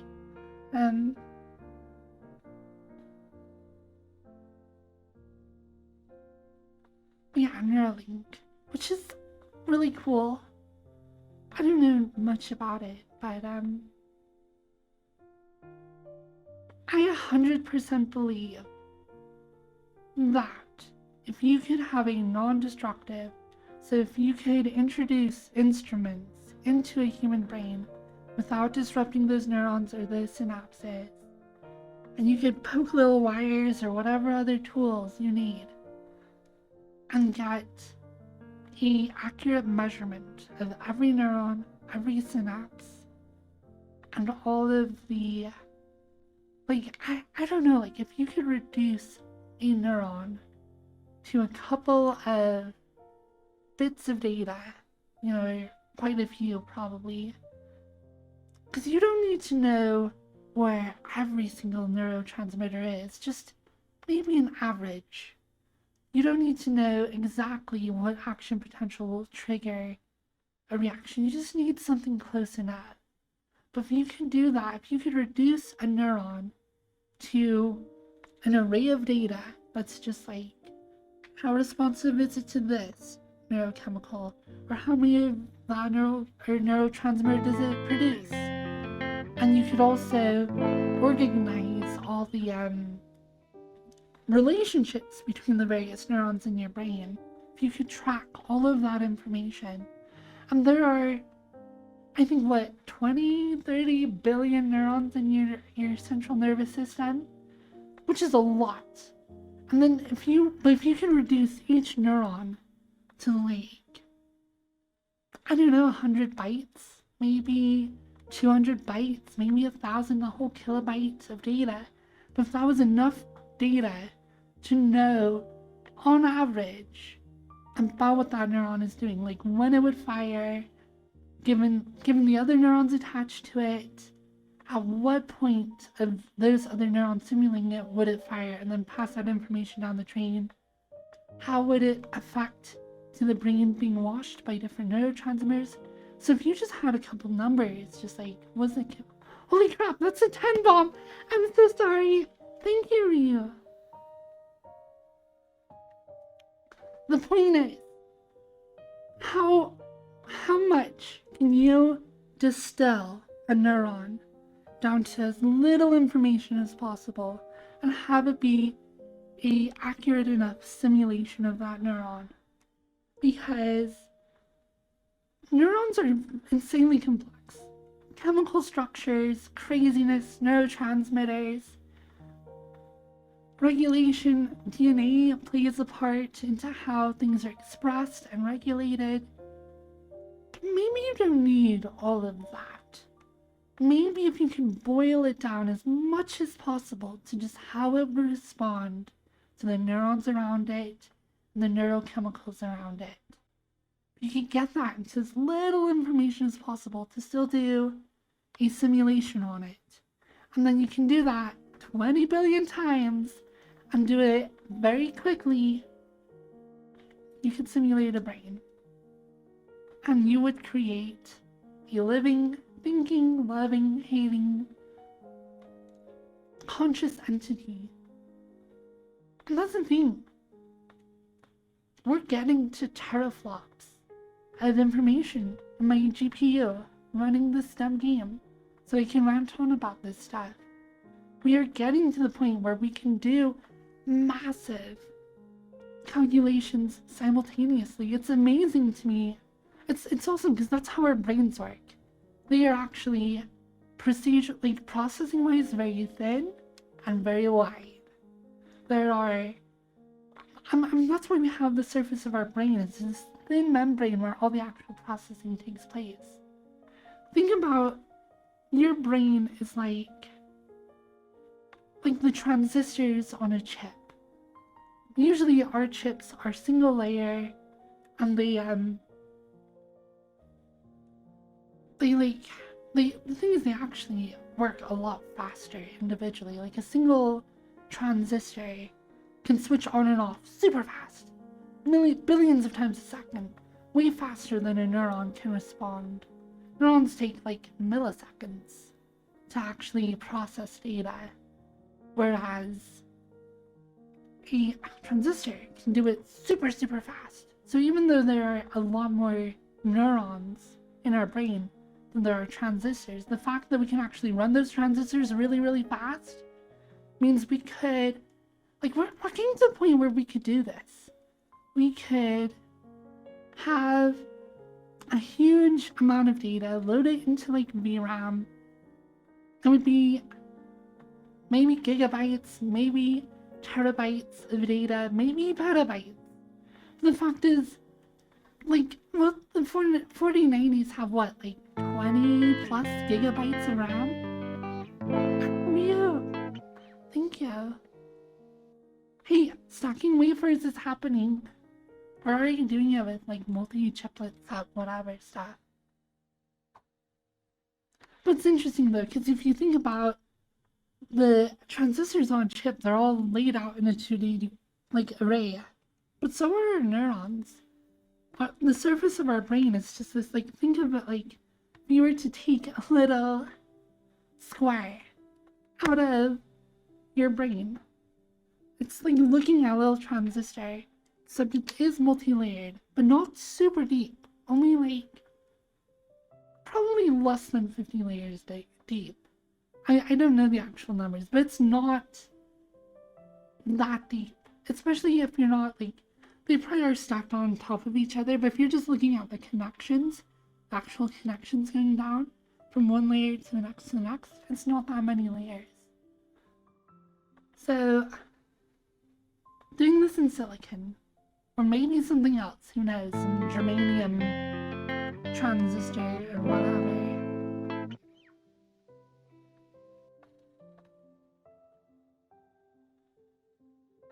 Yeah, we stack memory, but stacking processors is more difficult because of cooling.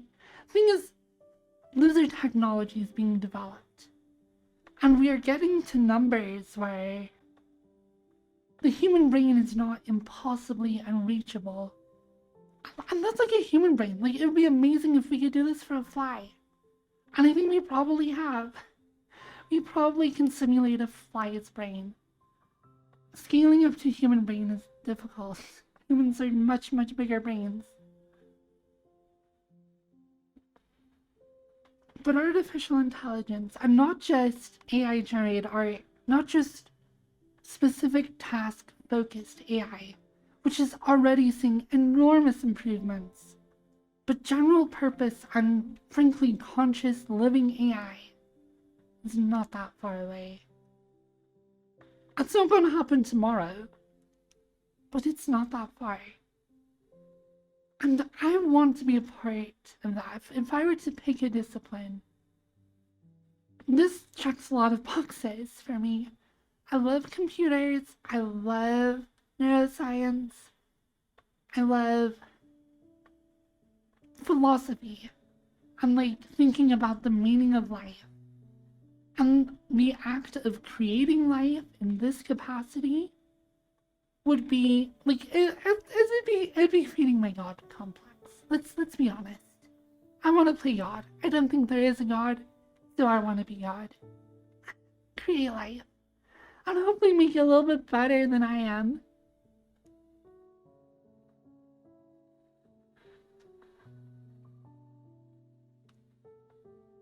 But it's really fascinating to learn about the structure of neurons, of synapses, of how neurotransmitters are regulated. Because I think if you to fully understand those processes, and you had a way of measuring that in an active brain, then you could accurately simulate it. And if you can do the entire network, which is billions of them, which would be insanely difficult to do, you could make a simulacrum, a copy, a replica of your own brain of someone else's. Whether or not that is the original person, I don't know. What even is consciousness? God, me, I don't know. But we could. And I think it's going to happen. And I think maybe even it should happen.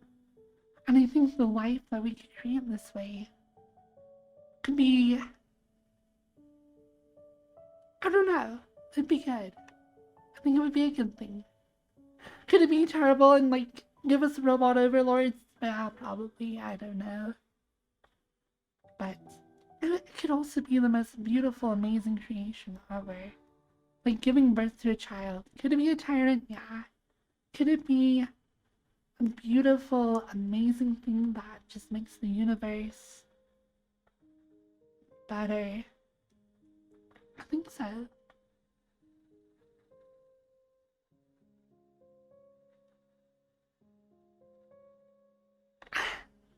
So yeah. And I guess part of it is like, I'm never going to bear a child in my womb. Because I don't got one. Which sucks. But I would like to contribute. Even if it's just a little tiny piece. You know, to like bringing about life. In a way, I don't know. I think we both over and under appreciate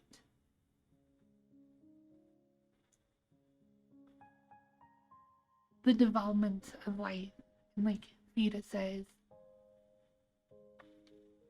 Because we look at like a woman who gives birth and we're like, oh, you're so amazing, your mother, that's so cool. And it is.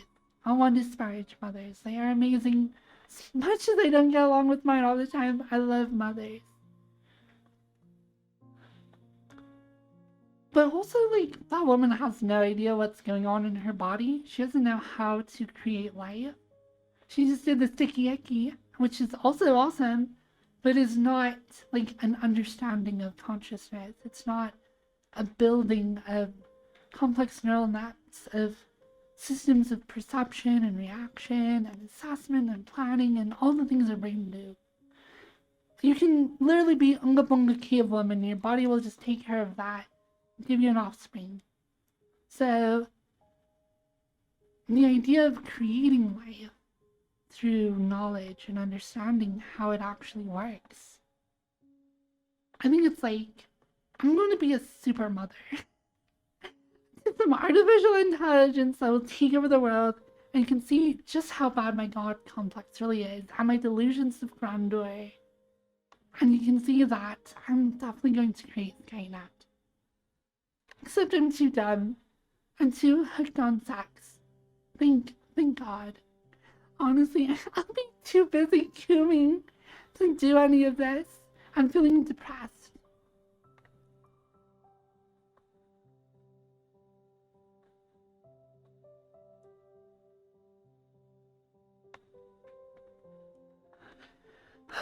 So yeah.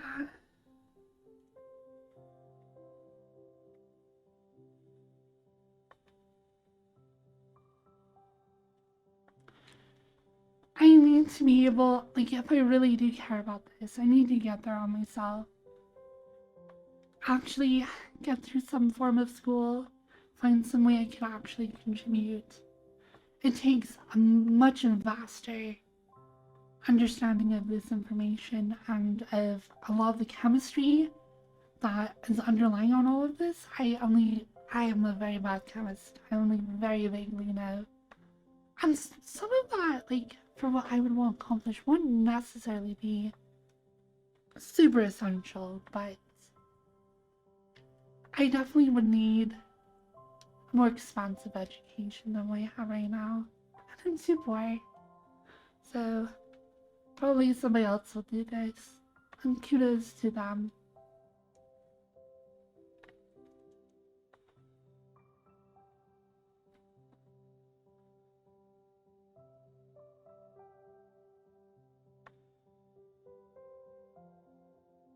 I do think in the next 1,000 years, probably in the next 500 years, maybe shorter, we are going to see general purpose AI and humanoid-esque AI. AI built in our own image.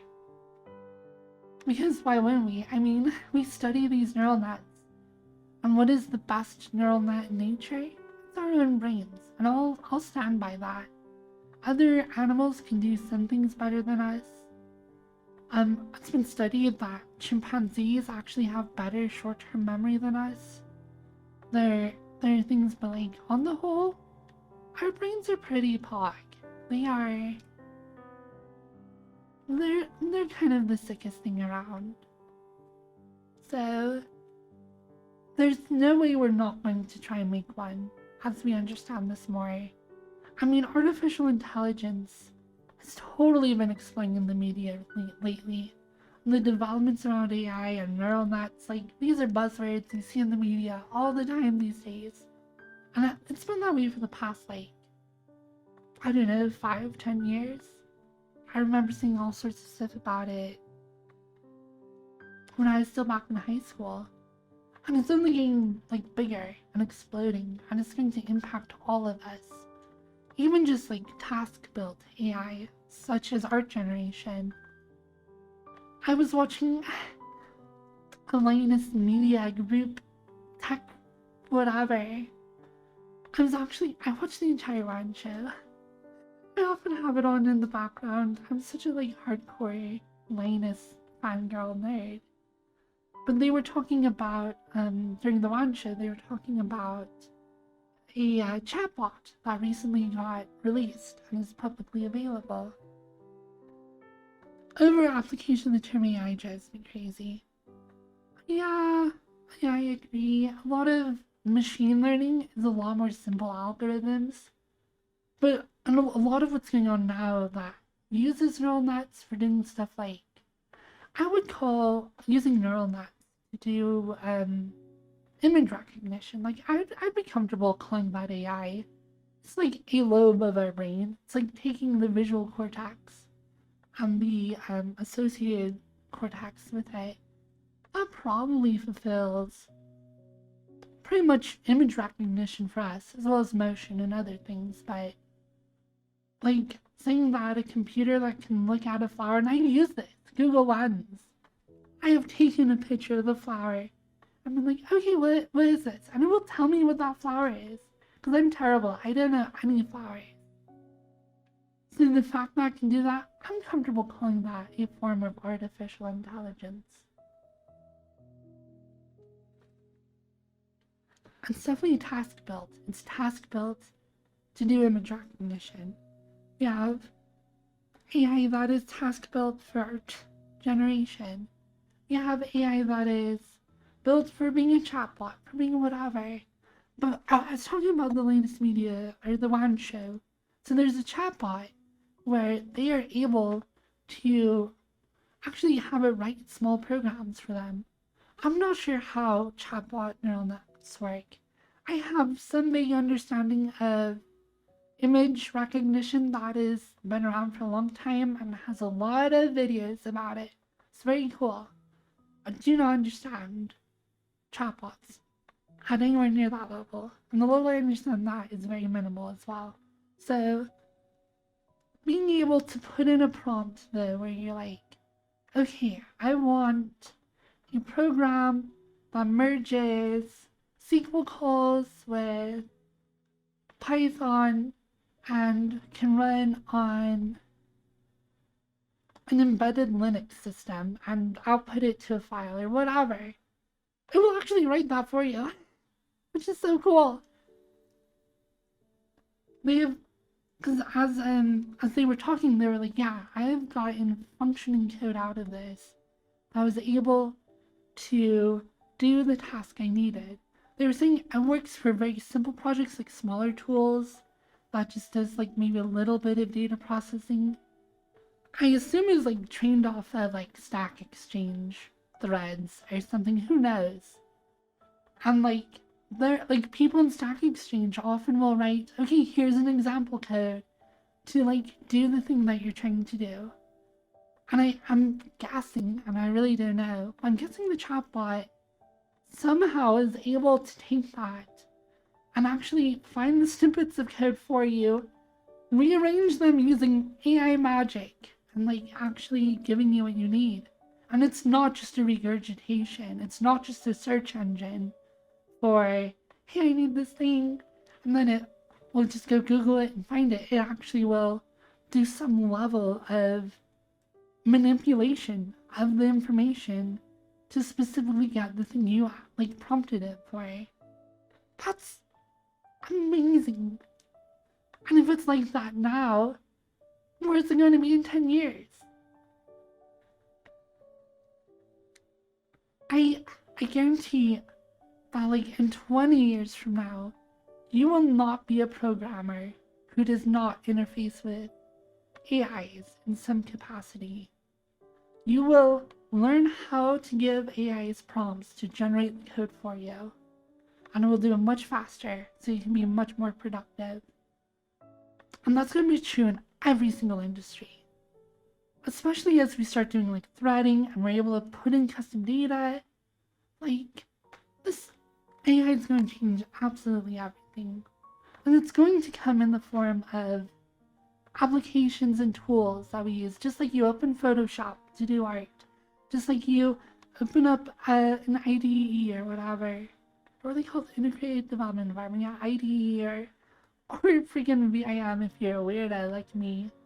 And instead of doing that, you'll open up this AI tool, you'll figure out how to input prompts that match your project specifications that you need to get an output from, and it will just give it to you. It's going to change the world.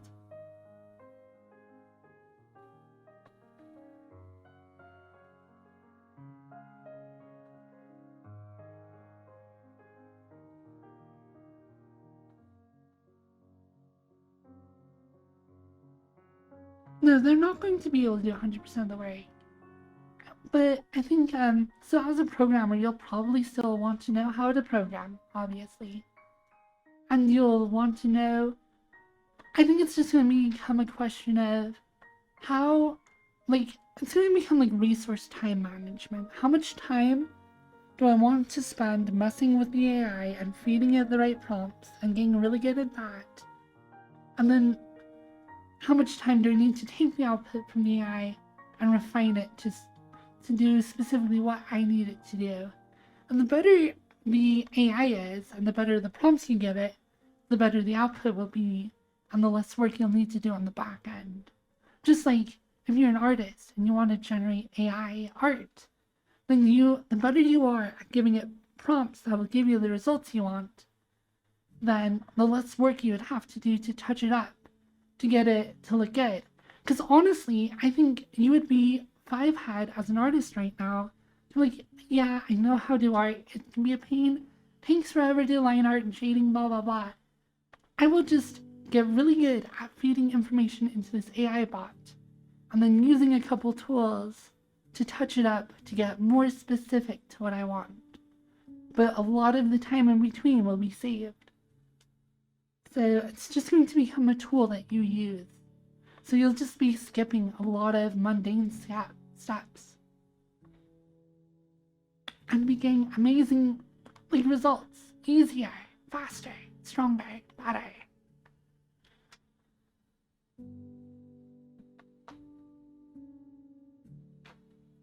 And I think that's 20 years away. Then like will be totally different because of AI. Because of AI tools. Mark my words. In fact, actually there's probably already an article about it, but Adobe, the freaking art king of software, is going to have AI tools. Probably its own program, maybe it will just build it into Photoshop and like Illustrator or whatever. But AI, well, it kind of already is in some ways. They have an AI fill tool already in Photoshop. So you're just gonna get more of that. More and more and more.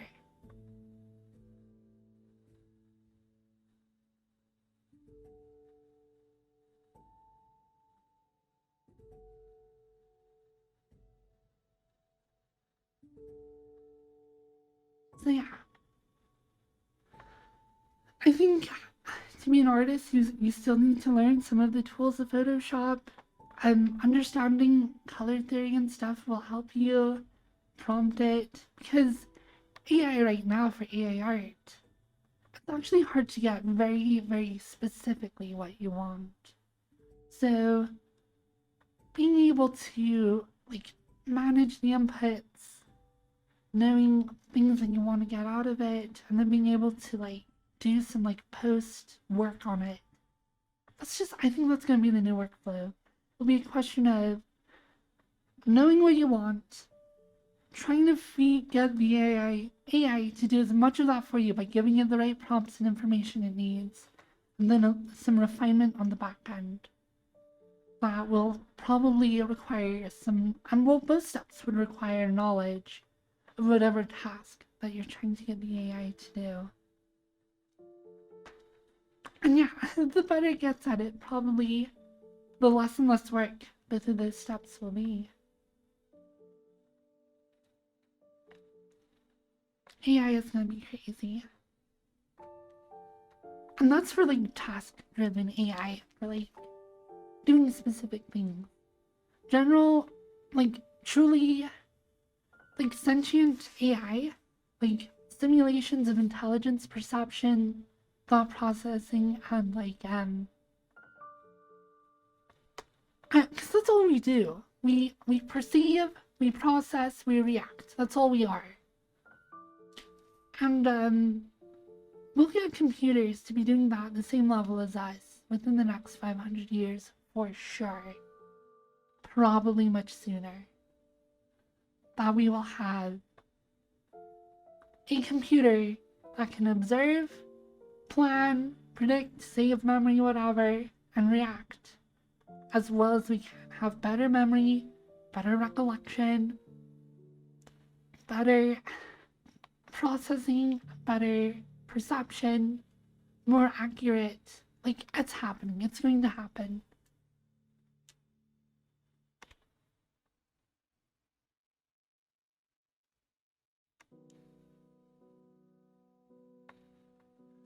Our neurons are actually amazing, and the amount of information, how quickly we process it is truly astonishing. Computers are going to be faster. We are going to be limited. Like human beings, Homo sapiens, are going to be like... Our neurons, as actually amazing as they are going to be surpassed by silicon structures very quickly. They're just much faster. They're just so much faster. And potentially much smaller if you can get your data like streamlined. Like a transistor, like we're getting to like microns, like single digit microns. And now even like nanometers. We're getting down to like, you have to worry about how do you make a transistor gate out of like 5 atoms. Like, it's ridiculous.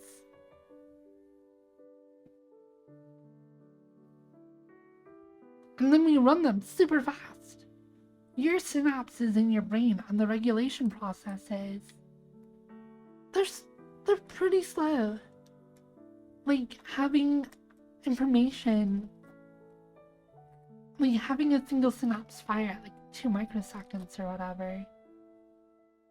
That's still really slow compared to what a consumer grade, like thousands of core processor will run at. We run them at gigahertz. We're getting higher and higher. I'm sure we're going to see like 10 gigahertz processors in the not too distant future. That's just so much faster than a neuron.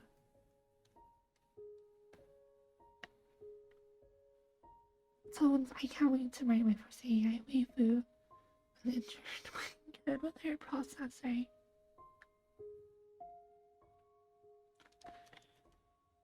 I think that would be so weird. Cyborg, man. I'm in a weird mood today. I'm so talky. Think about, we're gonna have these tools, these AI tools, like AI art. Right now, our interface with AI art is think of being in brain, big anime booty, and you type that with a keyboard into your computer, and your computer goes pa pa pa pa pa, and then boom, big anime booty for you to stare at. There's definitely going to become a point, where you stick a bunch of electrodes in your brain, and then without even having to type, just like anime booty, and then the AI will like pop pop pop pop pop, and then just send it directly to your cortex. We can skip the retina. Just throw it right into the upper layers of your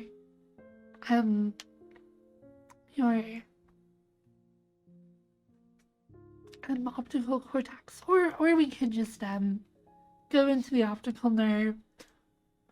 Honestly, frankly, your optical cortex is directly linked to your eyes and is probably only as good as they are. You could skip the photoreceptors in your eyes by trying to like go and directly stimulate your optical nerve, or try and put electrodes right on your visual cortex, but honestly, you kind of don't need to. Like, maybe your photo, I don't know.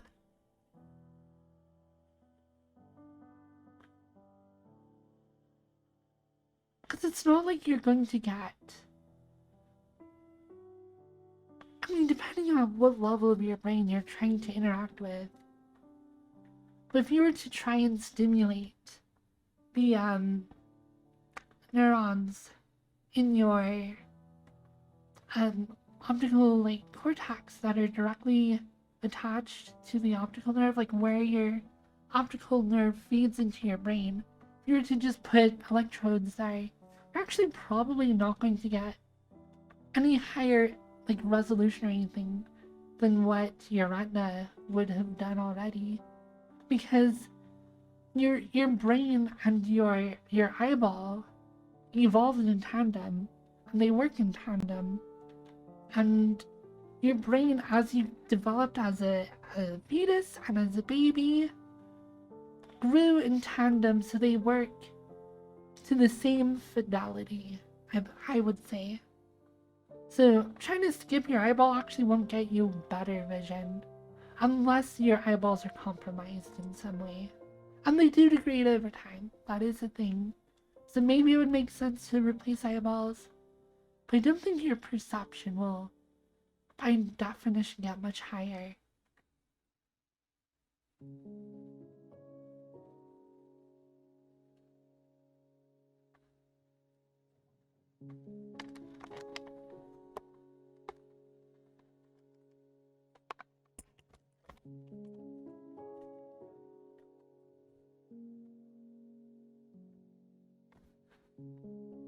I don't know. AI sex bots are gonna have us out of existence. I think that with where our society is today,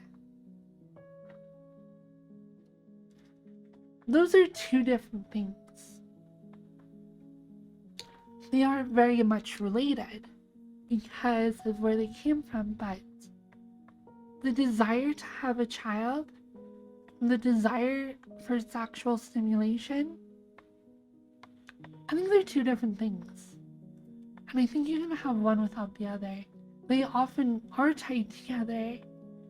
And obviously, pregnancy and sex are tied, and like historically, but you can have one without the other. You can have sex without having a baby. People do it all the freaking time. And you can have a baby without having sex through in vitro fertilization. So, and even if you have sex, I could say you could have a child without satisfying a sexual desire. Like, there are like some crazy people out there who are like, I hate sex, but I will do it as part of my duty to God to reproduce. Or like, in 1984, the wife, who was totally by the book, in love with Big Brother, whatever, she's like, yes, husband, we will copulate. We will not enjoy it because big think talk, and yeah, they're talking in Newsweek or whatever. Big think talk man say happy bad. So duty to big man, we sex. You give baby. Such is the way. So I think there is room for having a child without sexual satisfaction, and vice versa. They two can be split. I think Orwell brought that up as a bad thing, though. But I think that if we had crazy sex bots, we would still have the desire to have children. So even if we are getting our, like, getting drilled by giant robot dicks, or whatever your preference would be, we'll still have a separate desire for having a child, which we could then satisfy through conventional sex, or through some other means if we really wanted to.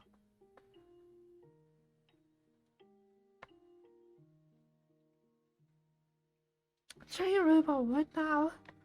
Hello, Sleepy Cow. Hey, I'm back with the milk. I expired 2 minutes ago. Be right back. Okay, bye.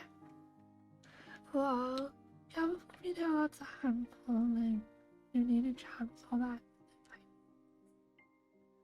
Yeah, I don't know. I think the desire for legacy and family and children is linked to but separate from the desire for sex. Sex is what gets you that thing, but you can have one without the other. I don't know. I want to have children. And when I think about raising children, that doesn't make me horny. When I'm horny, it doesn't make me think about raising children. Because that's weird. So, my desire for sex and my desire for children, to like have my own children to raise, two separate things. And they kind of belong separately. There is some like crossover, like maybe I have a fetish where I want to get impregnated. Which definitely is a weird cross of those. And I do think of all of my fetishes, that one is one of the weirder ones. It definitely makes sense because that's what happens when you have sex. Wanting to be a woman, wanting to be able to get pregnant, definitely makes sense that I find the idea of carrying a man's child in me to be very erotic in a way. Kind of weird.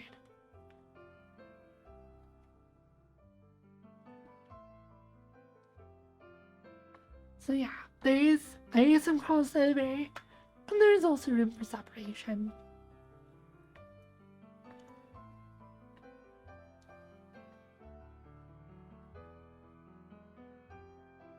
And it's interesting because if you say like, oh yes, dump your babies into me, fill me up.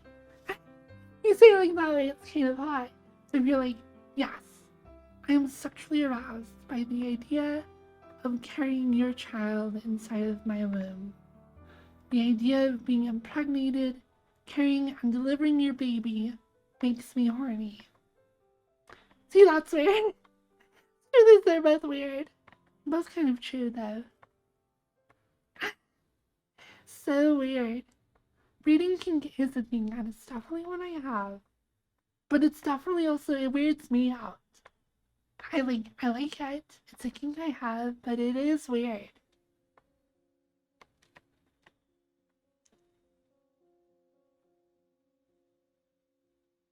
So, whatever.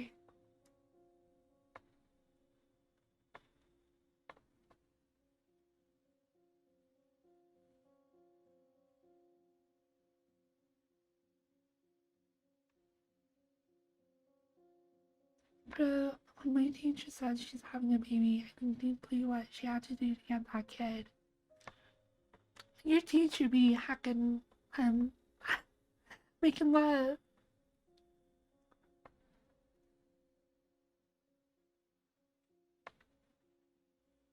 That's the thing though, we're all just crazy people.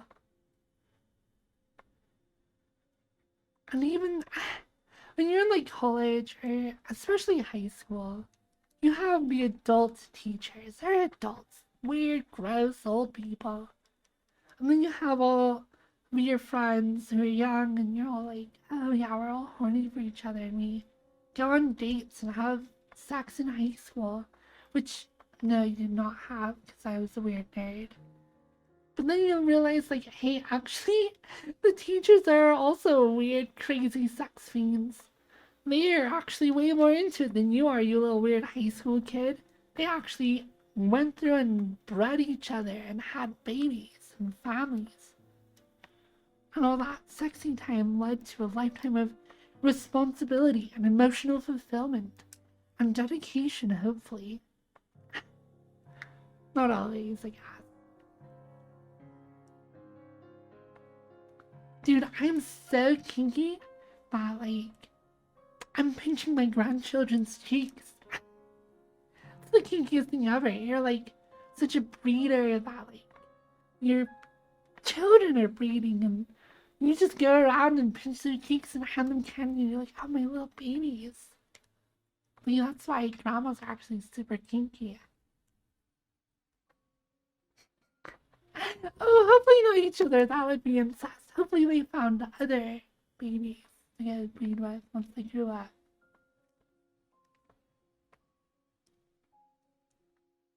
But yeah, like my grandparents are very proud of their family. They have in their house a big picture of all of their grandkids and all their kids and a couple of grandchildren.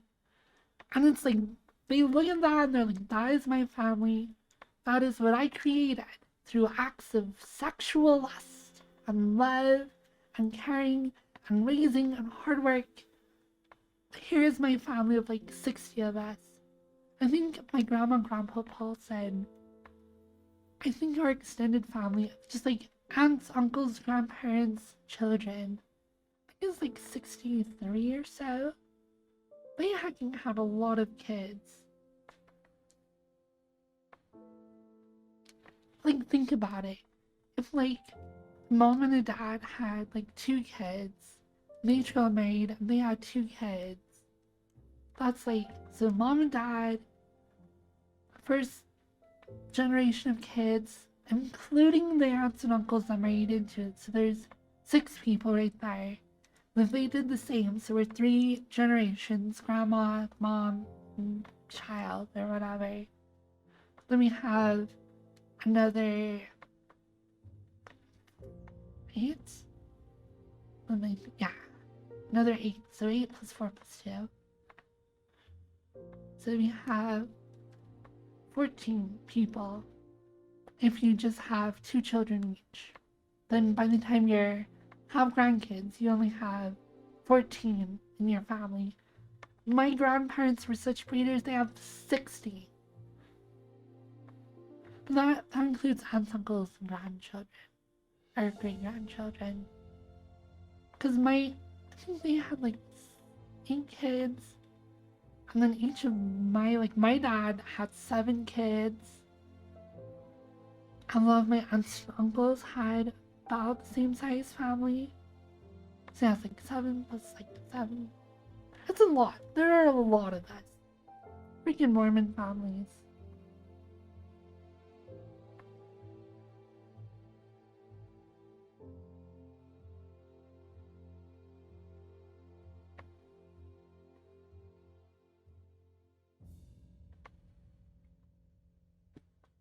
Yeah, I have an older brother who's the oldest, who's...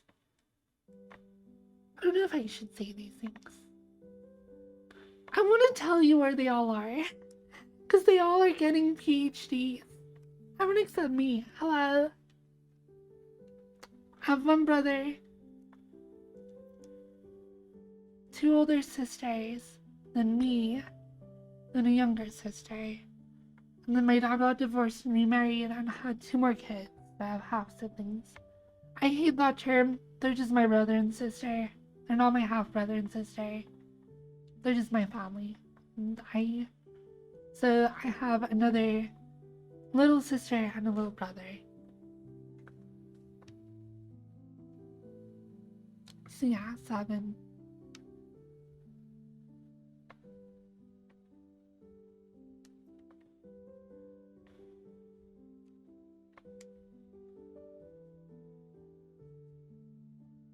I don't know if there's actually 60 of us. Might be like 40 something. I don't remember. I remember counting all the people there. I was like, holy crap, that's a lot of people.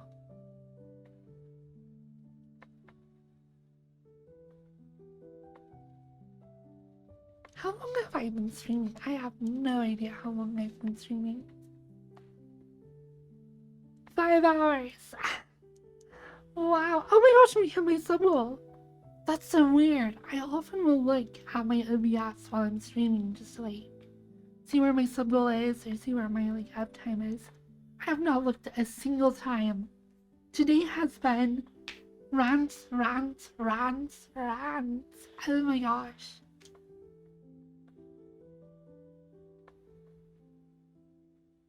I haven't even done that much tomb baiting.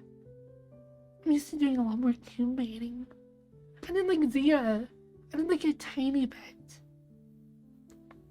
I'm playing with my box that I totally need. Because I'm a Coomer. A little Coomer box to put box in.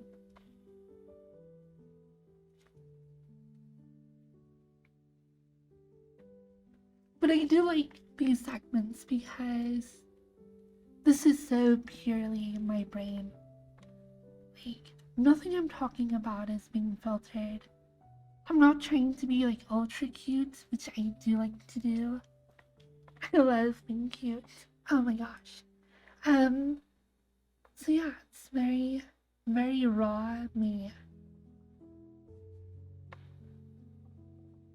I mean, sexy me is also me, for sure. I love being sexy.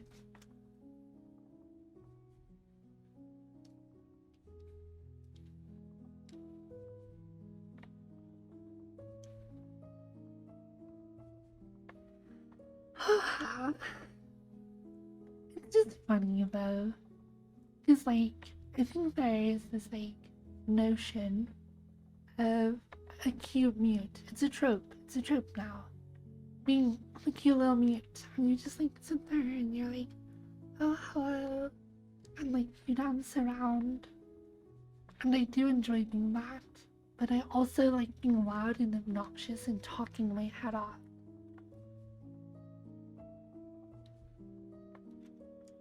I'll do a little bit of both.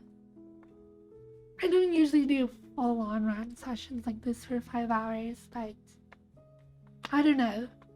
I came in today and I was like, this is normally an off day, so just do what I want. Saturdays, my Saturday streams are always different than like everything else, because it's like, I don't, usually I'm like, okay, I want to dance, I want to like try and do ASMR. I usually get distracted by wanting to be sexy. But today I was just like, well, just talk a lot.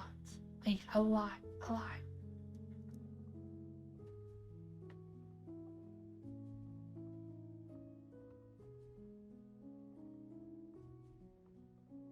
But yeah, like, you wanna know how bad I am? I'm a super narcissist. But it's hard not to when you're like a perfect anime girl. At least like physically perfect.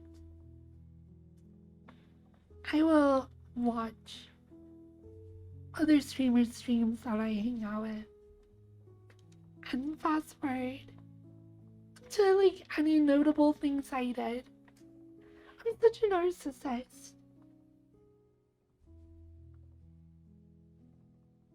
So like, I don't know. I just like to see how people respond to me. Both in chat, because I usually won't read their chat while I'm doing stuff. It's too distracting. And I want to just like have fun and be in the moment. But then I will go back and be like, well, did they enjoy it when I did this? Did chat enjoy it? What were other people doing? Was I being super annoying? Which sometimes I am. But yeah. Sometimes I go back to just listen to my voice. Not on a talking segment like this, because I know right now my voice is terrible. But when I'm not talking as much, I'll try a little harder to focus on how I sound rather than what I'm saying. So it is interesting to hear my voice, especially in situation with like other people in like a social environment. Like hearing myself talk to like Naomi or Spongy or whoever, I'm just being like, I do compare my voice to theirs, which sucks because we all have amazingly beautiful, hot, super sexy voices. Naomi sounds so hot and sexy, it's not fair. But I do, I'm like, so what qualities does her voice have that I do not have? And like, I don't know, I don't want to directly emulate Naomi. I mean, I would die to like sound like her, or to be an attractive girl like she is, but whatever, I'm me. So, I do sometimes look like, what mannerisms do they do that make people think they're cute? What makes them feminine? What makes them sound good?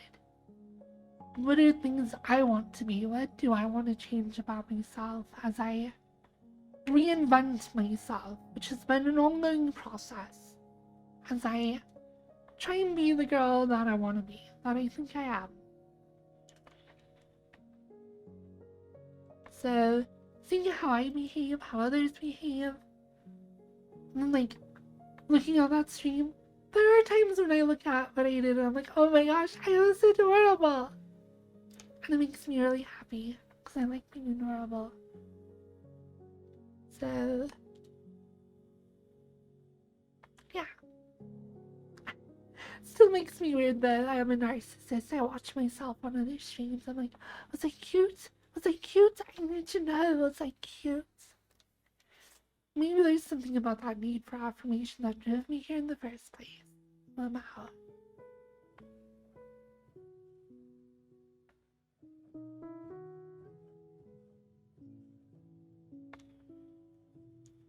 Because honestly, when I first like joined the like gator lobby and started streaming, I just got so much like positive affirmation from Rob, from Crumpet, from people, Lazzy and Cherry. Now it's like, Fox, you're part of why I started streaming. You're so cute and quirky. And hearing that makes me go, oh my gosh, thank you. I really try. Like, I actually try. It's not natural. I have to, like, work at it. And I want to be cute. And I want to be quirky. So hearing that actually means a lot. It's like, I'm trying. Maybe it's cringe to be like, try and be something. But, like, I don't think we naturally are anything in particular. So, if you want to be something, try and be that thing. Work at it. And that's how you be that thing.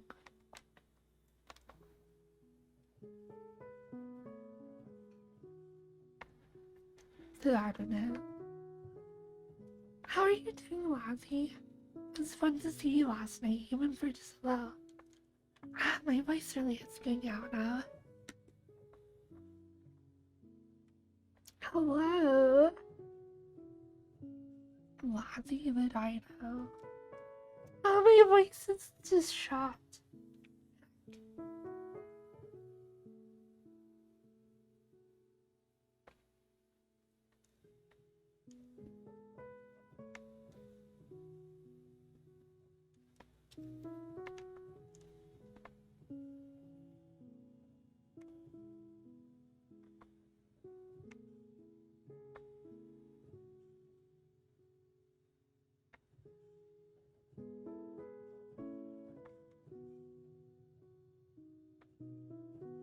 So, one of the very satisfying things about VR chat is I can act as feminine as I possibly can within an inch of my life. And because I'm super hot and cute as an anime girl, it like makes sense. It's natural. Crumpet was making a joke about Christosa, the way they stand. And they were like, your chat just feminizes everyone. You're in there in some like female avatar, you like start acting all feminine and becomes more natural. I think it's true. You know, as much as he was making that joke, definitely my battery died.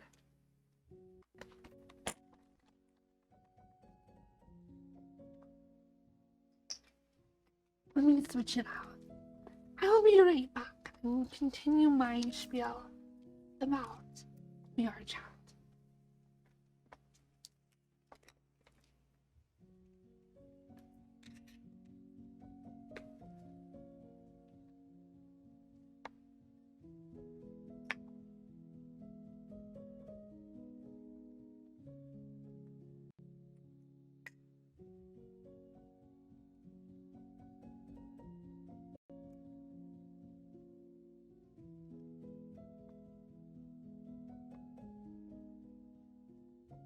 Sorry.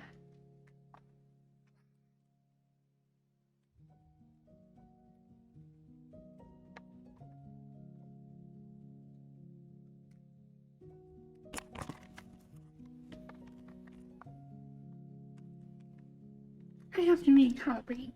I'm not hoping of that.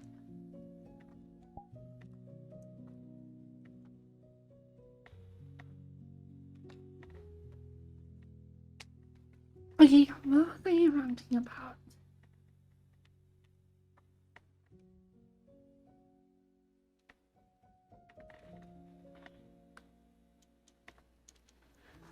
Right. Okay.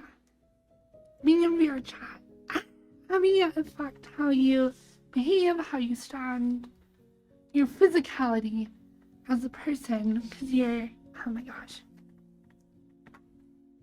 I'm just gonna go. So, having it affect how you behave, how wearing a girl avatar reinforces girly behavior. It does. And that's a big part of why I play this game. It's like practice. And it's encouragement too. When you, like for voice training for me, even if I don't hit the right register every time, even if my voice isn't perfectly where I want it to be, the fact that I can look in a camera or a mirror where I can be talking to somebody and the way they respond because they look at me like this and I look like this. I just have a feminine body. I'm pretty, I have a very beautiful face. So it feels natural to talk like I do, to speak like I do, to speak like I'm a beautiful girl. Because I am. In VR chat, I'm adorable. I have giant boobs, I have the best butt in the world, whatever. I have just an adorable face. And especially now that it's like moving the way I move my face, it is reinforcement to my brain. When I do girly things and I look this girly and cute, it's like, yeah, that's right. When I sound cute and it's coming out of this face, it's like, yeah, that is how it should be. It's very encouraging. So, trying to do that IRL, which I'm working on more and more. And I actually did publicly present, and I have started doing that a little bit when I felt comfortable. A lot of that came from doing it here first. And I use this as my safe space and my encouraging, like, I can try and be sexy, I can, like, whatever, and people are like, wow, it's my queen. And, like, it feels good. Feels safe, feels encouraging, and I love it. And I use it as a way to train myself to act out the way I want to act out IRL, though to a somewhat amplified degree. But yeah. And I love it when I come off my stream and I answer my phone. This was like long when I unmuted at first.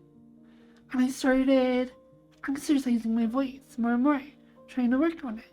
And it still needs more work, but whatever. And I would answer my phone right after my stream, and I would let my voice drop, because I'm talking to, like, someone, I don't know, a friend, who's not used to seeing me like this.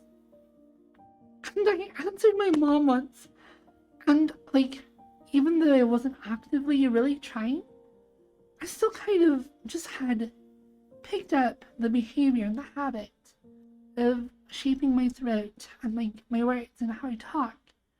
And I answered my phone. I'm like, hey, Mom. And she's like, Kimberly?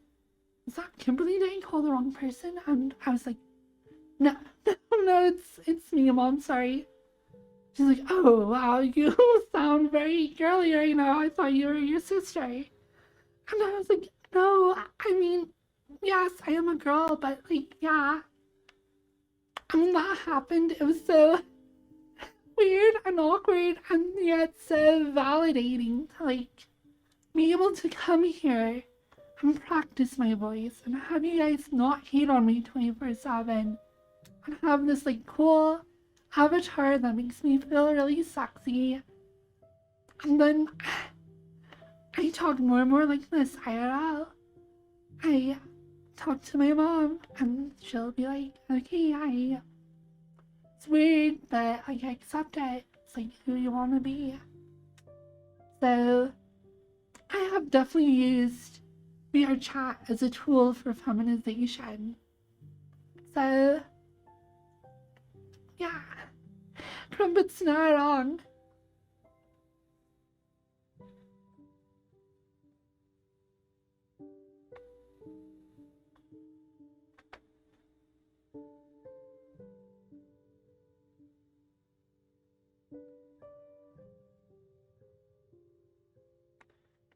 I did a face reveal a long time ago. It's so funny. Autumn did a face reveal, and she, like, made a big deal about it. And I think, like, I thought she was going to, like, have a camera and just, like, talk to chat. Turns out she just, like, posted a couple of pictures. Like, oh my gosh, she, like, made it into such an event. Got, like, 1 billion subs, 1 billion viewers. And, like, I posted pictures to Discord a really long time ago, said nothing to no one except, oh, hey, by the way, just, I'm not trying to catfish people. I want people to know who I am, what I look like. Here's some pictures of myself. I think maybe I just did one even. I didn't get any extra viewers. I didn't get any subs. Just like, oh, hello, here's me. I need to learn how to make events out of things, how to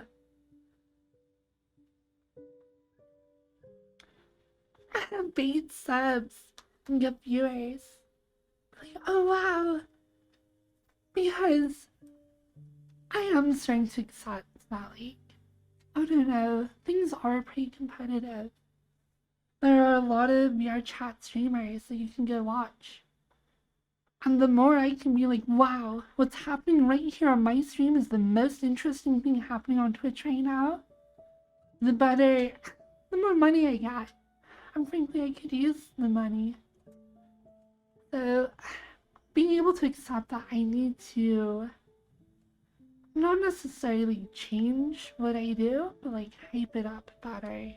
Make it feel like it's the most interesting thing happening. I don't know.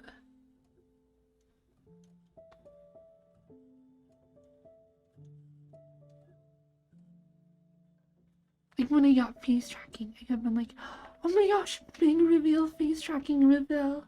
And I never do that. I'm just like, hey guys, I have something cool I want to show you. And I just start stream and I'm like, wow, look at this, how cool is this? I don't like build it up. Which I should probably do. Which is why I finally decided to do a sub goal for doing an I-180 VR video. I have actually recorded it. It is done. But I'm not going to publish it. Which feels really selfish, actually. But I set it as a sub goal. I recorded it like last night, early this morning, whatever.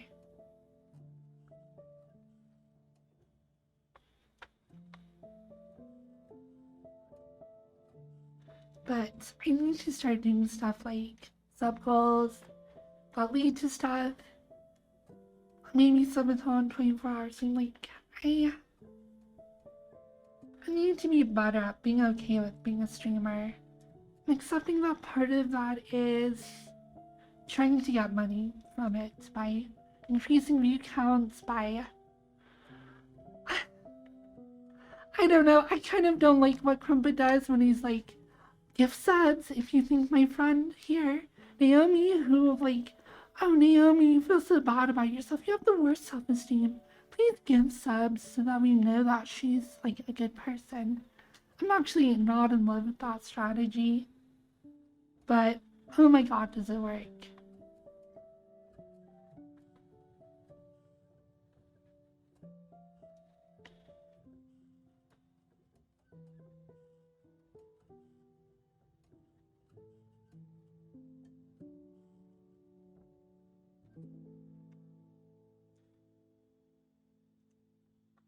It just feels very manipulative, very usury, very like, not usury, but it's not the right word, but like, it feels like using people and just like, I guess the idea of baiting subs, like, I'm okay with just like, honestly, like, yay, please give me more subs, it would make me happy, it'll help support my stream, because it does. But like, this like, baiting subs to like, I don't know. I mean, still, we understand that's like, yes, giving Crumpet $50 doesn't make Naomi a more enriched, fulfilled person or like herself more. It's just a way to still support Crumpet's stream. But it does work to just get people to pay money. We did hit 500. I'll have to update. For a while, I didn't even want to have a sub goal on screen. I don't know, I just need to like find a way to increase my viewer base, increase my ability to get subs without compromising my sense of what's right and wrong. Because I see other streamers do stuff that I'm like, I don't love that. But it's not terrible, it's just I don't want to be doing that personally.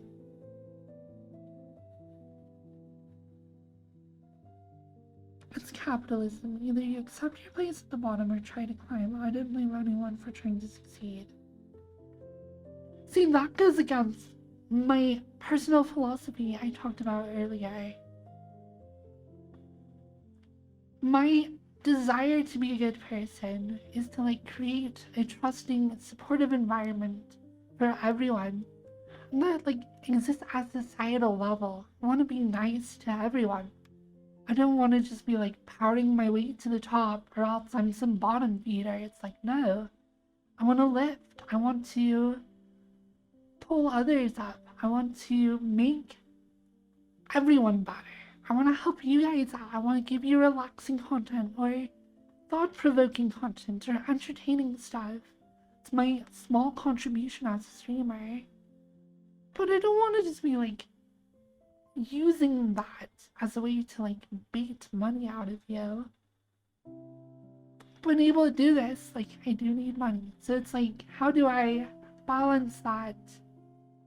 Because I hate the hustle mindset. The like, I'm in it for myself to make as much money as I can, and I will do whatever it takes. I will pity bait people, drama bait, I'll suck up to whoever I want, be friendly to the right people so that I can get ahead. Like, no, just be friendly because that's a good thing to do. Be nice because if everyone's nice, the world's a better place. Don't use that as leverage to get badged. Don't be like, oh look, this person is a big streamer, so if I'm really nice to them and really interesting, then, well, it will monetarily benefit me. Versus just trying to be nice in general.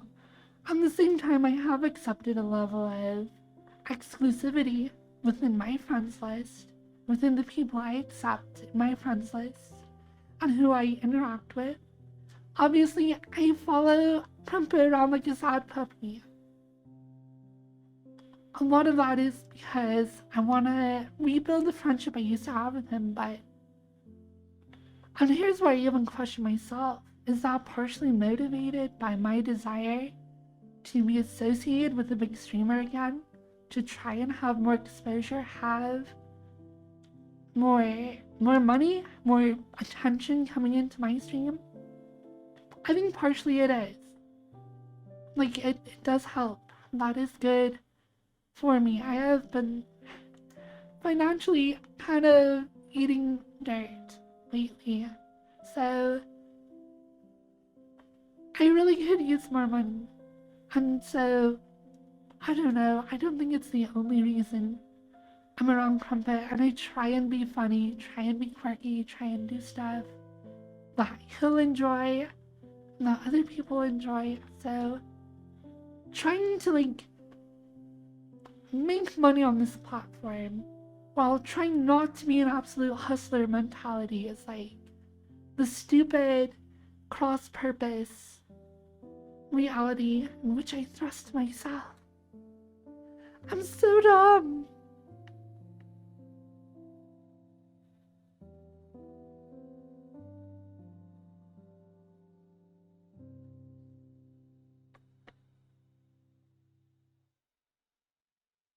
I think it's definitely possible to be getting climb at the same time. I agree. If I did not believe that at some level, I would not be doing this. But trying to navigate that, trying to be that good person, I don't know, while still sometimes feeling competitive, sometimes having jealousy. Like, there are times when I look at other streamers, I'm like, I wish my stream was that big again, or even at my darkest, I'm like, why is their stream so big when mine's struggling? And like, that kind of stuff, like, it gets in your head.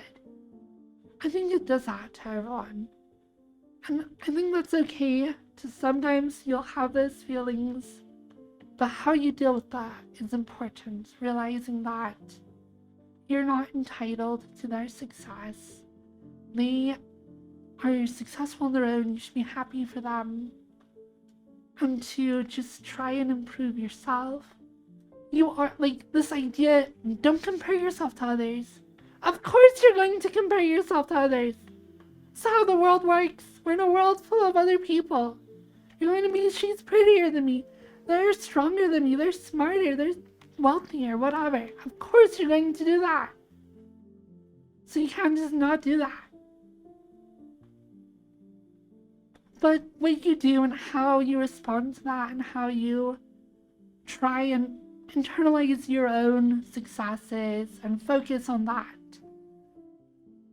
I guess just don't focus on the comparisons too much. You're going to make the comparisons, but just don't focus on them. Don't use them as justification to, like, be mad at someone or whatever.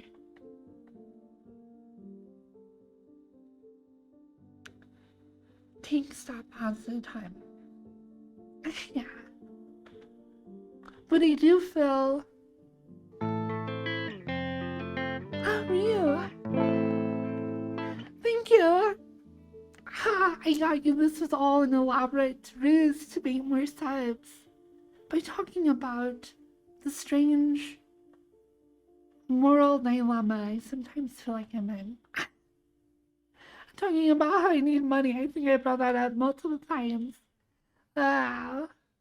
Thank you so much for the subs, though. That is a huge amount of money. I'm very grateful.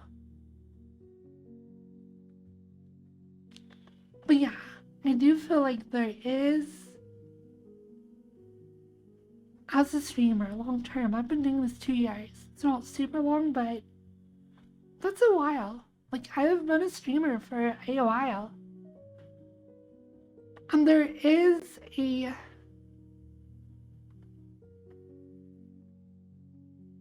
an option to phone in that sense of responsibility or that desire to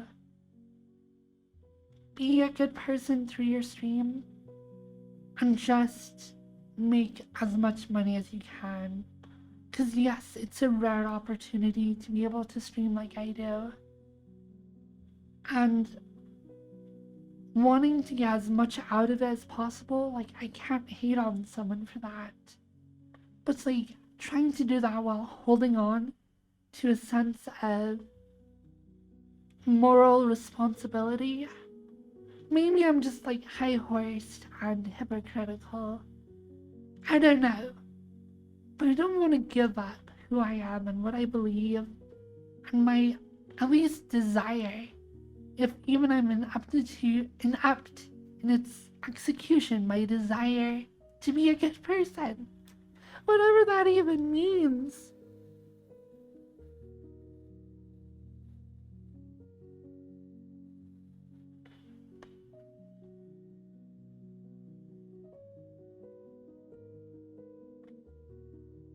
Yeah. See, I cannot, once I get rambling, I cannot stop. I could have just sat here, more or less, muted, just doing cozy stuff, which is kind of what I want to do, but I can't stop myself from talking.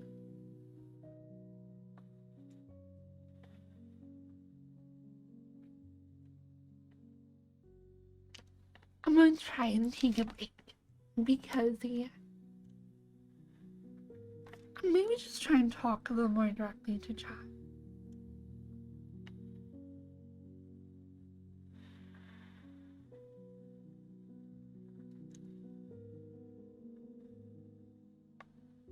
I feel like I have been spewing endlessly for hours. I've been reading comments, but not directly responding to all of them all the time.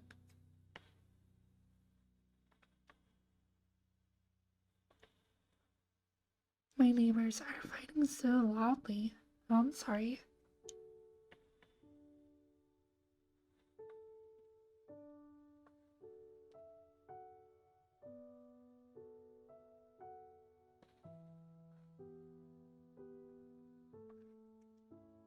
Life sucks sometimes. I hope they can, like, resolve their differences and stuff. Blast some music.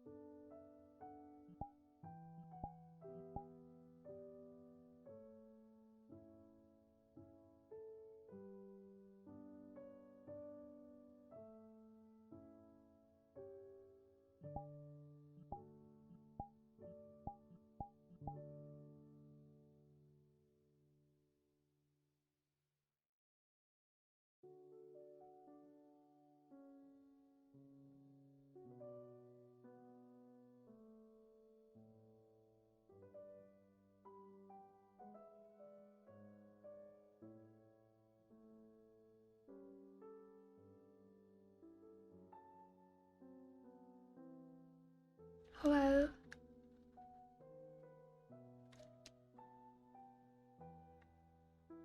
I do want to slow down a little. Just talk to you. Chill out. Enjoy the music and the falling snow. Kind of switch gears. Try and relax a little. I've had my multi-hour rant.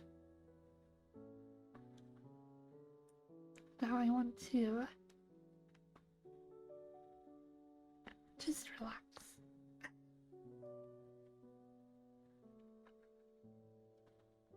Hear you.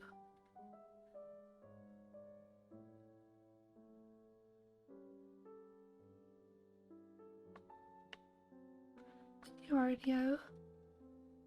I do have a lot to say.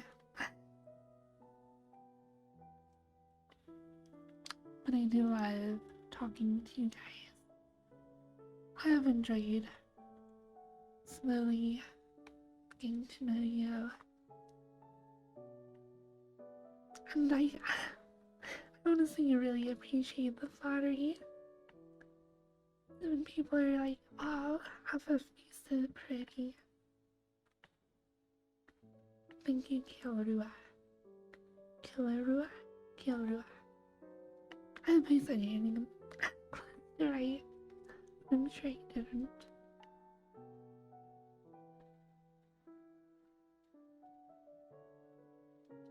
A 420 gamer for life.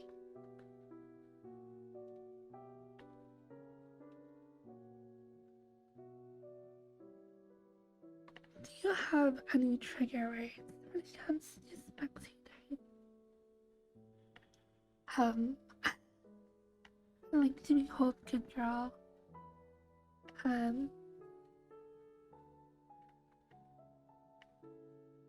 Really, just calling me a girl at all is super, like, I love it.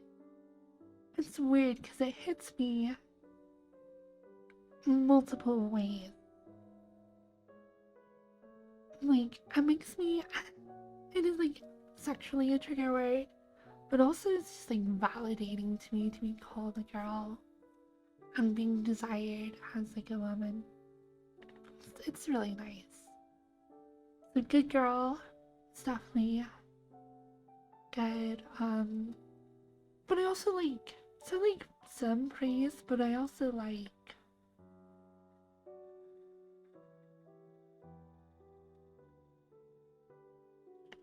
it's a weird distinction I have. So, the idea of being unworthy or less than, I do not like that much. Like, feeling like, hey, it's like, oh, you're just like a disgusting, filthy person. Like, I don't like that kind of, like, what do you call it? But I also do like being called like a slut. Like, you are my little breeding slut. I like that. It's like, oh, you're only here for sex. Like, you exist to fulfill my sexual fantasies. Like, if you talk to me like that, I like that. I have this, like, concept, this idea where my entire existence is centered around being a sexual object. It's very erotic to me.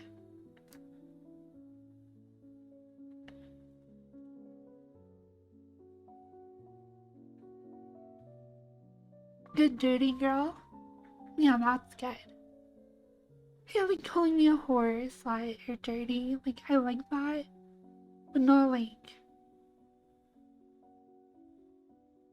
in like a praising way, I guess. Like, I'm a dirty slut, but you like that I'm a dirty slut, if that makes sense. Also, I find possessive language to be kind of attractive as well. Like, I'm not just a good girl or a dirty slut. I am your good girl. I belong to you. I am your dirty slut. So yeah, because my word is plain. Hey, hey there, hey, you greasy little burger. Now that's how you sex talk right there. You greasy, gross little burger. We'll serve you on a plate with some french fries that I found on the floor.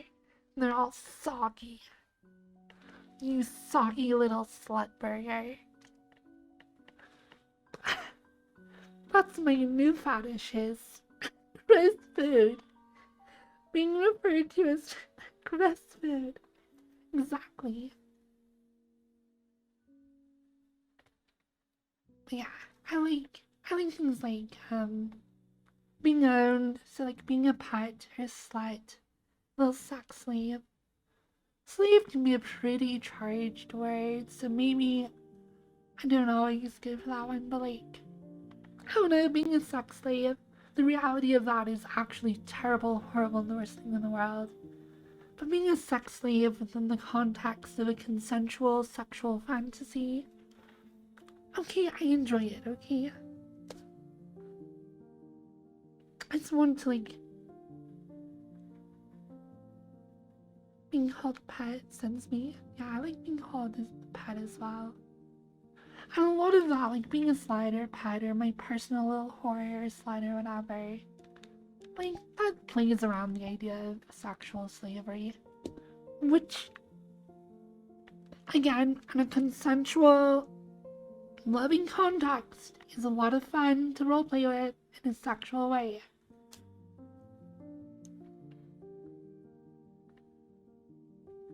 Also, I actually like the term cock slave. Because it's like, was it like the purpose of a cock sleeve is just to have around your cock? It doesn't do anything else. Cock sleeves don't have to like pay rent. And I'm just a cock sleeve and I just belong around a cock and that's why I exist.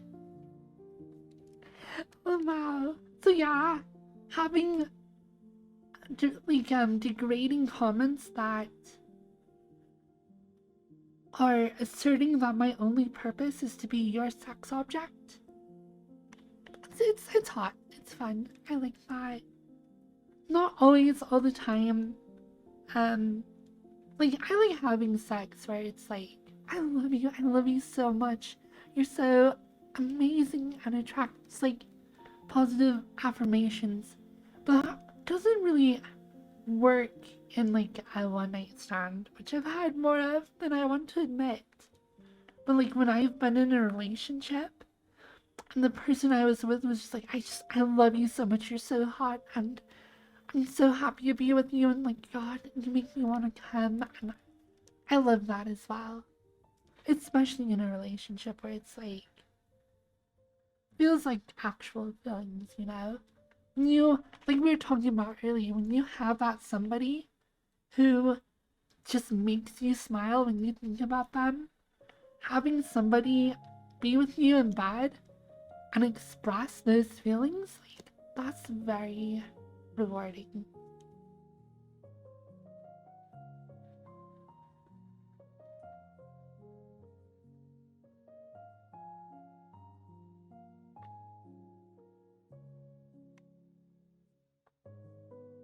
A new side of myself is kind of the being a little bit more feral. But the thing about that is it actually drives me to be a little bit more dominant because it's like I'm just like a predatory animal of sex. I'm like a little fox on the hunt for a cock. And I will find you and pin you down and lick you. But that kind of like roleplay is really hot as well. And I like that's the thing. I am, even though I'm very submissive, I'm not afraid to initiate, if that makes sense. And I have a way I like doing it as well. Like, I will. So you have sons who will just, like, be there all, like, called up, like, oh, what are you going to do to me, Mr. Guy? And, like, I can do that a little bit. But what I mean by, like, initiating is, like, I will literally crawl on all fours and start, like, nuzzling you at first with, like, my, like the side of my face. Just kind of, like, I'm a little pet, little animal. Then I'll, like, start, like, rubbing, like, my whole body and chest up against you, and, like, it goes from there. So, even though it's a very submissive, like, posturing going into that, it lets me be submissive, while still not just, like, laying there like a slab of meat. Like, I can, like, be very provocative and initiate the sexy times. So it's a lot of fun.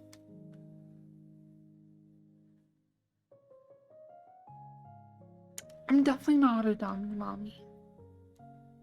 No. I can maybe, I wouldn't say I am a sub. I can kind of be a little bit of a switch. But I definitely am not really a dominant mommy. And my being a switch is not like, I'm not being dominant. I'm just like, I want to have sex with you really bad, let's have sex. Like, that's the extent of my dominance, is that I'm very turned on, very aroused, and I'm grinding my body up against you, hoping that you will take me and fuck me. That's the extent of my dominance, I guess. And I like being a little bit bratty sometimes, because, like, the whole thing of being bratty, and it's not like super brat, I'm a very soft brat. The point is to get a dominant reaction out of you, because if I am, like, super lovey-dovey submissive, which sometimes I do, then sometimes the response from the other person is to be like, very like, oh, you're so sweet and loving, and oh, I just want to caress you, and I love that. But sometimes, if I want you to be a little rough, I will be bratty. I will bite at you. I will cry, and I'll kind of push you and, like, whatever. But I only go far enough to, like, try and bait you into, like, an aggressive response. Where you're like, oh yeah, well. And the oh yeah, well is usually you pinning me down, having your way with me, which I really like. So, being bratty, it's just a way to bait aggression. It's not me trying to actually control you. Or, like, be dominant, I guess.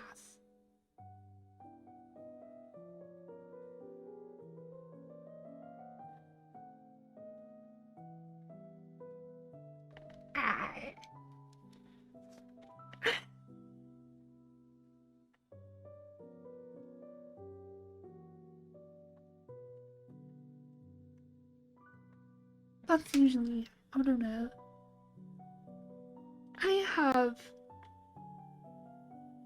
I'm a little bit embarrassed, but I don't know. For a long time and I guess I've gone in and out of it. I've been a little bit more stingy about ERP with people.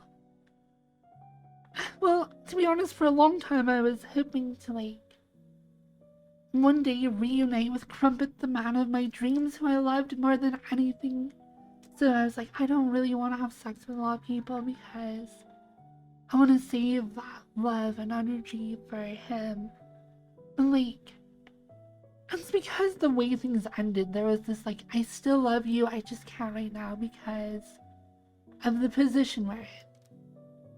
And that's, like, how that relationship ended. So for me, it was like, well, if I stay in love with him and I keep true to, like, the feelings I have, then one day we'll be together again. So rather than go and look for something else, I'll just stay faithful to this broken relationship, which was really dumb. So, for a long time I was like, I don't want an ERP because I had this stupid notion of like, whatever. But as time's gone by and I've accepted that like Crumpet moved on from me a long time ago and didn't look back. And like, even though he told me that he loved me and hoped we could be together again, he did not. He really didn't. And coming to accept that has been a long journey. And I don't hold it against him. I think those were words said in moments of passion and distress when we did break up. That was sad for him. But like, at the same time, it wasn't to a point where he actually wanted to be with me, or actually cared about me, or loved me in a way that would make sense for me to have any hope of actually being with him again. So as I've accepted that, I've been like, well, I really should look somewhere else. And I shouldn't be waiting around for some opportunity where he would be able to be with me, because he's not waiting for me. He's not looking for an opportunity to be my boyfriend again. He never was. So accepting that and being like, well, I need to find someone who will love me has become like more important. And just accepting that, like, you know what, if I am horny and I really want some dick and there's somebody else who's happy to give it to me, like, well, maybe just a little ERP.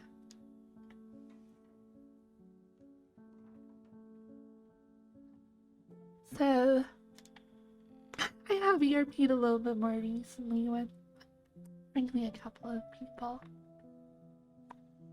I'm a little sad. I don't know. Do you know what's really cringe though? People I ERP with, I end up talking about Crumpet like a lot sometimes. It's so bad. It's like, oh, I enjoyed having sex with you. I've been so lonely since my boyfriend like dumped me. Let me just talk about him and how I hope I can be friends with him again. It's so cringe. It's so bad. Hopefully I'm getting a little bit better.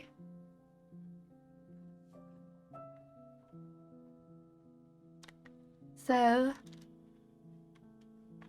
I don't know. I'm happy with where things are now. I think I've accepted where Crumpet's at. I'm pretty sure it's just fucking Ari anyways. Lamau. I followed that a little bit. Like, I was friends with Ari. And like, for a while they were like dating someone else. And I was like, oh yeah, I probably don't really have to worry about like Crumpet being in a relationship with them. But then I heard Ari like told me they broke up with their partner. And that they had like still liked Crumpet. I'm like, well, Crumpet's gonna be fucking Ari soon. Because that's exactly what happened with me and Crumpet. I was really close to him. I was his mute for a while. We hung out all the time. And then like, we started fucking. So I'm pretty sure that's what's going on with those two. Which is actually good in a way. It helps me be like, well, no reason for me to wait around. I might as well have fun with the people around me. People who are nice to me, who are forward with me, tell me they like me. I'm like, why would I not? So that's good. And then I can just be Crumpet's friend again. And just put all this bullcrap behind us and just be like, well, things are not going to be like they were in the past. They never will. So you just have the future. And even though getting broken up was sucked, I still believe Crumpet's a great guy. I want to be his friend. I want to see him do well as a streamer. I like the community he has around him. And like, a lot of the people there I consider friends. So being back around that environment is good.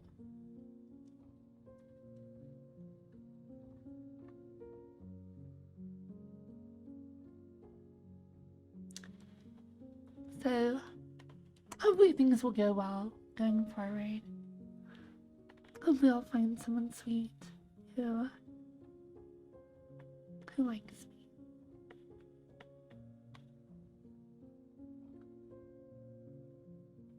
Always spilling the tea. Oh, there's nothing new. Just kind of reevaluating my life and situation as I am wont to do. I'm like, at the end of it, I am okay. Like, I like Crumpet. He's a good guy Hello. and a fun friend. Anybody Hello? there? Hello. Fox, where are you? Oh, hey, J-Salpa. There you are. My Hello. trackers are I need actually to giving come. me low battery signs. So I might get off soon. Is there any way I can turn up this collider? But I don't mind. I don't really care. Hello. Hello? Hmm. You alright? Yeah, I'm doing well. I've been ranting for hours and hours and hours. How many hours am I up to? How long? 6 hours. How long you been almost? streaming? 5 hours. 6 and- hours. Yeah, almost 6. The voice cracks. Whose voice? Your voice? My voice. J-Salpa's voice or my voice is cracking. What's loud? Does Oh, anybody I voice get loud that. or something?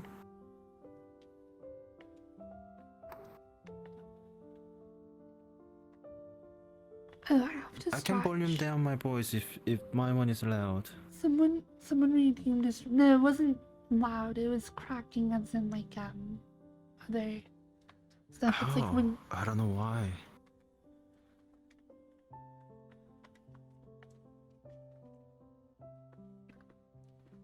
I don't know why.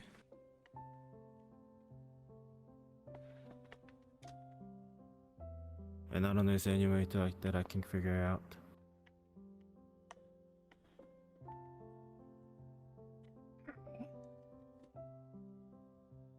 Wee.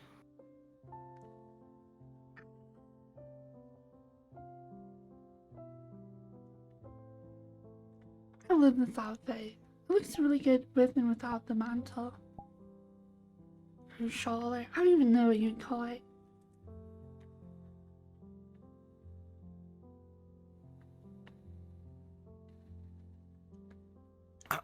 uh, is this still weird?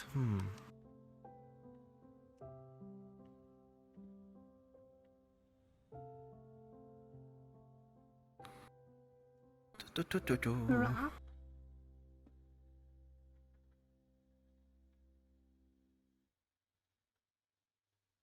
Mantle, cape, wrap. Yeah.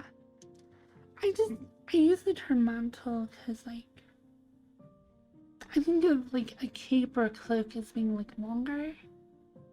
A wrap is probably a good name for it, though. I don't know, but I feel like a mantle might be not like an individual piece of clothing and more of, like, part of a larger cloak. Like, it's the shorter part. Like, if you have, like, a layered cloak that has a part that, like, drapes over your shoulders and, like, ends here, and then, like a longer part that goes down, and the mantle is only the top part. But I don't know if you'd call it that for just an individual piece of clothing. I just think it's a cool world, though. Word. I don't know.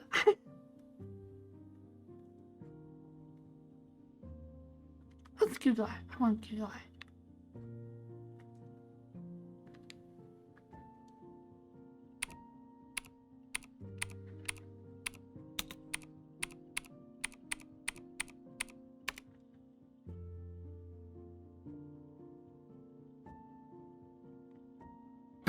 A mantle.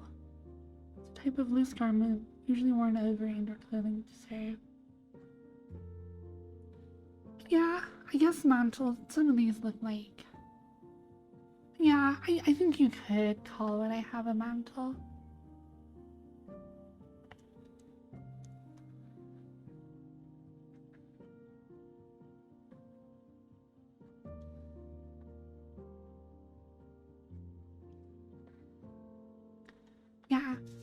I think we have the same color. I've had this on my avatar for like 2.5 years now. I think it's cute. It's sweet.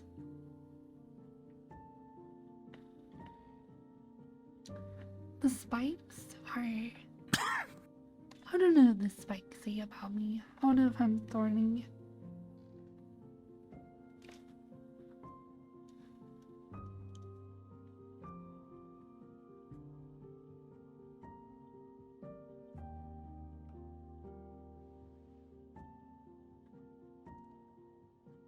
I do think that this is like super cute. I think clothing like this is like... I made mine super short and have cleavage, so it's still very sexy.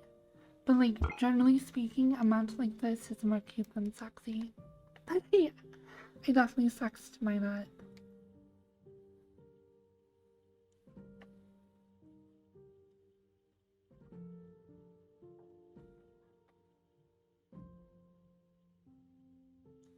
I guess I could go more cheerleader.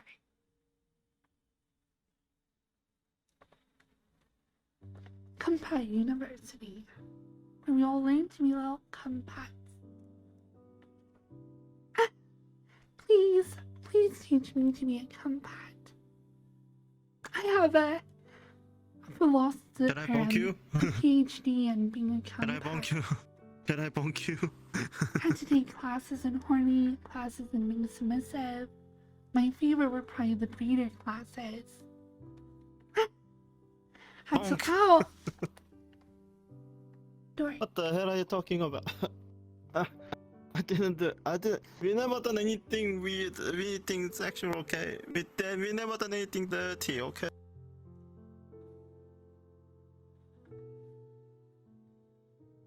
Aye. Best part of breeder classes were the monster talks. It's like taking a course in anatomy and biology. You just have to like fuck a ton of monsters. Just get bred over and over. Oh no!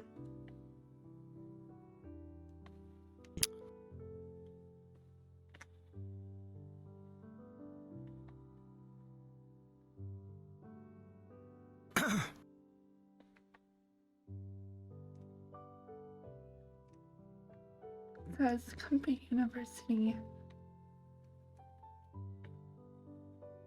This is actually, so this piece, the base mesh was actually part of my original model. And I just did a recolor. I did add these little like ties here. They weren't there before, but I'll show you on my other.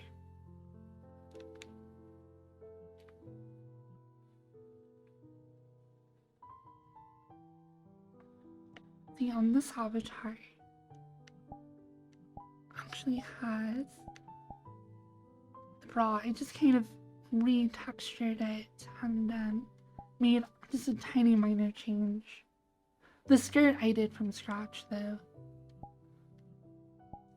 See, this is actually the same bra. It doesn't have the little, like I added the little detail there. But yeah.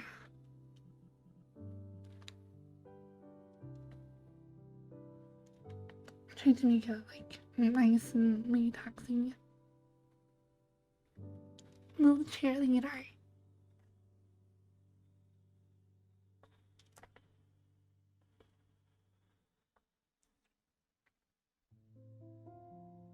I'll stick to my Master Roshi model.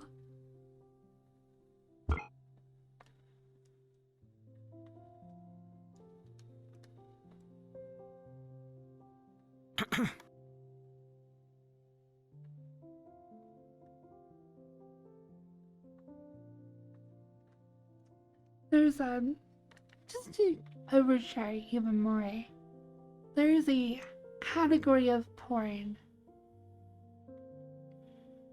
Don't talk about that. Where it's specific to Don't talk about that transgender individuals, where We don't talk about. it's like they take them, they train them how to be girly and cute, and they dress them up and make them have sex with a bunch of guys or whatever. I kind of really like that. Bonk. Ow! I want to have We don't talk about that in slut stream, training. okay? Like, how to be like a pretty little girly slut. With official training. It's so funny. Don't talk about porn. No, it's okay if you talk about porn. You just can't make porn on Twitch. Oh, we need to be careful.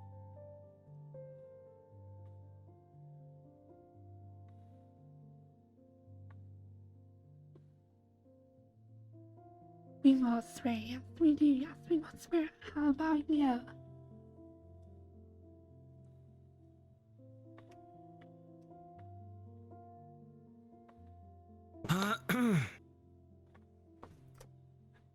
This skirt is like more basic though than my Christmas skirt. I still need to tweak with the physics. That always takes forever. To try and make it more, I don't know, better. Skirt physics are always a hassle. And this was part of my like one day build, so I just spent like a single day putting this together. And I didn't spend nearly as much time. I only probably spent like 2 to 4 hours on this outfit. Most of it was actually substance painting. So adding details like the black and white trim, stuff like that. Trying to make it look a little bit more sporty, like cheerleader athletic. Adding these little highlights and stuff. Little like stripes on my skirt and all that.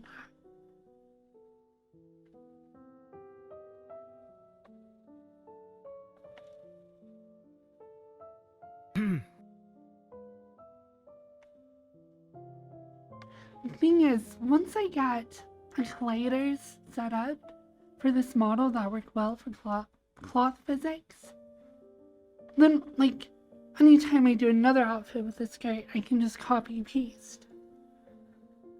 And then just throw cloth physics on like a new skirt, set up some constraints along the top, and boom, done. I like the thigh squish. Okay, that's maybe a bad shot. The skirt does not hide very much. Even on like this angle, you can still see. Don't look. This is not a good outfit for kneeling down.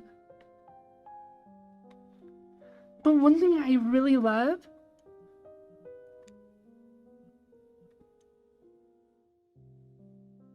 is layered skirts. Like having 2 layers. I love this look. I actually really like my Christmas outfit. It's way better than the cheerleader outfit. It's so adorable. I'm absolutely slutty. Perfect to be put in a package and unpacked and wrapped. And absolutely used and abused and fed and bred. Yeah.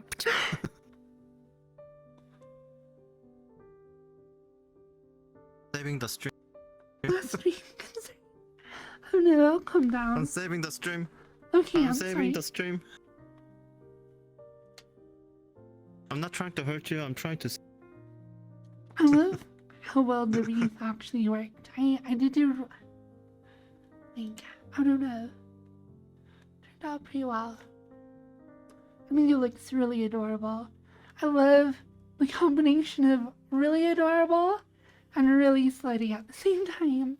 So I'm not just like super slut. Some people will do like covered in like spikes and chains and like heels for stomping on like cocks with. And they look like a total badass bitch. Which is totally cool aesthetic, very awesome avatars, 100% not me. I just like want to be adorable, and I want to tease you, and I want to be submissive and cute and like still have you mad to pin me down and do things to me. Would you say, Saltbutt, on a level from 1 to 10, how desperately do you want to pin me up against a wall and just like absolutely devastate me?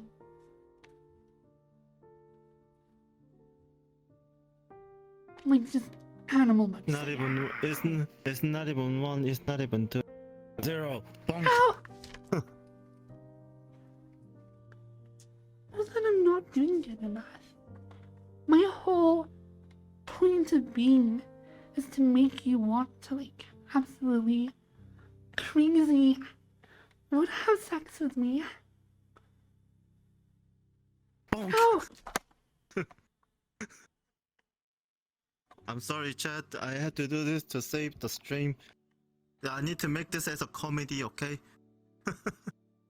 Look, I have, when I was a kid Why? and I got evaluated for like ADHD and stuff, I am officially, certifiably eager to please. Written up in a report.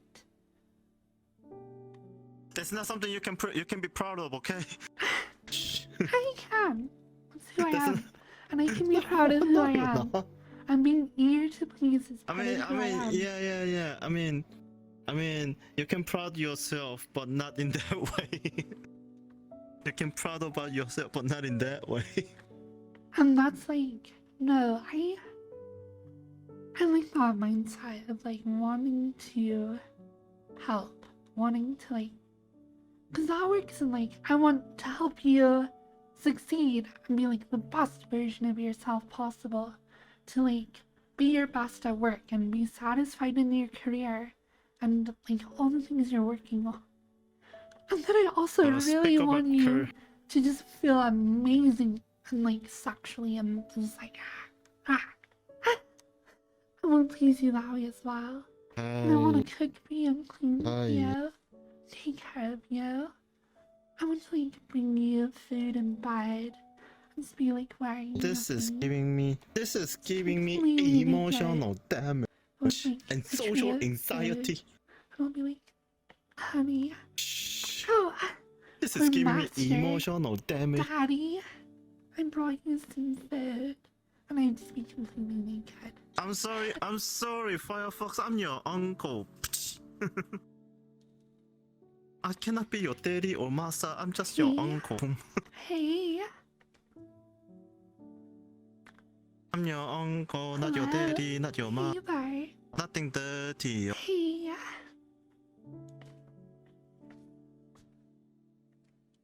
I have to bonk. I have no idea how many times I have to Jacob bonk actually got me Firefox. to watch a bunch of Uncle Roger. And it's pretty funny stuff.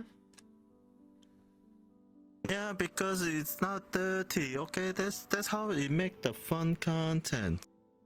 It's not something dirty like BB. Hey, like, my streams are 18 plus. So I can be a little bit. Now you I can let lying. you guys know. Now you lying about that. Now I'm you not. lie. Are you? Now No, you're my being a streams are literally liar. 18 plus.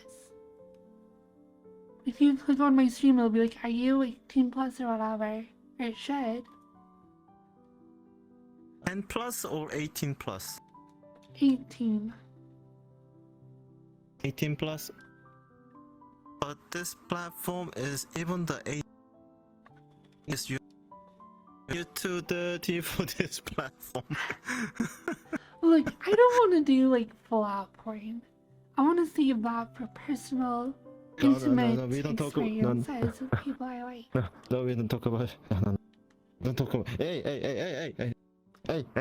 Don't be dirty. Don't be dirty.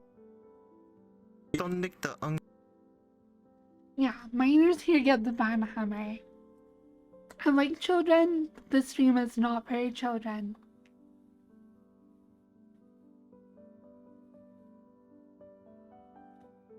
Sorry.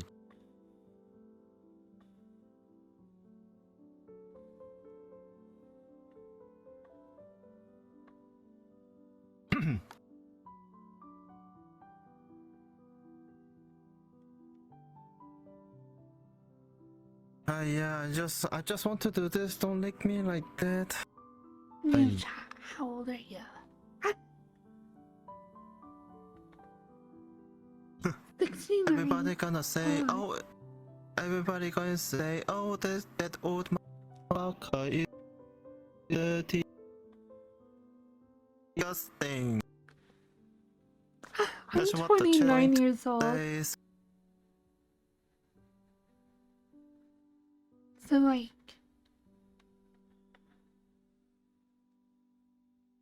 I like, honestly, people who are like under 23, 24 years old. I like you. I would love to be your friend. I'm happy you're here watching my stream. But like, that is kind of young for me to like would want to date. I mean, I get the whole age is just a number, but also no, it's not. 18-year-olds are cringe. Like, from 18 to 23 years old, you're an awesome person. I love you. I hope that you enjoy your life and your Doing good. sexuality. I'm Yeah, enjoy your life. baiting you, but like,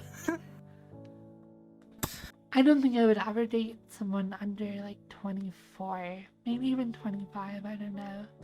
And even that's really young. I would much rather date someone who's 35 than 25. Okay. There's 30, but I think I'm gonna. I'm sorry if you're young. Like, you're still cool. Young people are cool. And you gotta be young and sexy for longer than I will, because I'll be old and not as sexy. So, rock on if you're like 20 years old. But it's a little bit young for me to want to date someone who's 20. I want someone more mature than I am. And I also don't want someone who's younger than I am and more mature. Because then I would feel really bad about myself. Because I'd be like, why am I such a mess and I'm like 10 years older than you? So, I need a nice, mature guy. Nothing wrong with you guys. Nothing wrong with you guys. Not Well, if I you would date guys someone like. a little younger though. If you're like 20 or 25, there's nothing wrong with you. Not like that. More like a standing occasion.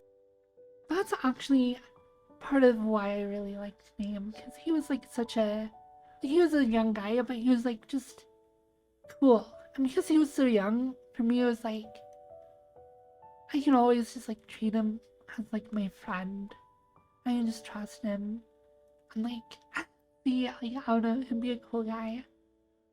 Without this like, oh, I wonder how much they want to fuck me, and like, I wonder if I would want to like have sex with them. How?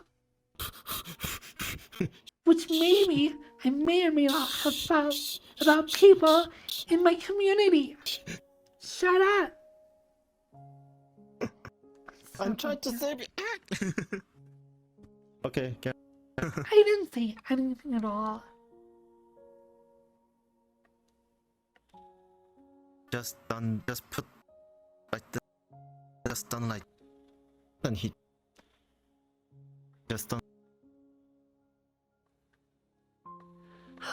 I'm having this lately, like, because a lot of the numbers that you guys put on, like, I'm like, if you're 21, like, same guy, that's cool. You're cool. 44 years old, though? Huh. Like, I would suck a 44-year-old guy's dick. I would so how? Jesus Christ. Jesus I don't know, mature guys are cool. They're like... Yeah, but not... But you don't have... They would You totally... don't have to say that, you know. They're cool, yeah. You don't have to say more than they're cool. I don't know. Maybe I'm just too into like outdated, old traditional views on relationships. But I want to be a girl, and I want to date a guy, and I want the guy to be older than me. Or close to my age, I guess. Like, I mean, if there was a guy who was 25, I would date a 25-year-old guy. so it's not like a huge deal. But like, I would go much older than I would go younger.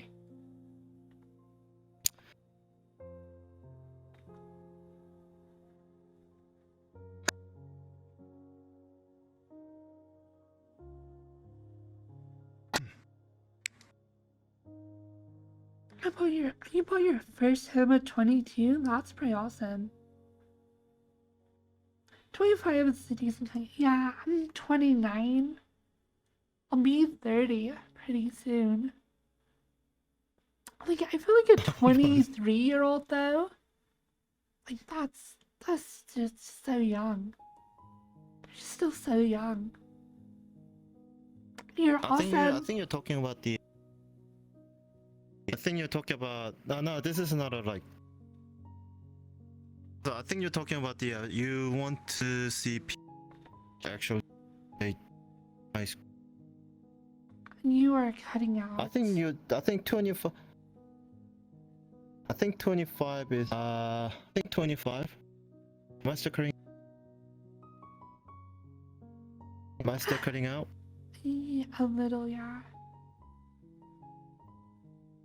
I do. Maybe I will join you up. I think you want the people who graduate the high school. Hello. That's gonna be like 25 something. That's going to. That's what. That.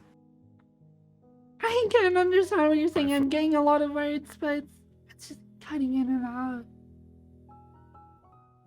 I will be. I will be. Okay, I'm sorry, Jason, but I don't know why it's like that. I will give it. I will. Would you date someone with children? That would complicate things. It would. It depends. I think maybe.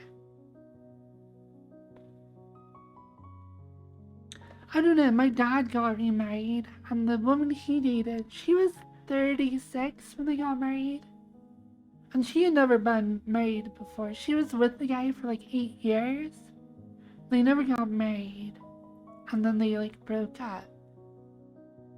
And then like she was alone for a while. But she married into our family, and frankly, that did not go super well.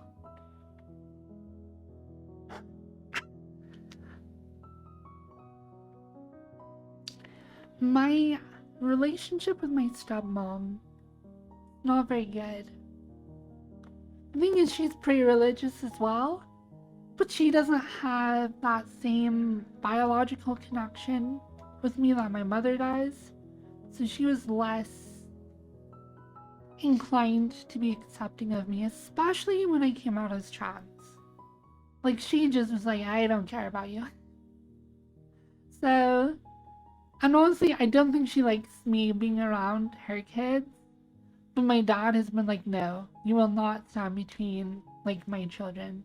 Because my dad always taught us that, like, even if we have dumb parents who get divorced and have whatever problems, we as siblings need to be, like, a united, loving group and family. So getting through the divorce was always important that, like, we siblings had each other's backs. And I have good relationships with my They're cutting siblings. off. Can you say something again? Am I still cutting off? I think so.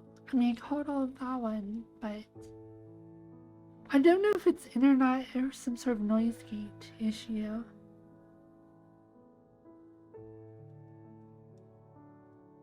Am I still like cutting out? And I think you're good. Oh, okay. Damn. I I'm think getting you're scared. Okay. Damn. So I don't know.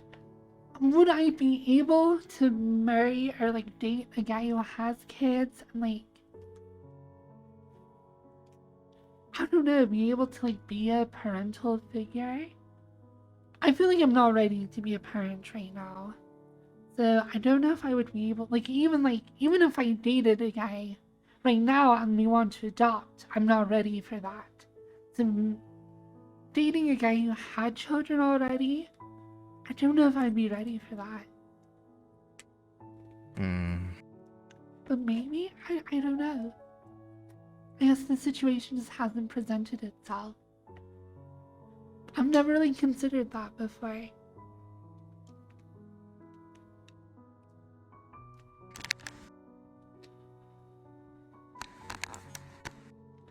I don't hate children.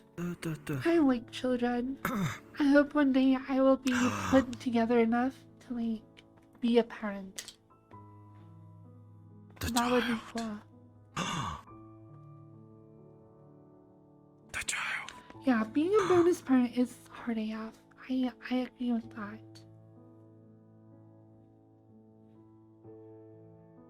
That is... It's just a complicated situation to be in. Earning that trust and maintaining that authority and respect. And like, being that parent plus one, or that plus one parent, I don't know, it's like... It's hard.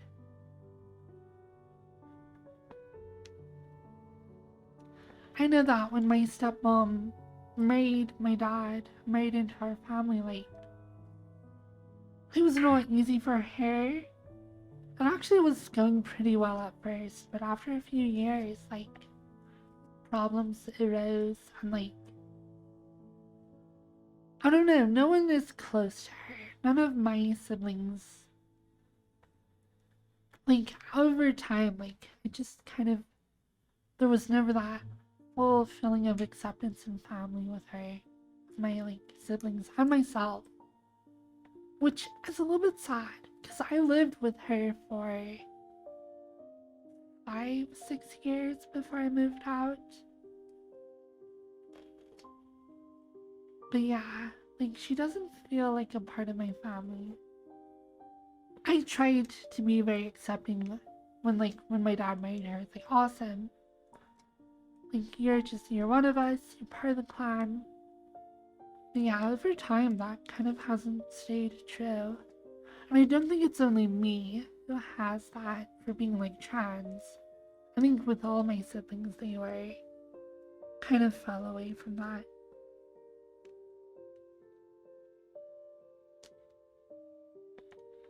I don't know.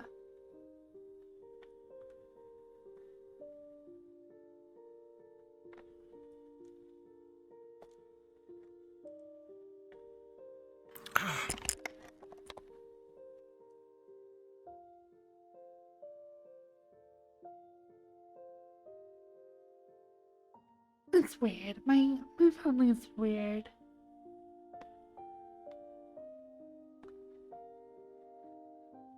I don't know. I mean, my family was okay, but my father's side family was very. That's what I know. It's like they just. But I'm like the big. My father have a big brother. He's just getting everything from their parents, like the money and the opportunity and everything. And my brother and my father doesn't really get anything. But Oh no, my trackers are... even that, in the end, except my father, they all passed away, and they passed away without any, you know. I think I have to have my Nobody stream. was when. You have to end your stream. Yeah, my full body is all dying. All my trackers are dead. Okay. Let me see who is online right now.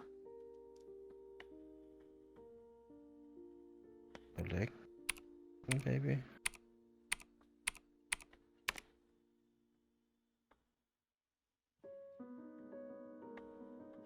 Snibbies.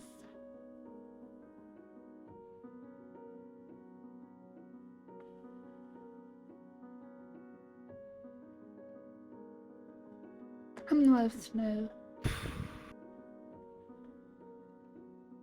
Let it snow, let it snow, let it snow.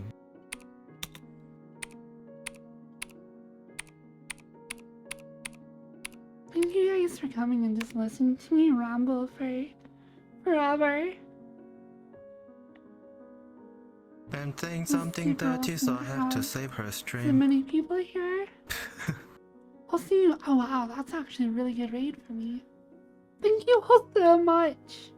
Holy crap. I love having big raids. It makes me feel like I did well.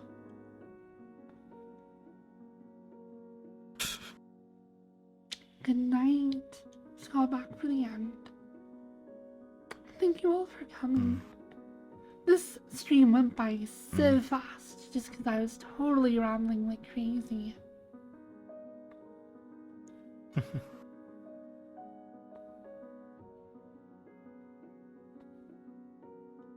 I just got here. Oh no. I'm so sorry. Come see me well. Yeah, tomorrow. Come see me tomorrow. I'll be streaming same-ish time a little earlier. But yeah, that was a really fun stream. Thank you all for coming. I love.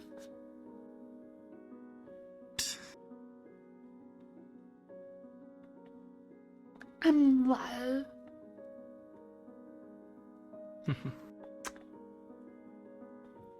Goodbye. Love. Let it snow, let it snow, let it snow.